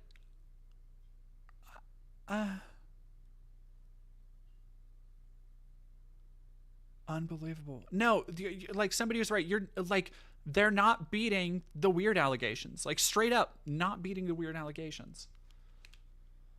Oh my God. That's fucking wild. That's fucking crazy, y'all. Oh, I'll be right back. I'm gonna go grab my phone.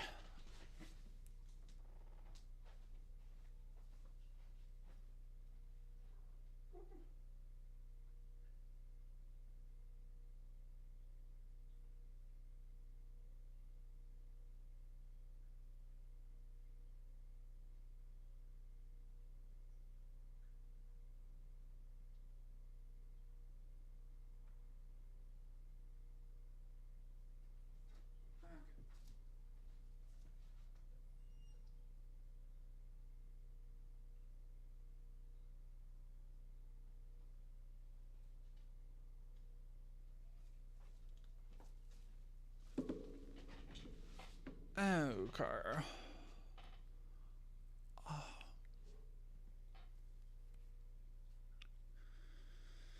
How are we feeling, chat? Oh, God. Anyone want to dress up as Loomer for Halloween? Please no. Also, that might be one of the most, like, obscure possible ones you could do. Let me see. I know I have some other stories we can go over, because those are the two I wanted to really cover. And that took us a decent amount of time. I have some time until I have to go anywhere or meet up with anybody.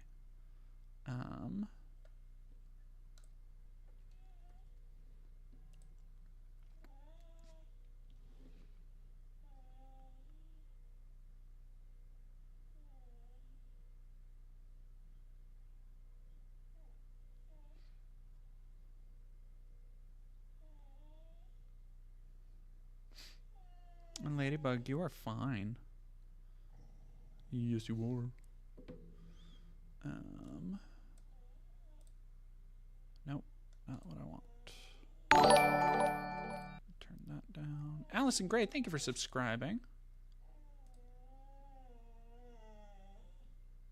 What am I doing? Where am I?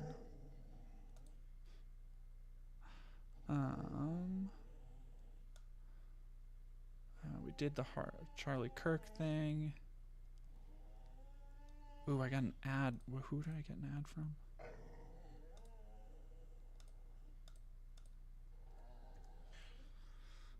Thank you for the sticker. Boxing Cat SWO. Why? Let me fix the sticker thing real quick. I do not know why. Thank you for the Morgan sticker, Boxing Cat. Oh, this fucking jackass. Oh. I got an ad for this person. This was an advertised video. Do y'all want to see some transphobic brain rot? Or you know what? Actually, let's go to yeah, let me see if that person is. If we want to watch some real funny bullshit, just some real off the rails nonsense.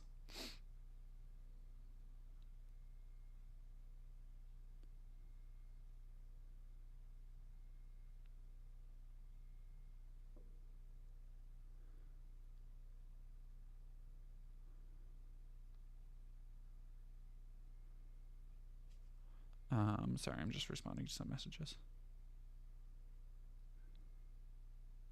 Okay. Morgan like Dragon Age? No. Not Morgan like. Do you think I have a statue of Morgan Ainsland right there for you to get in my chat and say like Morgan in Dragon Age? Wait, no. Right there? Damn no. Absolutely not. The disrespect will not be tolerated.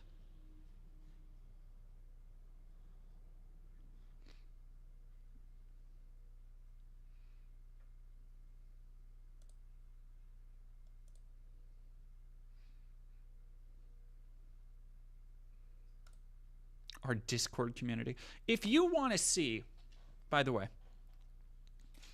if you want to see how the right-wing grift works on YouTube, how people can just literally talk. I should cosplay Morgan's OG Sprite one day. I cosplayed Morgan. I have a Morgan cosplay. If you go to my Insta, it's on there. Like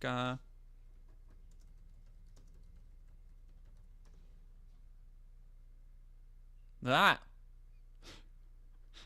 Laura Loomer's face is one of the first things that pops up. Why is it not?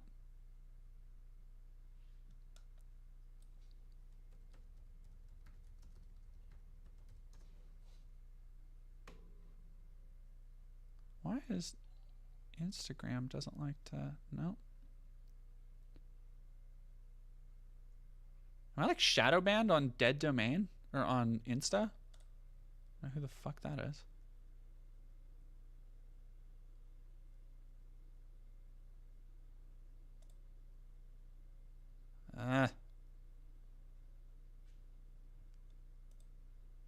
Is that... Would it still be under my old one? I thought I changed it.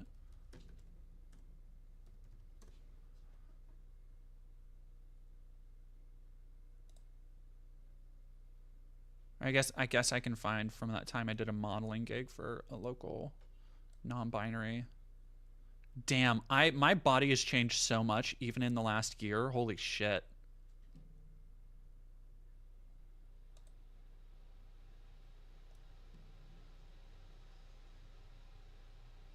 Yeah, no, see, so it should be. Yep, that's it. Thank you very much, Banana Brains. I don't know why it wouldn't pull up in Google. Whatever.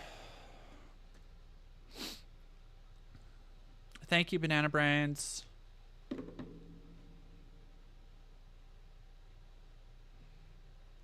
Andy, I was curious about your stance on proxies and TCGs. I'm fine with proxies. People get a weird stick up their butt about proxies. Like, yo, if you got a card game where cards, like Magic, there are cards that cost hundreds of dollars that will never be reprinted again. If you want to play with that with a proxy, I couldn't care less. Do not care. Do you consider paid league events as casual or not when prizes, however small, are rewarded? Yeah. Like, I think keeping those league events casual and just offering... Like, I took 7th in a, like, 10-person fucking standard event, a store championship recently. And, like, being able to... Even though I kind of, like, sucked shit, I came in 7th, but being able to still get one of the top 8 cards as a promo, that's cool. That does make it worth it, you know? Even if the card itself isn't worth much. But there's my Morgan cosplay. Where's my... I know I have my other Spider-Gwen. Yeah, here's my Morgan cosplay. I've done Morgan.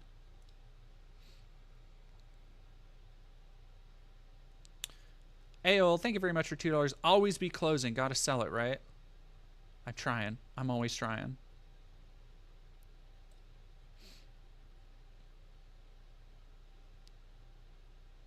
Where do we sign up to work out with Dead Domain? I should do like workout streams. Just finished a commander deck with 9 proxy cards. Yeah, I've had proxies, and like the problem is I have 2 stores I go to. One of them doesn't care, one of them doesn't want proxies. And I understand why, because technically they're like pretty frowned upon, because especially if the store is doing it as like a standard Wizards event and they have everybody log in so that they can send the data back to Wizards, and that determines how, like, I get it. It's still dumb. That hair is fire. I hate this fucking wig so much. The blue Morgan wig, nightmare. Absolute nightmare of a wig to work with. Yeah, that and my rogue wig. Stop it. Let me see me. Let me see me. Whatever. My rogue wig is also terrible. But if you wanted a look at how the right-wing griftosphere works, go check out Andy Pants Gaming, a channel that let's go look at 7 months ago, doing retrospectives that didn't really get much traction. 9.7K. A lot of these have popped off since. 10K, 44K, 10K. And then when he started doing, you'll notice this also with Synthetic Man.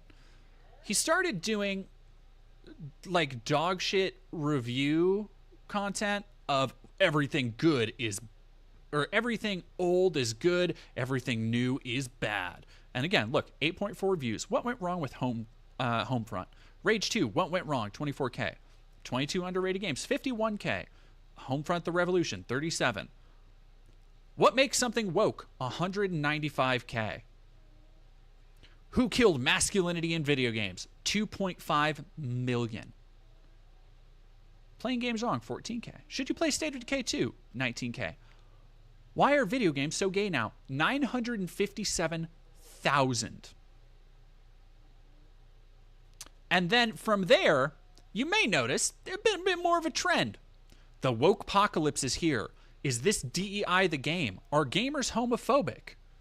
The pussification of video games. It keeps getting worse. Woke YouTubers.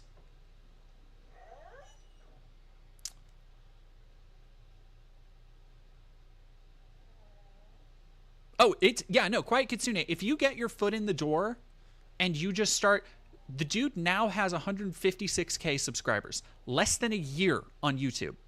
7 months ago. Less than a year. Fucking embarrassing. And I feel like we've watched some of his stuff. Let's go into a little bit of this. Are gamers homophobic? Now, let me explain why.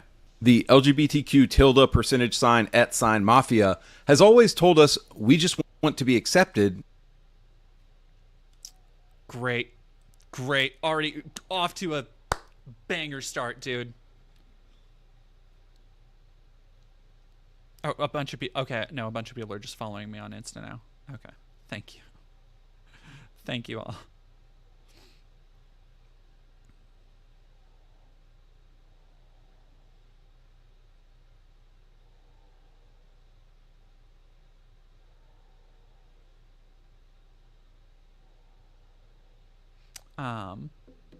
Yeah, are gamers homophobic? Opens just being homophobic. Strong start. Let's go. And we just want to exist. The reality is they've always been able to exist, and at least since the 80s in America. Dog. Dude. Gay people have been fully accepted in society since the 80s? Fuck, I wish somebody would have told the fucking AIDS epidemic. I wish somebody would have told the goddamn Reagan administration. Wish somebody would have told Rock Hudson. Wish somebody would have told Harvey Milk. What the fuck are you talking about? The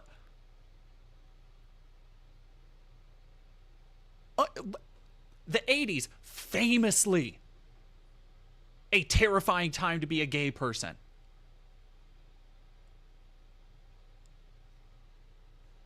Fully, like, just straight up making up an entire framework to argue with.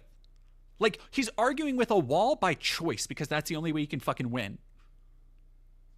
What? Okay. You know what? Let's go with this fucking framework. Let's go with this idea that gay people have been fully accepted in society since the 80s. Have always been able to exist.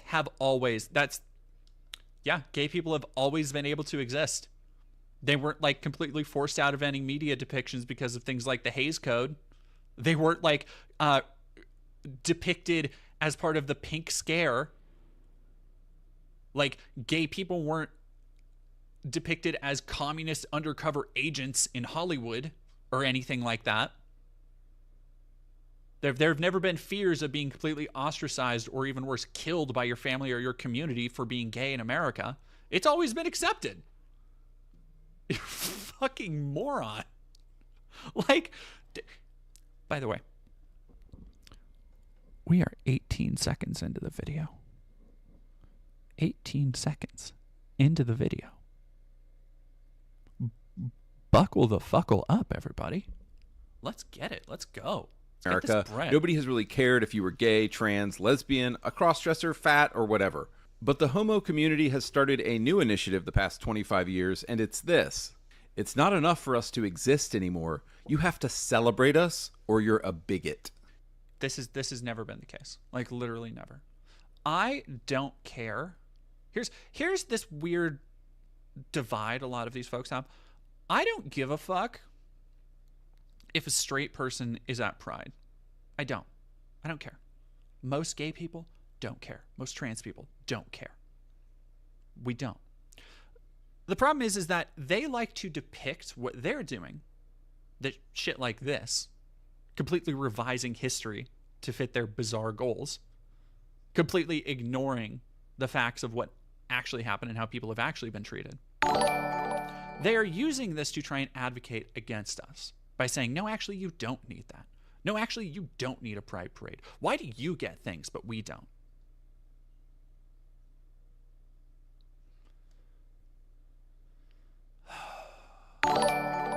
Brickmaster Max, thank you for $2 since the 80s. God, what a clown. Yeah. Cosmopolitics, thank you for rating with a party of 13.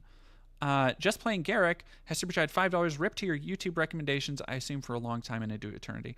My YouTube recommendations have been fucked. Asmund reacted to this.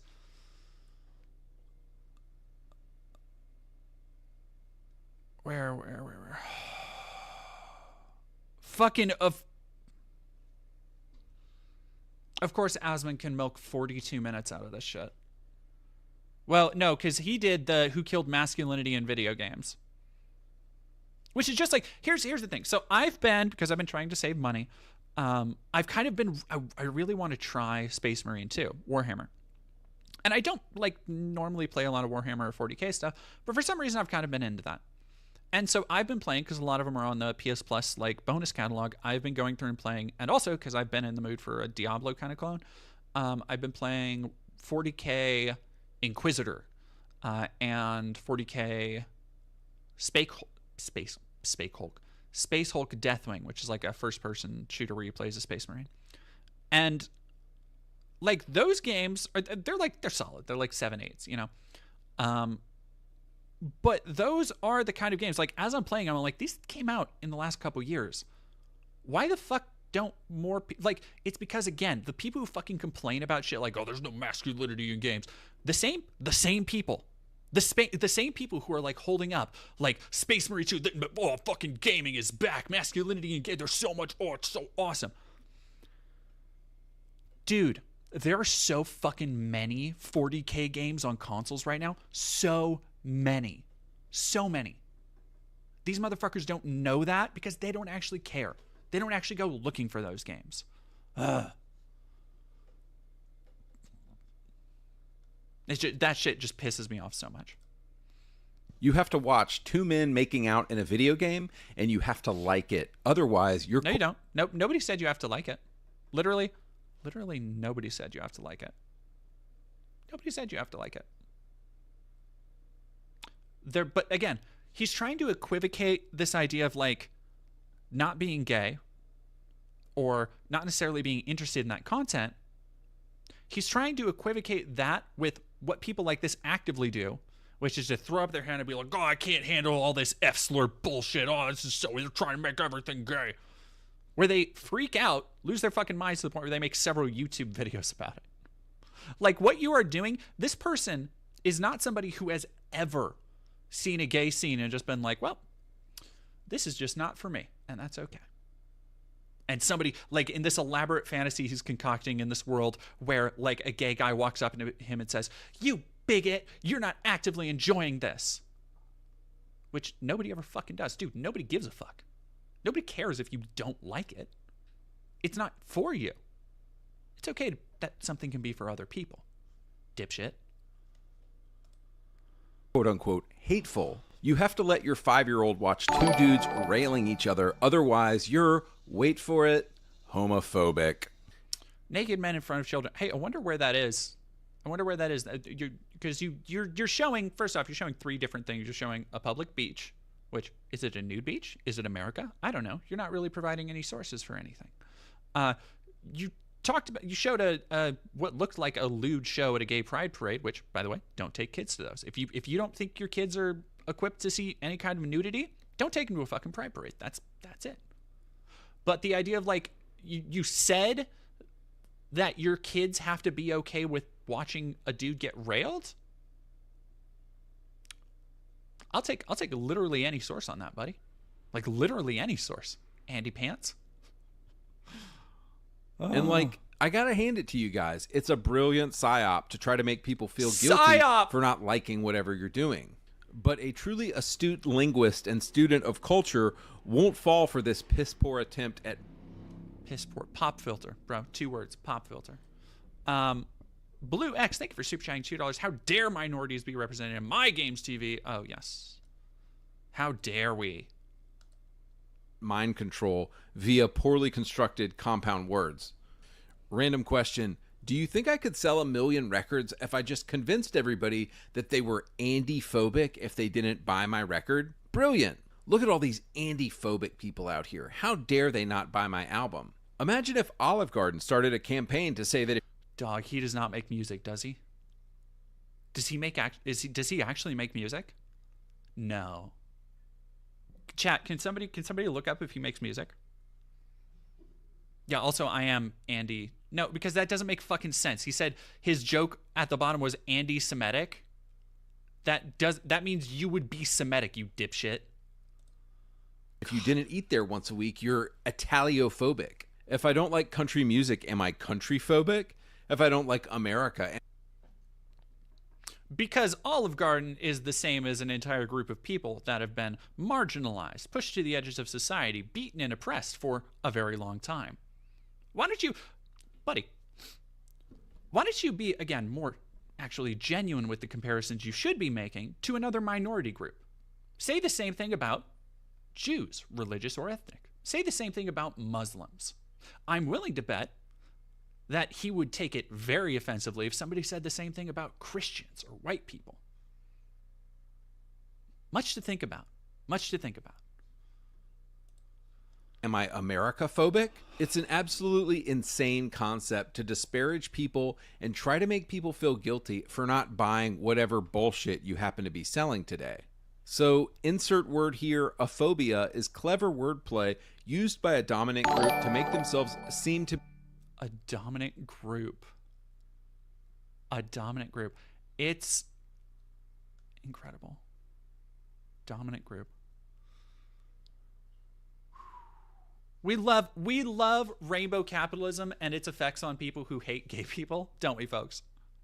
We love that people look at rainbow capitalism's empty shilling for a culture it doesn't understand and wants to appropriate, for the sweet dollar bills. And we love that it has convinced an entire contingent of the American right that gay people suddenly rule the world. So good. Love it. Be more oppressed than they really are. And I think you have to give it to Christians. Despite there being 2 billion of them regularly experiencing persecution, murder, and being butchered around the globe,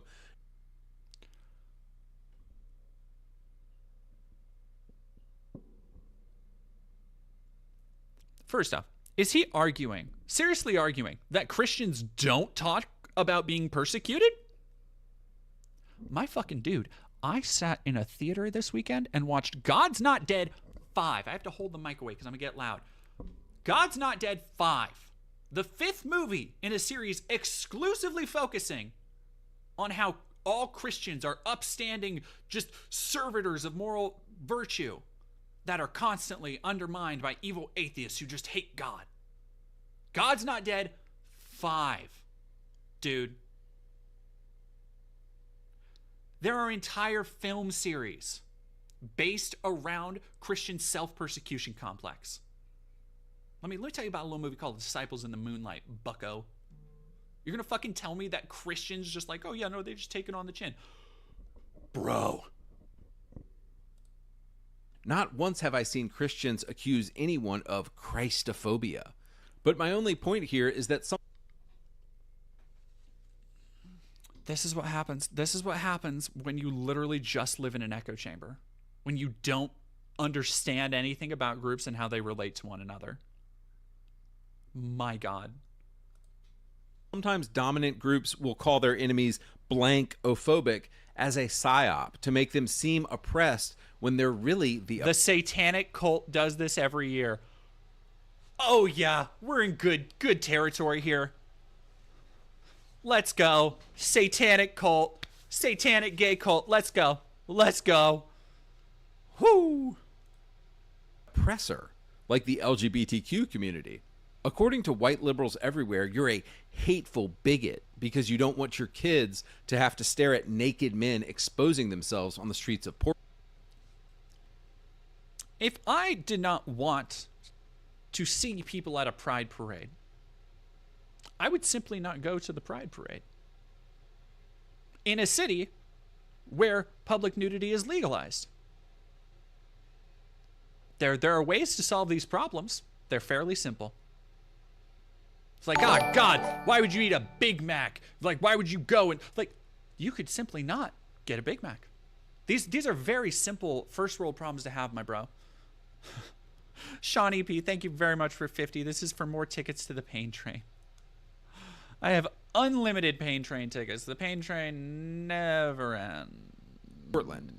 Oh, and I confirmed on Snopes whether this actually happened or not. It 100% did, but suspiciously, somehow all of the photos and video evidence of it has been scrubbed from the internet by either the federal government, by black...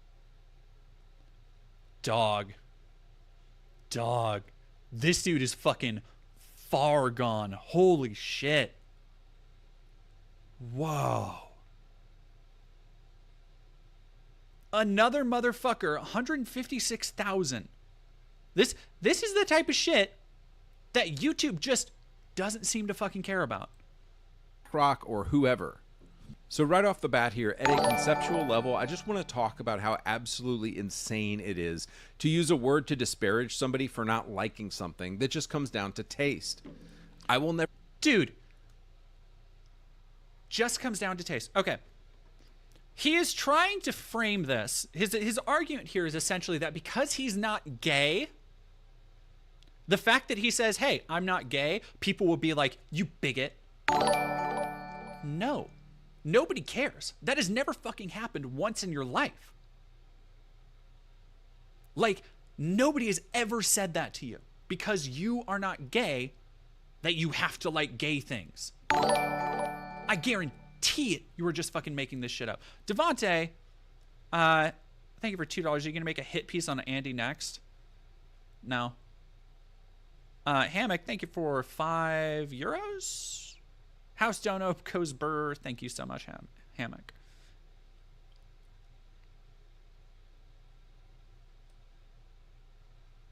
A hit piece?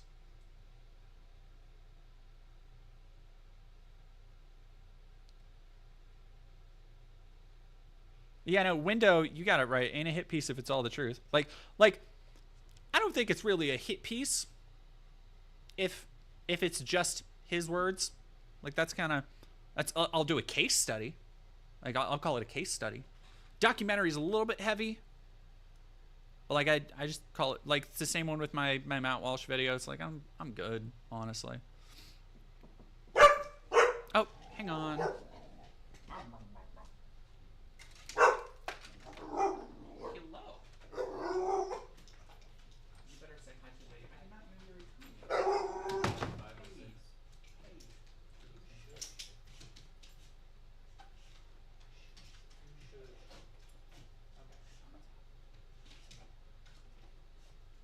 Sorry, we are watching a terrible video. I'll be off soon. Oh, sorry, one of my partners popped by. We're gonna go grab some food in a little bit. New fall. Hope you're doing well. I'm doing pretty good. Can't complain too much. All the phobias and antis. Oh no, this guy definitely fetishizes lesbians. Definitely. Speaking of...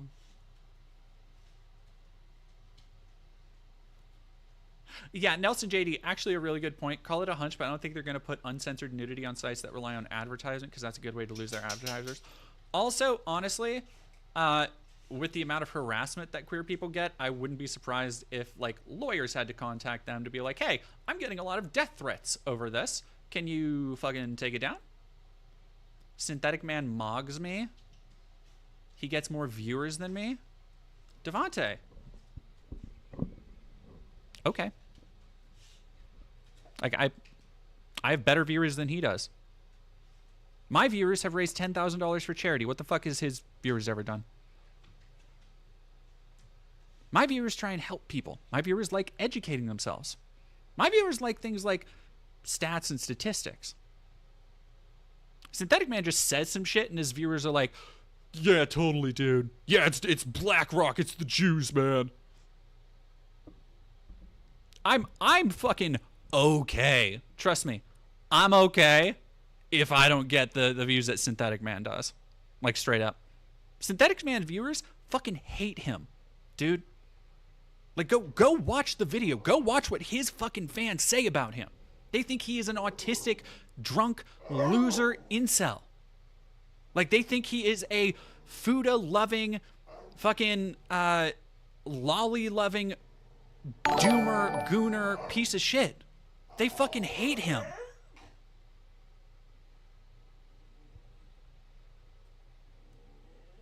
Zeal Prism, thank you very much for following.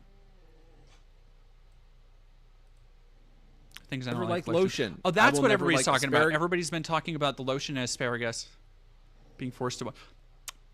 Honestly, Andy Pants, one of these things is not like the other.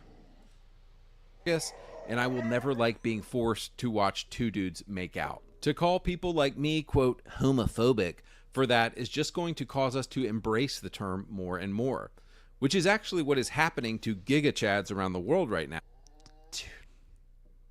Nothing fucking funnier to me than a dude who won't show his face on camera calling himself a Giga Chad and putting this up. The gall. The fucking project. If he projected anymore, he'd be a fucking theater.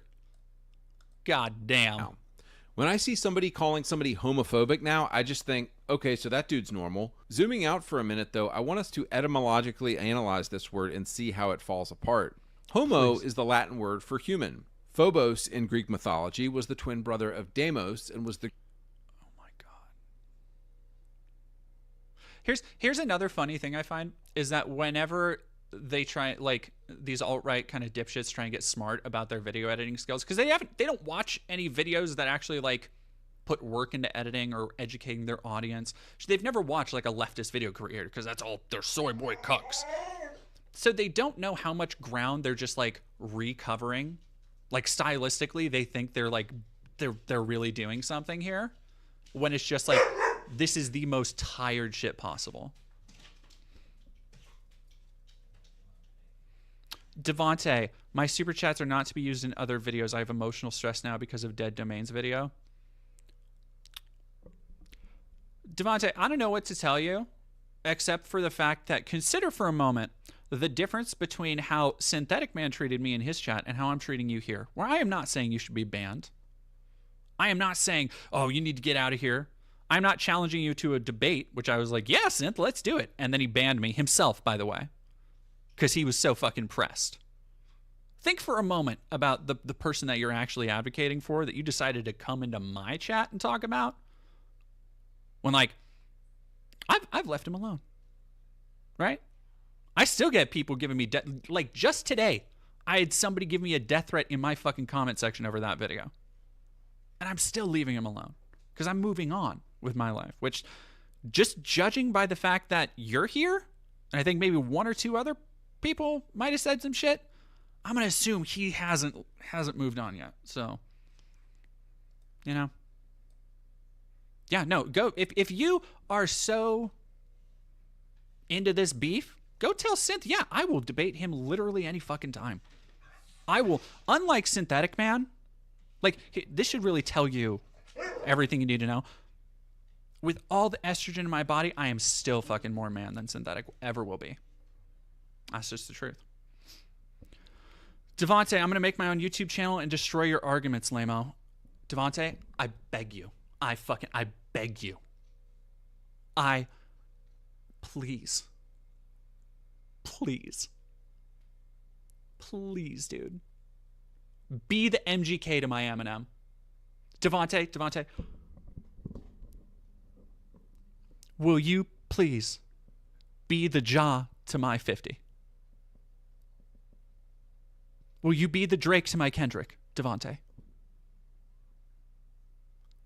Please disprove my arguments using whatever facts you can find. I will gladly wait. My inbox is open for your first video. Can't wait to see it, dude. Can't wait. Greek god of fear or terror. So homophobic literally means hatred of humans. This obviously... Oh, Blet Pleb doesn't know. Devontae's chatter on YouTube, I guess. Isn't the meaning they intended, so it's closer to being a compound word of homosexual and phobic. So according to them, the word they invented, homophobic, literally means fear of homosexuals. But is that what is actually going on here? I've never met a single person who was afraid of homosexuals. I mean, no offense, guys, but who was afraid of fabulous clothes and friendly... Again, very funny that this is how they typecast homosexuals. Some of these, like, scariest looking, they're actually really nice people, but, like, strongest, fittest people I've known have been gay men.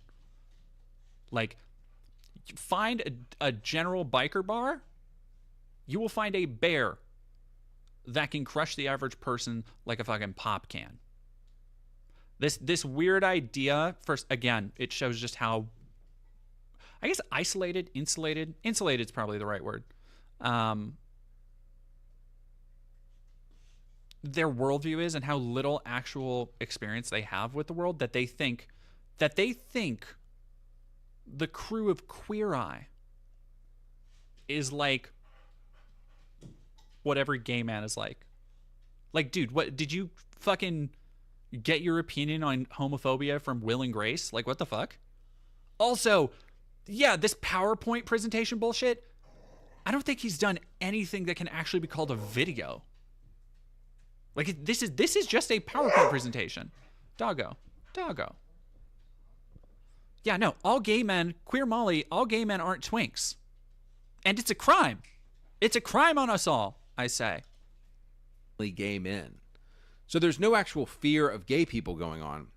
I think what is actually going on is this. They need a word to call people who, on moral grounds, have disagreed with their lifestyle for thousands of years and, frankly, have a lot more of a solid foundation for their beliefs. Christianity. This is a fascinating thing I've noticed, is this, like, right-wing reactionary bent that they aren't explicitly Christian. Like, they seems like kind of atheist. Like, because he's not talking about Christianity as something he's a part of. He's talking about Christianity as something that is, like, isolated from him, that is this kind of abstract concept and group of people. And it's clear he doesn't, like, know much about it, but it's this weird space where they, like, still want to defend it. This is so strange. Christianity has taught for 2,000 years and still teaches to this day that homosexuality is wrong. Islam has taught for also not true. 1,400 years and still teaches to this day that homosexuality is wrong. Most of the continent of Africa consider homosexuality a crime. Most of the Middle East considers homosexuality a crime. Only in the West, within the past 50 years or so, has the religious cult of the LGBT... The religious cult. Couple of notes here. Just a couple of notes. At the beginning, you said that gay people have always been accepted, but now you're saying it's only been in the last 50 years and only in the West, so it's a little bit... I guess every religion for 10,000 years was wrong, but these guys are right, though. I bet you should... if you don't think that gay people have existed the whole time, if you think it's just now, again, just like open a history book. Throw a stone in medieval Europe, you're going to find some gay fucking king or prince. Like, I promise you.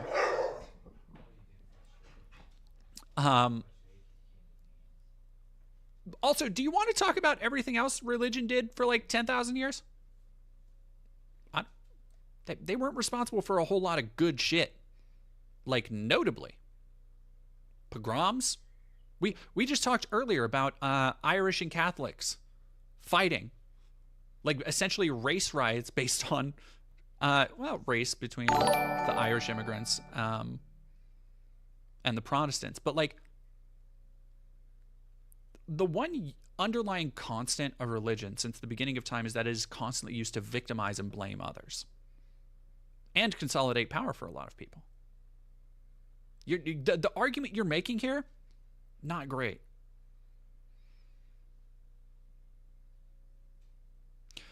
Devontae has super chatted $2. Andy is right. 30 years ago, gay wasn't as popular. You know, Devontae, it's funny you would say that. It's actually very interesting you would say that. Because at the beginning of the video,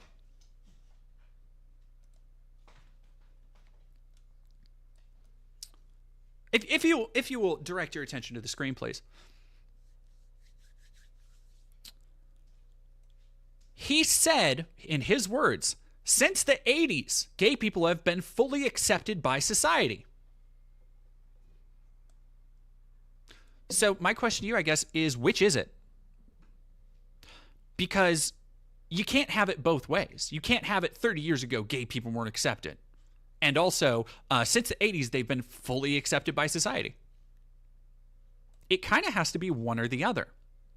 Unless, and here's what he's really doing, Devontae. I'm gonna let you in on a little secret of what this guy is doing in his grift, so that you're better able to recognize when other people you follow do a similar thing. He is changing goalposts to suit his argument better, right?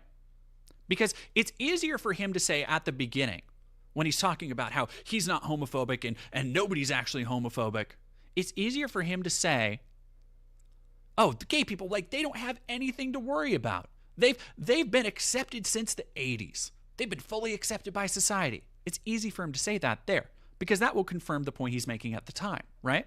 But if you move a little bit further down the line, where he's talking about how the Bible is right, then it's easier for him to shift the goalpost to say, well, you know, everything is bad today, and if you think about it, it's because being gay wasn't acceptable 30 years ago. But those two arguments can't really coexist. He has to specifically work around the other points he's trying to make because he has no fucking cohesive point to stand on. Thank you, Devontae, for continuing to give me money. Devontae, super chat $2, but the LGBT didn't exist back then like today. Devontae, come here.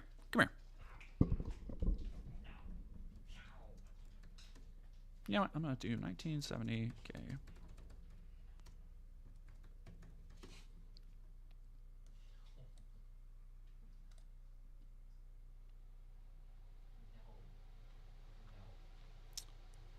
Pride in the 1970s. I want more pictures. Where's my pictures?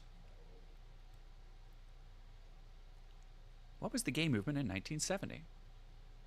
Christopher Street Liberation Day. The march is now considered the country's first gay pride parade.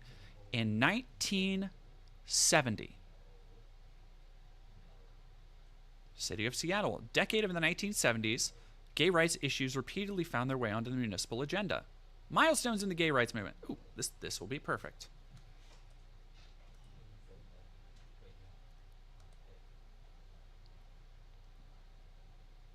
Here are pride parades.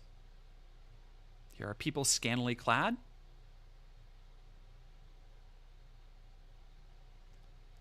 November 11, 1950. Harry Hay founds America's first sustained national gay rights organization. In an attempt to change public perception of homosexuality, the Mattachine Society aimed to eliminate discrimination, derision, prejudice, and bigotry, to assimilate homosexuals into mainstream society and cultivate the notion of an ethical homosexual culture.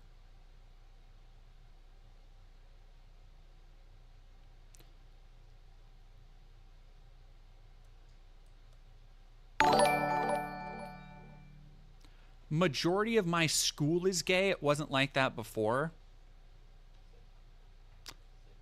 When you say a majority of your school is gay, do you mean a majority of your school are homosexual, are gay or lesbian, or a majority of your school, which, by the way, the fact that you are still in school, I'm assuming a high schooler, tells me a lot about how much life you still have left to live, how little experience you have with the world around you. Which isn't to completely deride what you're saying, because I know that you have your life experiences, right? But believe me when I tell you, those are just a small fraction of the experiences you are going to have for the rest of your life, right? They teach us about being gay. That's why there's more. First off, Mia W., thank you very much for $5. A short handful of old-timey gays, King James VI, and first King Frederick II of Prussia, Eleanor Roosevelt, big time, Chopin, Alexander the Great is a big one, Caesar, etc. Okay, here's the thing, Devontae, do they teach you about being gay, or do they teach you that some people are gay and that's okay? Do they teach you to be gay, or do they teach people that, hey, if you have this inclination, if you find yourself attracted to other people, to people who are different, that's okay, and you don't need to be harassed or bullied over it? Because, Devontae, let me tell you about my high school experience growing up in the mid-2000s. And I'll be pretty frank with you here. As a certified gay, The term faggot was commonly used. Commonly. Any kind of deviation of gender norms, doesn't matter if it was eyeliner, doesn't matter if your hair was even a little bit too straight, doesn't matter if you were a guy with long hair, would get you harassed and bullied. And it wasn't fun. As somebody, I wasn't always this queer, Devontae. And I regret that. That I had to spend so long, so much of my adult life, unpacking who I was and who I wanted to be. Because I had spent more than a decade in a system that anytime anybody would step out of line would push them back into it. So unless you're telling me that you literally have classes that are teaching you how to be gay, that have tests on how you can be as homosexual as possible, that you are taking tips on the latest fall fashion lines and how to properly coordinate outfits, unless you are telling me that that level of gay culture has permeated your educational system, I honestly do not care if they are telling you that, hey, it's okay to be gay. I don't. If it means that other people can grow up without having to deal with the shit I had to deal with, me and so many other queer people, I don't care. Because you know what? That means that those people, if they are able to discover that about themselves, the sooner they will be able to be happy with their lives and find people who will appreciate them for who they are. And we only have so much fucking time here to begin with. And nobody should have to spend it waiting around for the world to accept them. Thank you, Kennedy Nikchakwu. Thank you, Jackie Sins, for $2.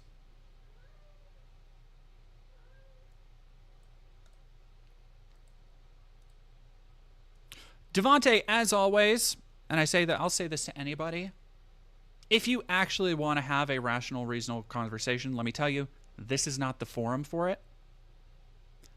My email address is on my business email is on my YouTube bio. If you actually want to talk, I'm always reachable by email.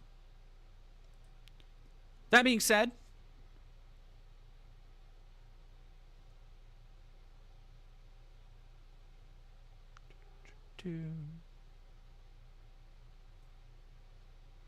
what else am I missing in the chat? Sorry.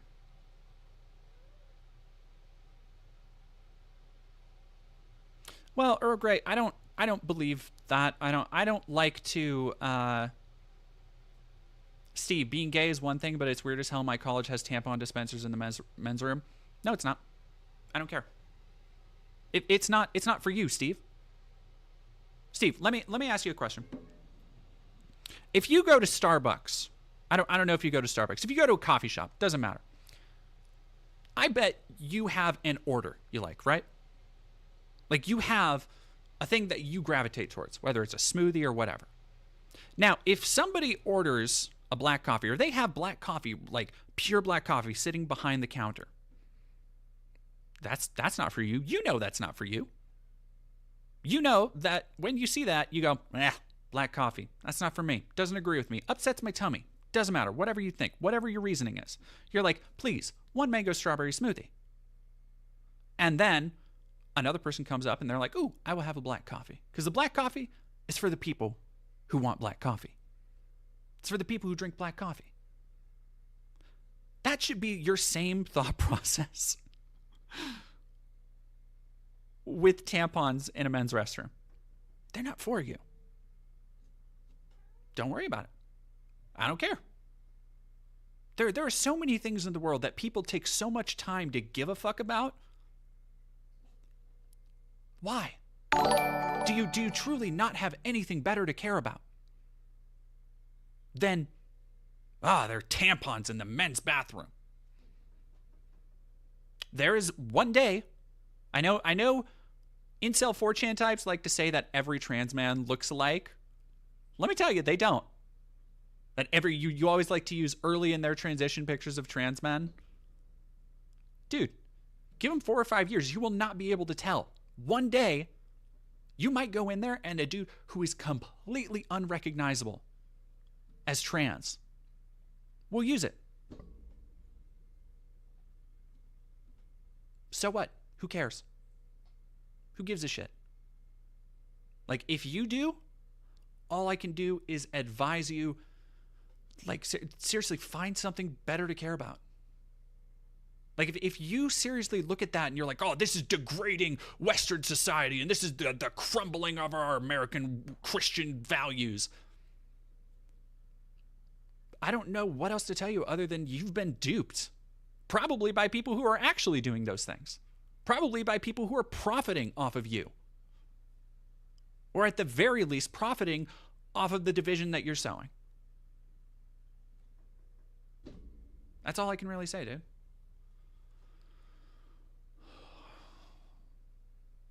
What else are we saying? Anyway, sorry. I was just... Let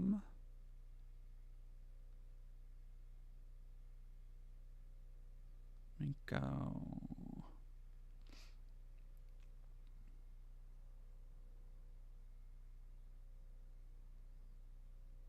Oh, I know who can raid. Perfect. All right, everybody get in the raid vehicle. I think...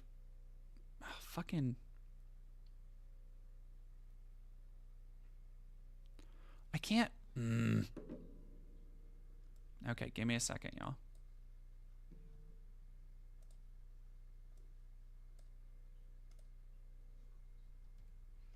We are going to go raid. I'm just going to have to do it the old-fashioned way.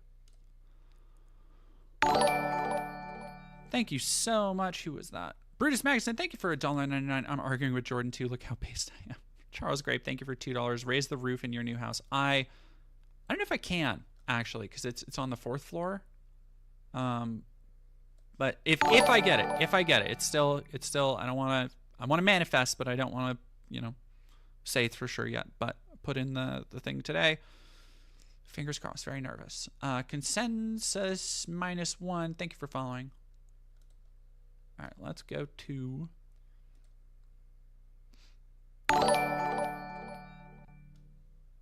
Toast, thank you for 20. Norway had its first queer marriage in 1781. I fucking love that for Norway. Thank you for... I'm not sure what Norway calls their currency. Norway bucks.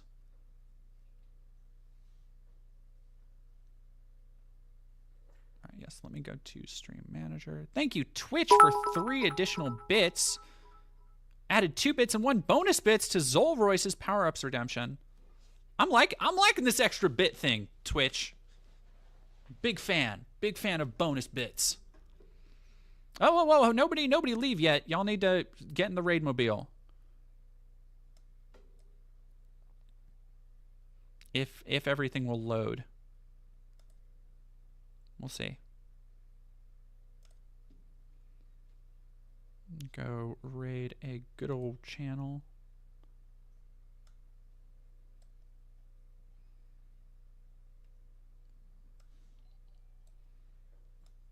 Thank you, Just Playing Garrick, for $5. Here's some more money for being so patient with the contrarians. Look, I realize I'm like the leftist cuck, soy boy, whatever. I don't care. Like, there's nothing, nobody can come in here and try and I'm not going to ban, unless you're just coming in and hurling slurs, like, obviously, and wanting to cause misery to others. Like, I'm not going to just ban somebody that disagrees with me. Like, I've never backed down from a conversation. All right, let's go. Yes, raid channel, finally. God damn.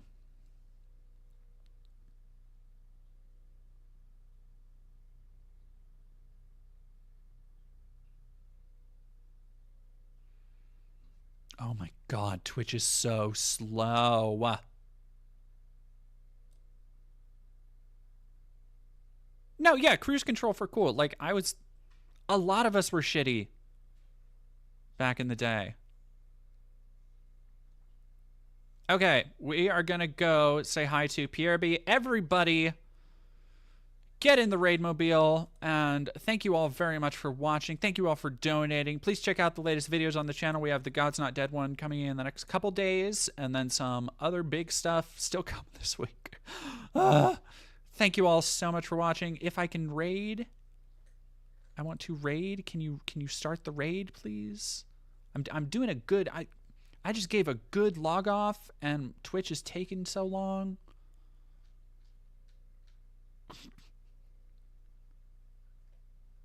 Okay, ready to raid in 10. All right, let's go. It's taken forever to count down. Cool, cool, cool, cool. Where'd it go? What happened? Okay, yep, there it goes. Why does it take so long? I swear we're almost there. Sarah Monk, thank you, 87.